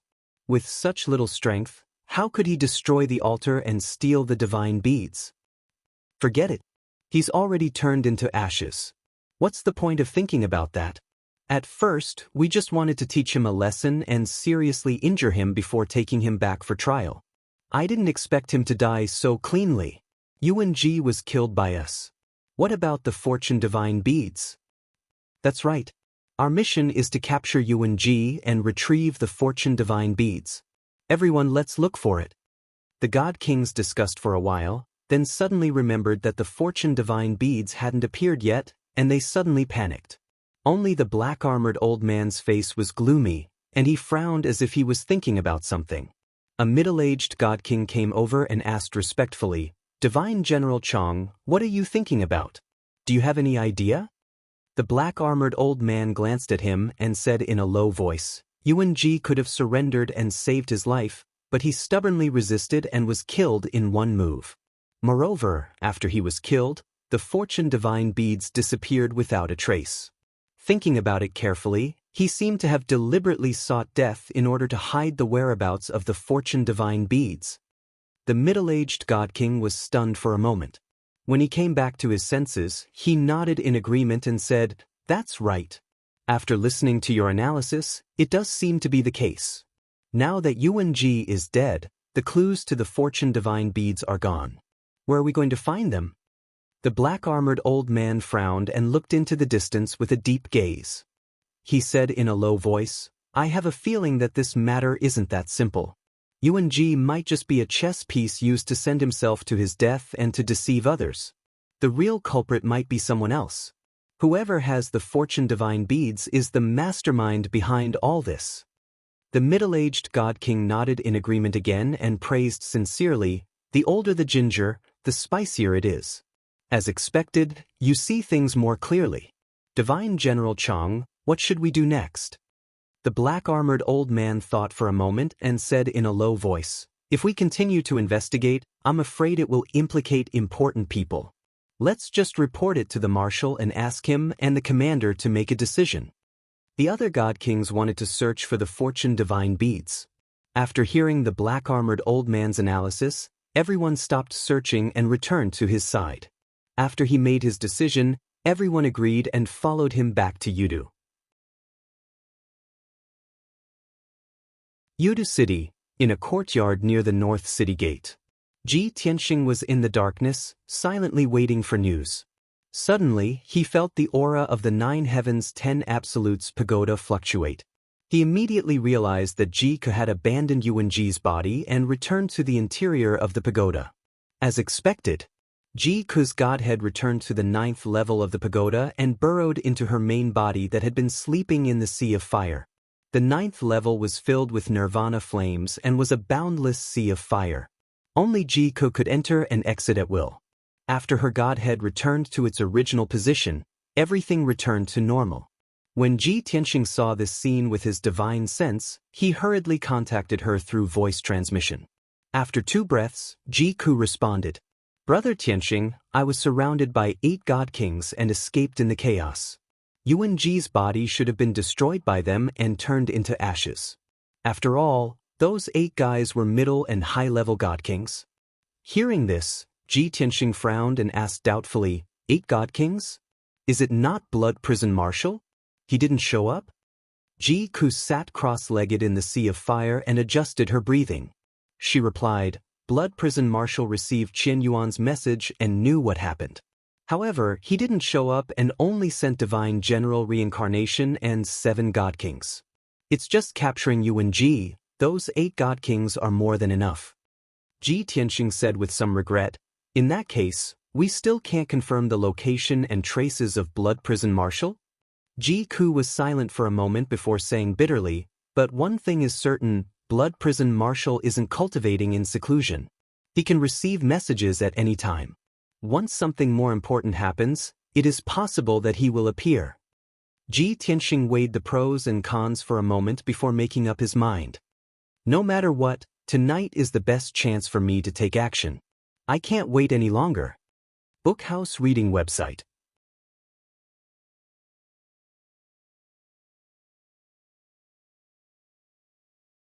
Chapter 3557. Ji Tianxing's analysis was right. For the past few days, the strong practitioners of Yudu City had been attracted by the theft of the divine bead, and their attention was on this matter. They naturally didn't pay much attention to the abyss of reincarnation and the passage of two worlds. However, Yuan Ji had just been killed, and this matter would soon pass, and everyone's attention would be diverted. Once this matter passed, it would be more difficult for him to sneak into the passage of two worlds again. Furthermore, Commander Mingi would return to Yudu in another 2 days. No matter how he looked at it, tonight was the best time to head to the abyss of reincarnation. Ji Tianxing made up his mind and walked out of the darkness. He left the house and walked towards the north city gate. At this time, it was already the 5th day of the night and dawn was about to arrive. The north city gate was open, and there were close to 100 city guards guarding it. There was also a divine king realm commander overseeing it. There weren't many people entering and exiting the city gate. Occasionally, there would be 2 or 3 people walking in groups. Ji Tianxing walked to the city gate at a moderate pace. He took out his identity token and accepted the interrogation of the city guards. Then he was allowed to enter. From the beginning to the end, no one took a second look at him, and no one doubted him. After all, he was now Longtime, an ordinary youth of the dragon race. This was his name in the dragon realm in his previous life. The old dragon gave him this name. After exiting the north city gate, Ji Tianxing flew into the night sky and headed north at lightning speed. The abyss of reincarnation, to be precise, was in the northwest of Yudu City. It was hundreds of thousands of miles away. Ji Tianxing quickly crossed mountains, forests, and plains. After 15 minutes, he arrived near the abyss of reincarnation. This abyss was in the depths of the mountains, in a huge canyon surrounded by clouds and mist. It was surrounded by majestic mountains that were thousands of feet tall. The canyon was covered by gray clouds all year round. At first glance, the gray fog did indeed look like the aura of death. Near the abyss of reincarnation, Ji Tianxing became much more cautious. Seeing that there was no one around, he used his invisibility divine art and quietly passed through the gray fog, entering the canyon. In the middle of the canyon was an abyss with a radius of hundreds of miles. It was like a bottomless pit. On the ground around the abyss, 9 sacrificial altars were built. There were hundreds of guards guarding each one. The 9 sacrificial altars were operating, releasing countless strands of 5-colored divine light that extended to the sky above the abyss. Billions of 5-colored divine light rays condensed into a defensive light barrier that was hundreds of miles in radius, like a huge bowl that was upside down. Obviously, the entrance to the abyss of reincarnation was sealed. If he wanted to enter the abyss, he had to either break the sealing divine formation or get the token from Commander Styx and the Blood Hell Marshal. Of course, the latter was out of the question. Ji Tianxing only had one choice, and that was to break the divine array. Reincarnation of reincarnation of reincarnation. Reincarnation of reincarnation reincarnation of reincarnation of reincarnation of reincarnation. However, there were 900 guards around the abyss. Reincarnation, reincarnation of reincarnation of reincarnation. Ji Tianxing hid in the clouds and carefully observed the situation around the abyss, thinking of a countermeasure. His first thought was to create chaos and divert the guards' attention. He would then take the opportunity to break the formation. For example, he could use the Armillary Heaven secret technique to merge with heaven and earth and create a super earthquake. However, after careful consideration, he gave up on this idea. After all, a super earthquake could only scare ordinary people. It definitely would not scare the guards. The 900 guards were all carefully selected experts. They were basically all reincarnation of reincarnation of reincarnation. There were also a few reincarnation of reincarnation of reincarnation under each sacrificial altar. They should be captains. Soon, Ji Tianxing thought of using his poison divine art to silently poison all the guards. However, this was not safe. Unless he could poison everyone instantly. Otherwise, someone would be poisoned first, and someone would be poisoned later. There would always be someone who could send out a signal for help. He gave up on this idea. In 15 minutes, he thought of 6 or 7 ideas. However, none of them worked or were too risky. Helpless, he could only look through his spatial ring, hoping to find a better idea. In the past few years, he had killed many Divine King powerhouses and obtained countless spoils of war. Items below Divine King level were basically all swallowed by him with the heaven-mending pearl. The medicinal pills, cultivation methods, and divine artifacts that could still be stored in the Divine Ring were basically all Divine King level. His divine sense searched through the treasures piled up like a mountain. He constantly swept past those divine pills, divine artifacts, jade slips, and rare treasures. After about 100 breaths, his divine sense suddenly fixed on an ancient bronze box. He still remembered that he had obtained it from a certain region lord's spatial ring after killing him. Back then, when he was counting his spoils of war, he had opened the ancient bronze box to take a look. Inside was a simple and ancient bronze bell. From the mottled marks on the bell, it should be an ancient item. At that time, he took the bronze bell and studied it. He discovered that this item could release the soul-suppressing divine sound.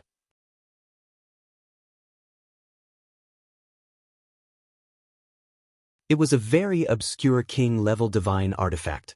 Although the bronze bell was a king-level middle-grade divine artifact, its effect did not have any killing power.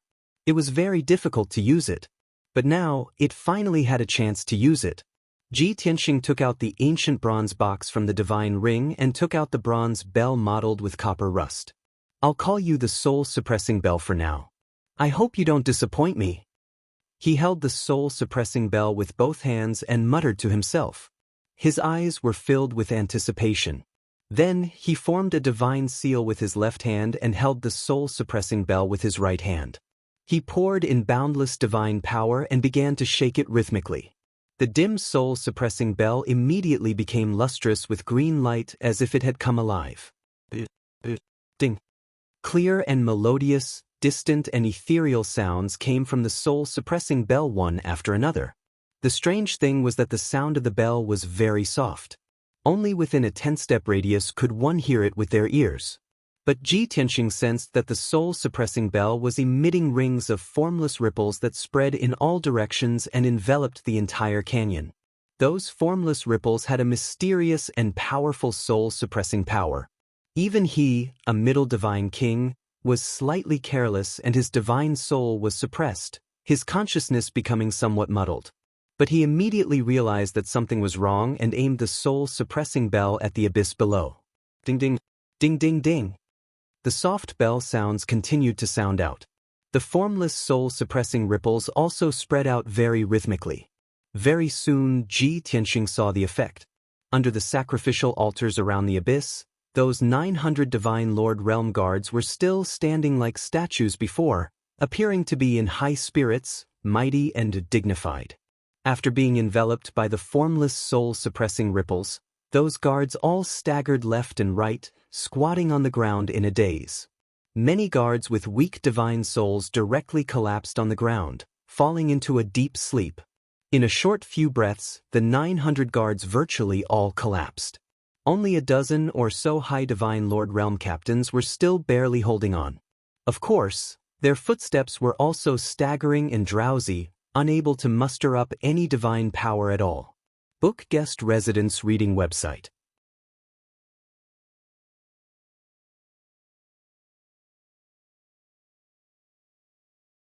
Chapter 3558. What's going on? What happened? Why did everyone fall asleep? This wouldn't happen for no reason. There must be a problem. The guards around the abyss had all fallen into a deep sleep and were unconscious. A few of the guard captains could still stay awake. They were barely hanging on as they discussed in a panic. However, they didn't know what had happened, nor did they know how to solve the problem.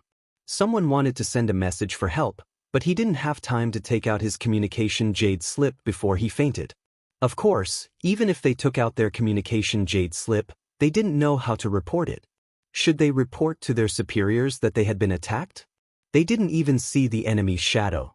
Moreover, the attack had happened without warning. Just like that, a few of the guard captains held on for a while before they closed their eyes and fell to the ground. In an instant, the abyss became silent. All the guards had fallen into a deep sleep and were lying on the ground. It was a strange scene. Ji Tianxing didn't dare to waste any time. He quickly put away the requiem bell and flew near the ceiling array. He began to observe the array and find a way to break it.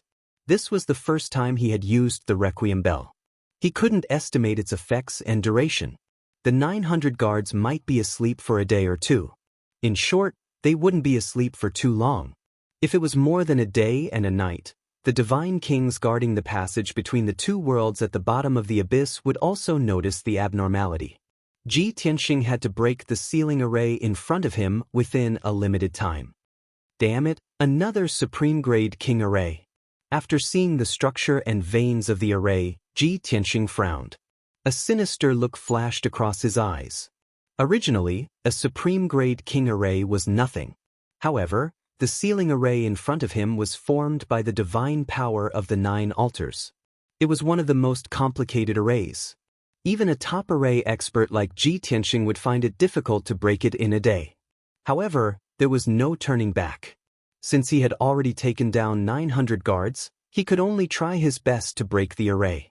Time passed silently. Ji Tianxing stared at the ceiling array with all his attention. His eyes shone with a golden light. He could see the hundreds of millions of veins of the array clearly. His mind was also working at a terrifying speed. He tried his best to analyze the array's veins and deduce a way to break it. 2 hours, 4 hours, 6 hours. Before he knew it, 12 hours had passed. It was already dusk. The sun was on its way. Night was on its way. It was very dark in the canyon. The 900 guards were still lying under the altar, still in a comatose state. However, Ji Tianxing think the requiem bell's effect. Around midnight, the guards would gradually wake up. Fortunately, no one entered the canyon during the day. Just based on this point alone, the heavens were already looking out for him. Otherwise, if any random passerby saw that all of the guards had fainted, they would surely spread the news. Why is it so complicated?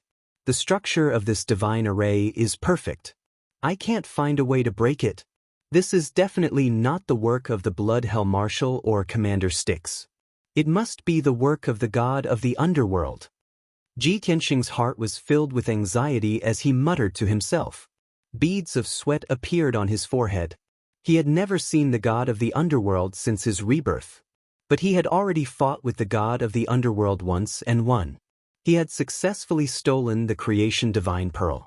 This was the second time. He wasn't confident yet. Very quickly, another 4 hours passed. It was late at night. Deep into the night, thick gray clouds shrouded the Grand Canyon. The canyon was as dark as ink. Only the 9 altars flickered with a faint 5-colored divine light. Ji Tianxing was still focused on observing the ceiling array. He kept changing his position to find a way to break the array. Unfortunately, he still couldn't find a way to break it. He had failed several times. The only thing that comforted him was that he finally found a weak point in the divine array. It was at the northwest edge of the abyss. He relaxed a little. He raised his sleeve to wipe the sweat on his pale cheeks. He turned his head to look at the situation around the abyss. He saw that the guards under the 9 altars were showing signs of waking up. More than a dozen guard captains were unconsciously twisting and stretching their bodies. Some of them were even groaning in pain. Based on this situation, they would wake up in at most an hour. Ji Tianxing became even more anxious. No, there's not enough time. Not to mention that he hadn't perfected the method to break the array. Even if it was, it would be too late to use it. He would need at least 6 to 8 hours to break the array. By then, the guards would have woken up. Before he could break the divine array, the 900 guards would attack him and tear him to pieces. There was less than an hour left. What should he do? Was he going to waste all his efforts? Ji Tianxing frowned and weighed his options anxiously. At this critical moment, he became calmer and more decisive. After a few breaths, he made a risky decision. It's too late to break the divine array. In this situation, I can only aim at the weak point of the divine array and break it with brute force. With my current strength, if I use all my trump cards and go all out, there might be some hope. This is the only way. After making up his mind, he started to act. Swoosh! He flew across the dark night sky and came to the northwest edge of the abyss. He stared at the weak point of the five-colored light shield. He took out the Burial of Heaven and used the celestial dragon tyrant body. Swoosh! As the dazzling golden light flashed, he turned into a giant god in golden armor. His body was covered with dragon scales and there was a dragon horn on his forehead. He looked exactly like a dragon. After the transformation, his combat strength increased by 7 times. His body surged with a violent aura that could destroy the world. He held the Burial of Heaven with both hands and injected endless divine power into it. He let the Burial of Heaven cooperate with him to erupt with the fiercest and most violent power. But this was not enough. He borrowed the power of the 5 elements world and used his trump card, the Sword of Annihilation. Open for me. When all the power was accumulated to the peak, Ji Tianxing gritted his teeth and roared. He held the Burial of Heaven with both hands and stabbed at the sealing divine array under his feet. Kaboom! The next moment, the dazzling golden sword, which was thousands of feet long, stabbed the 5-colored light shield with an invincible and world-destroying momentum. When the giant sword collided with the light shield, there was a deafening explosion that reverberated in the canyon. In fact, the loud noise was so shocking that it shook the entire canyon. Violent shockwaves of divine power spread out in all directions along with countless fragments of divine light. Instantly, the sleeping guards were also scattered by the shockwaves, and many of them were killed or injured.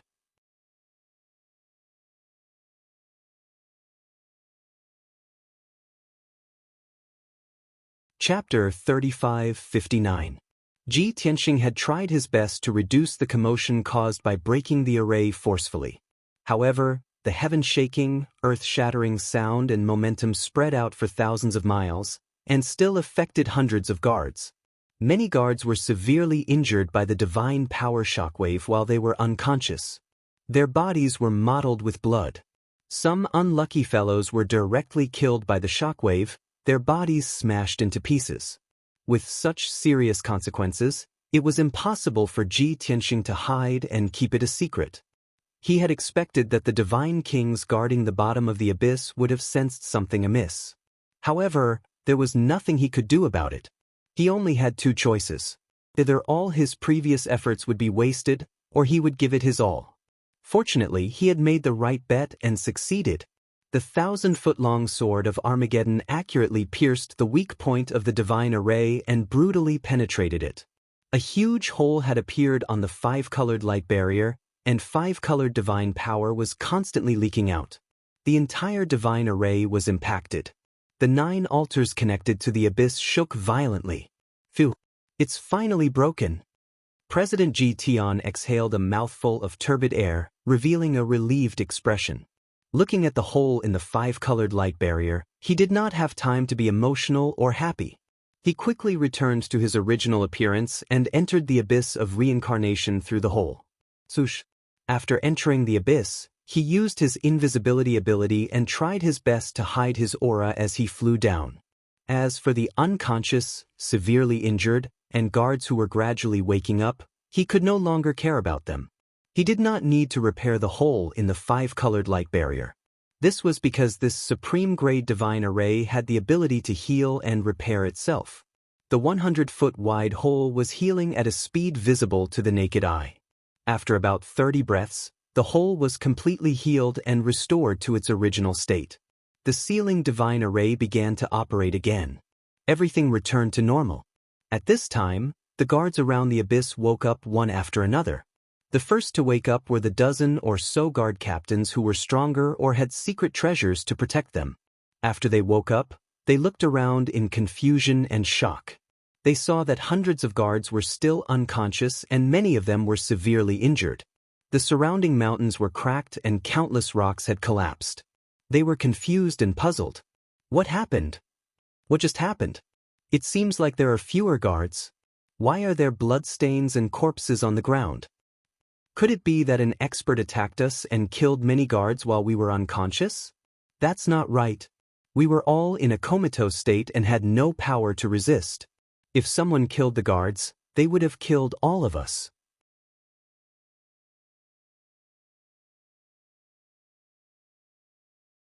But from the looks of it, it's clear that a huge battle has taken place here. Even the mountains have collapsed. Who can tell me what's going on? Stop guessing. Quickly send a message to the Immortal General.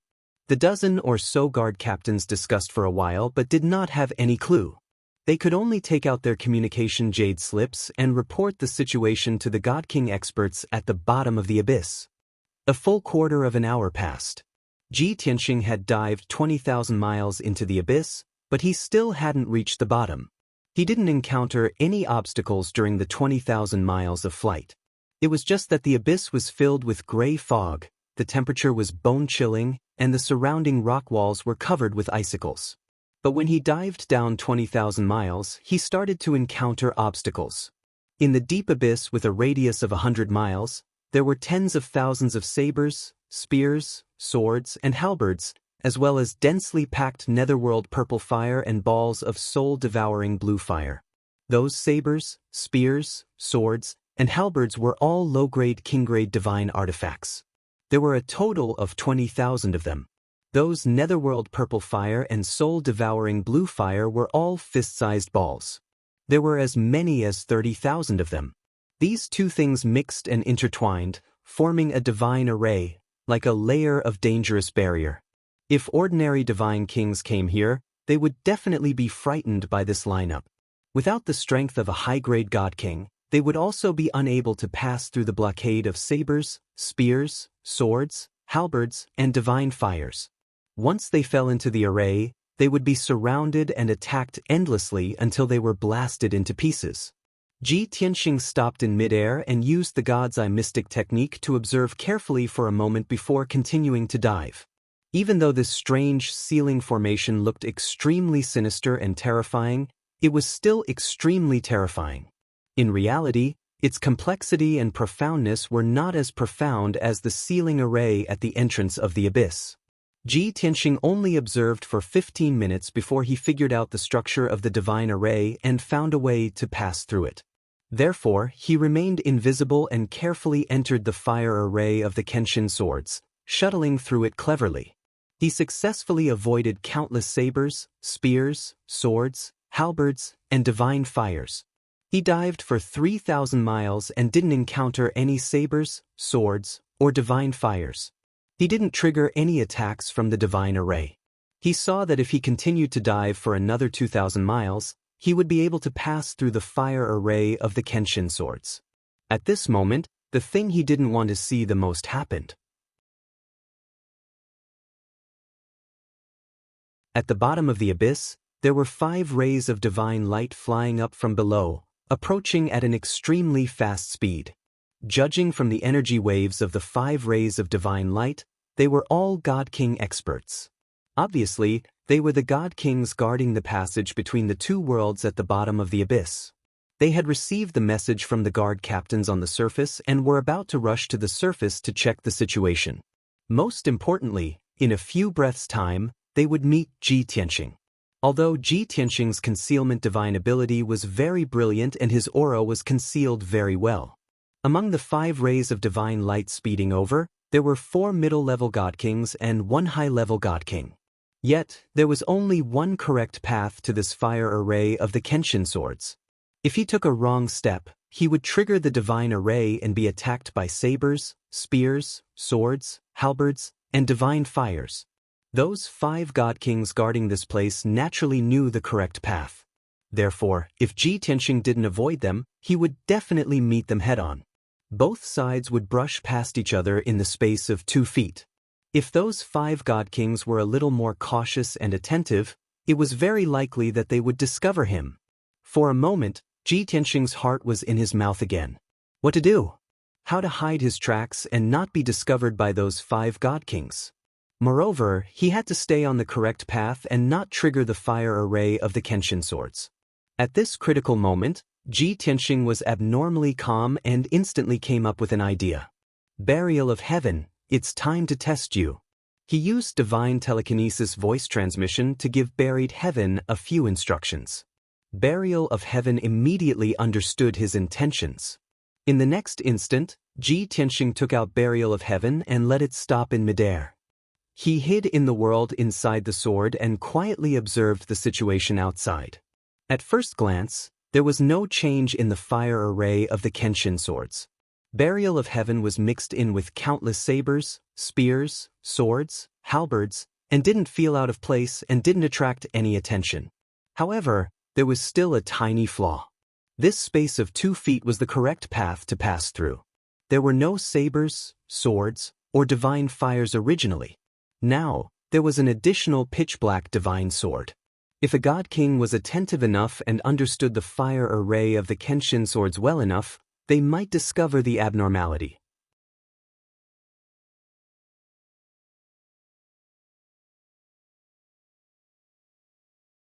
Chapter 3560. Even though this method had a flaw, the chances of being discovered were not high. Those 5 godly kings anxiously went to the surface to check the situation, looking like they were on fire. They might not notice that a black divine sword appeared in the blade Kenshin fire array. In comparison, Ji Tianxing stayed where he was, brushing past the 5 godly kings. The risk of being exposed was greater. Therefore, Ji Tianxing could only take a gamble. It took a long time to describe, but actually, this also happened in the blink of an eye. 2 breaths later, those 5 godly kings entered the blade Kenshin fire array and started traversing the correct path. They seemed to enter and exit frequently and were very familiar with the path. Their speed was very fast. Of course, the 5 godly kings entered in a single file. No one walked side by side. Swoosh, swoosh, swoosh, only to see 5 beams of divine light flicker continuously. Those 5 godly kings approached rapidly. In a short 6 breaths, they traversed 2,000 miles and arrived in front of the sword of Burial of Heaven. At this time, Ji Tianxing's heart also leaped to his throat. The critical moment had arrived. Whether or not he could hide from these 5 godly kings, success or failure depended on this one move. Swoosh. The first godly king in the lead arrived in front of the sword of Burial of Heaven. This person was a middle-aged divine race member with grizzled temples. He wore the star ink cloud divine armor. His face was resolute and cold, and his entire body was suffused with cold killing intent. Furthermore, this person was also the strongest among the 5 godly kings, reaching the 8th level godly king realm. His expression was dark, and his eyes revealed a look of anxiety and anger. He was currently thinking about something in his mind. Towards the sword of Burial of Heaven beside him, he did not even have the interest to take a second look. He brushed past the sword of Burial of Heaven. Immediately after, the second godly king also arrived in front of the sword of Burial of Heaven. This was a guy whose looks and strength were more average.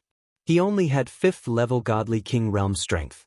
He followed the leader expressionlessly, looking like he was not worried about anything and was only loyal to orders. Without a doubt, he also did not notice the sword of Burial of Heaven and brushed past it. Next, the 3rd and 4th godly kings also passed through in succession. They were also ordinary mid-level divine kings. They were only in a hurry to rush to the surface through the blade Kenshin fire formation to check out the situation. As for the sword of Burial of Heaven, they ignored it just like the other 2. At this time, Ji Tianxing's hanging heart had already settled back into his stomach. However, he did not expect that the 5th divine king would stop when he passed by the sword of the Burial of Heaven. This was a god king with a thin figure, and even a bit of a protruding mouth and monkey-like cheeks. His eyes were bright as he looked around. There was a strong sense of craftiness in his eyes. After stopping, he turned his head to look at the sword of Burial of Heaven that was close at hand and frowned in confusion. He vaguely felt that something was wrong, but he couldn't figure out what was wrong, so he frowned and pondered.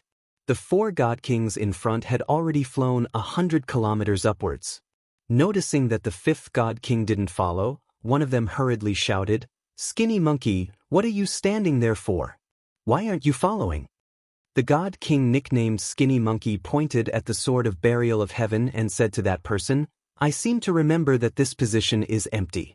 It hasn't changed for several decades. Why is there a black sword suddenly?" That god king sneered disapprovingly and said, "Shut up. Isn't it just a sudden incident at the entrance that disturbed your cultivation? No matter how unwilling you are, you still have to follow orders. Don't find excuses. Hurry up and carry out the mission. Can't you see that Divine General Tianzhan is in a bad mood?" After saying that god king even pointed at the leading god king.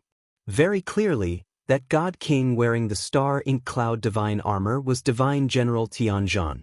Skinny Monkey pursed his lips and said in annoyance, "I have always been obedient and follow orders. How can I not carry out the mission? I'm serious. Don't you remember the situation on this path?"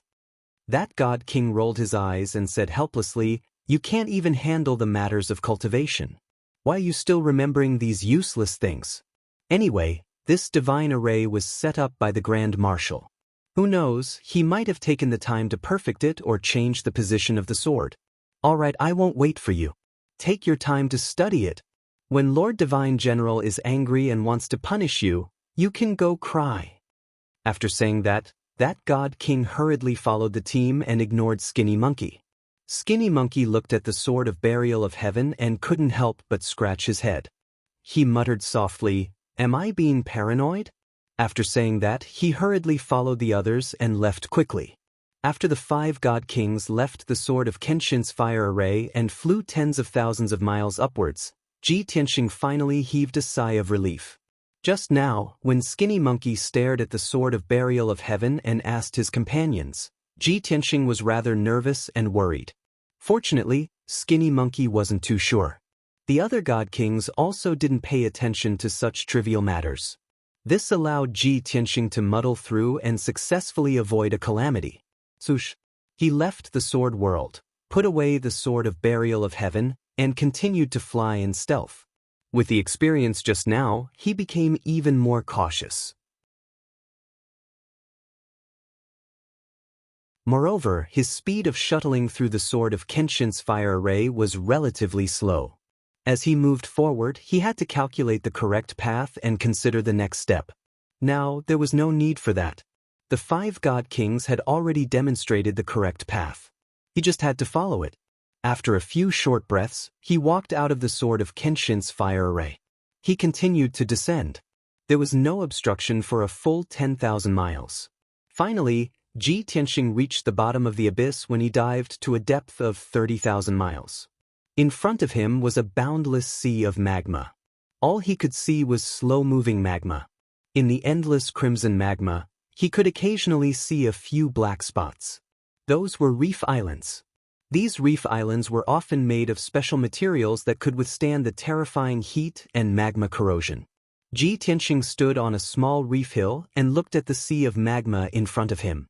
He muttered in his heart, 8,000 years have passed, but this place hasn't changed at all. Of course, he remembered that this sea of magma was hundreds of thousands of miles wide and contained countless metals and mineral resources. In the middle of the sea of magma, there was a reef island with a radius of 10,000 miles. The entrance of the passage between the two worlds was on that reef island. There was no need to guess. There must be a large number of troops stationed on that reef island. There were also top powerhouses guarding it. Just now, the 5 god kings went to the surface to investigate the situation. Now, there should be much fewer guards on that island. I have to hurry and enter the passage between the two worlds before they rush back. With that in mind, Ji Tianxing maintained his stealth state and silently flew into the sky, heading straight ahead. Originally, there were a small number of powerful divine beasts and a large number of fire spirits in the sea of magma. Back then, when Ji Tianxing came here, he killed 2 divine beasts and refined hundreds of fire spirits. But now, the sea of magma was very calm. There were no signs of divine beasts or fire spirits, and he couldn't detect their auras either. However, in the depths of the sea of magma, there were many divine lord powerhouses mining and excavating mineral veins. Ji Tianxing thought that after the god of the underworld took control of this place, he must have sent powerhouses to eliminate the divine beasts and fire spirits in order to seize the resources in the sea of magma. Wonderful book house, you're tuning in to the Wang Lin's Journey YouTube channel. Don't forget to subscribe and join us on this journey to catch the most captivating stories.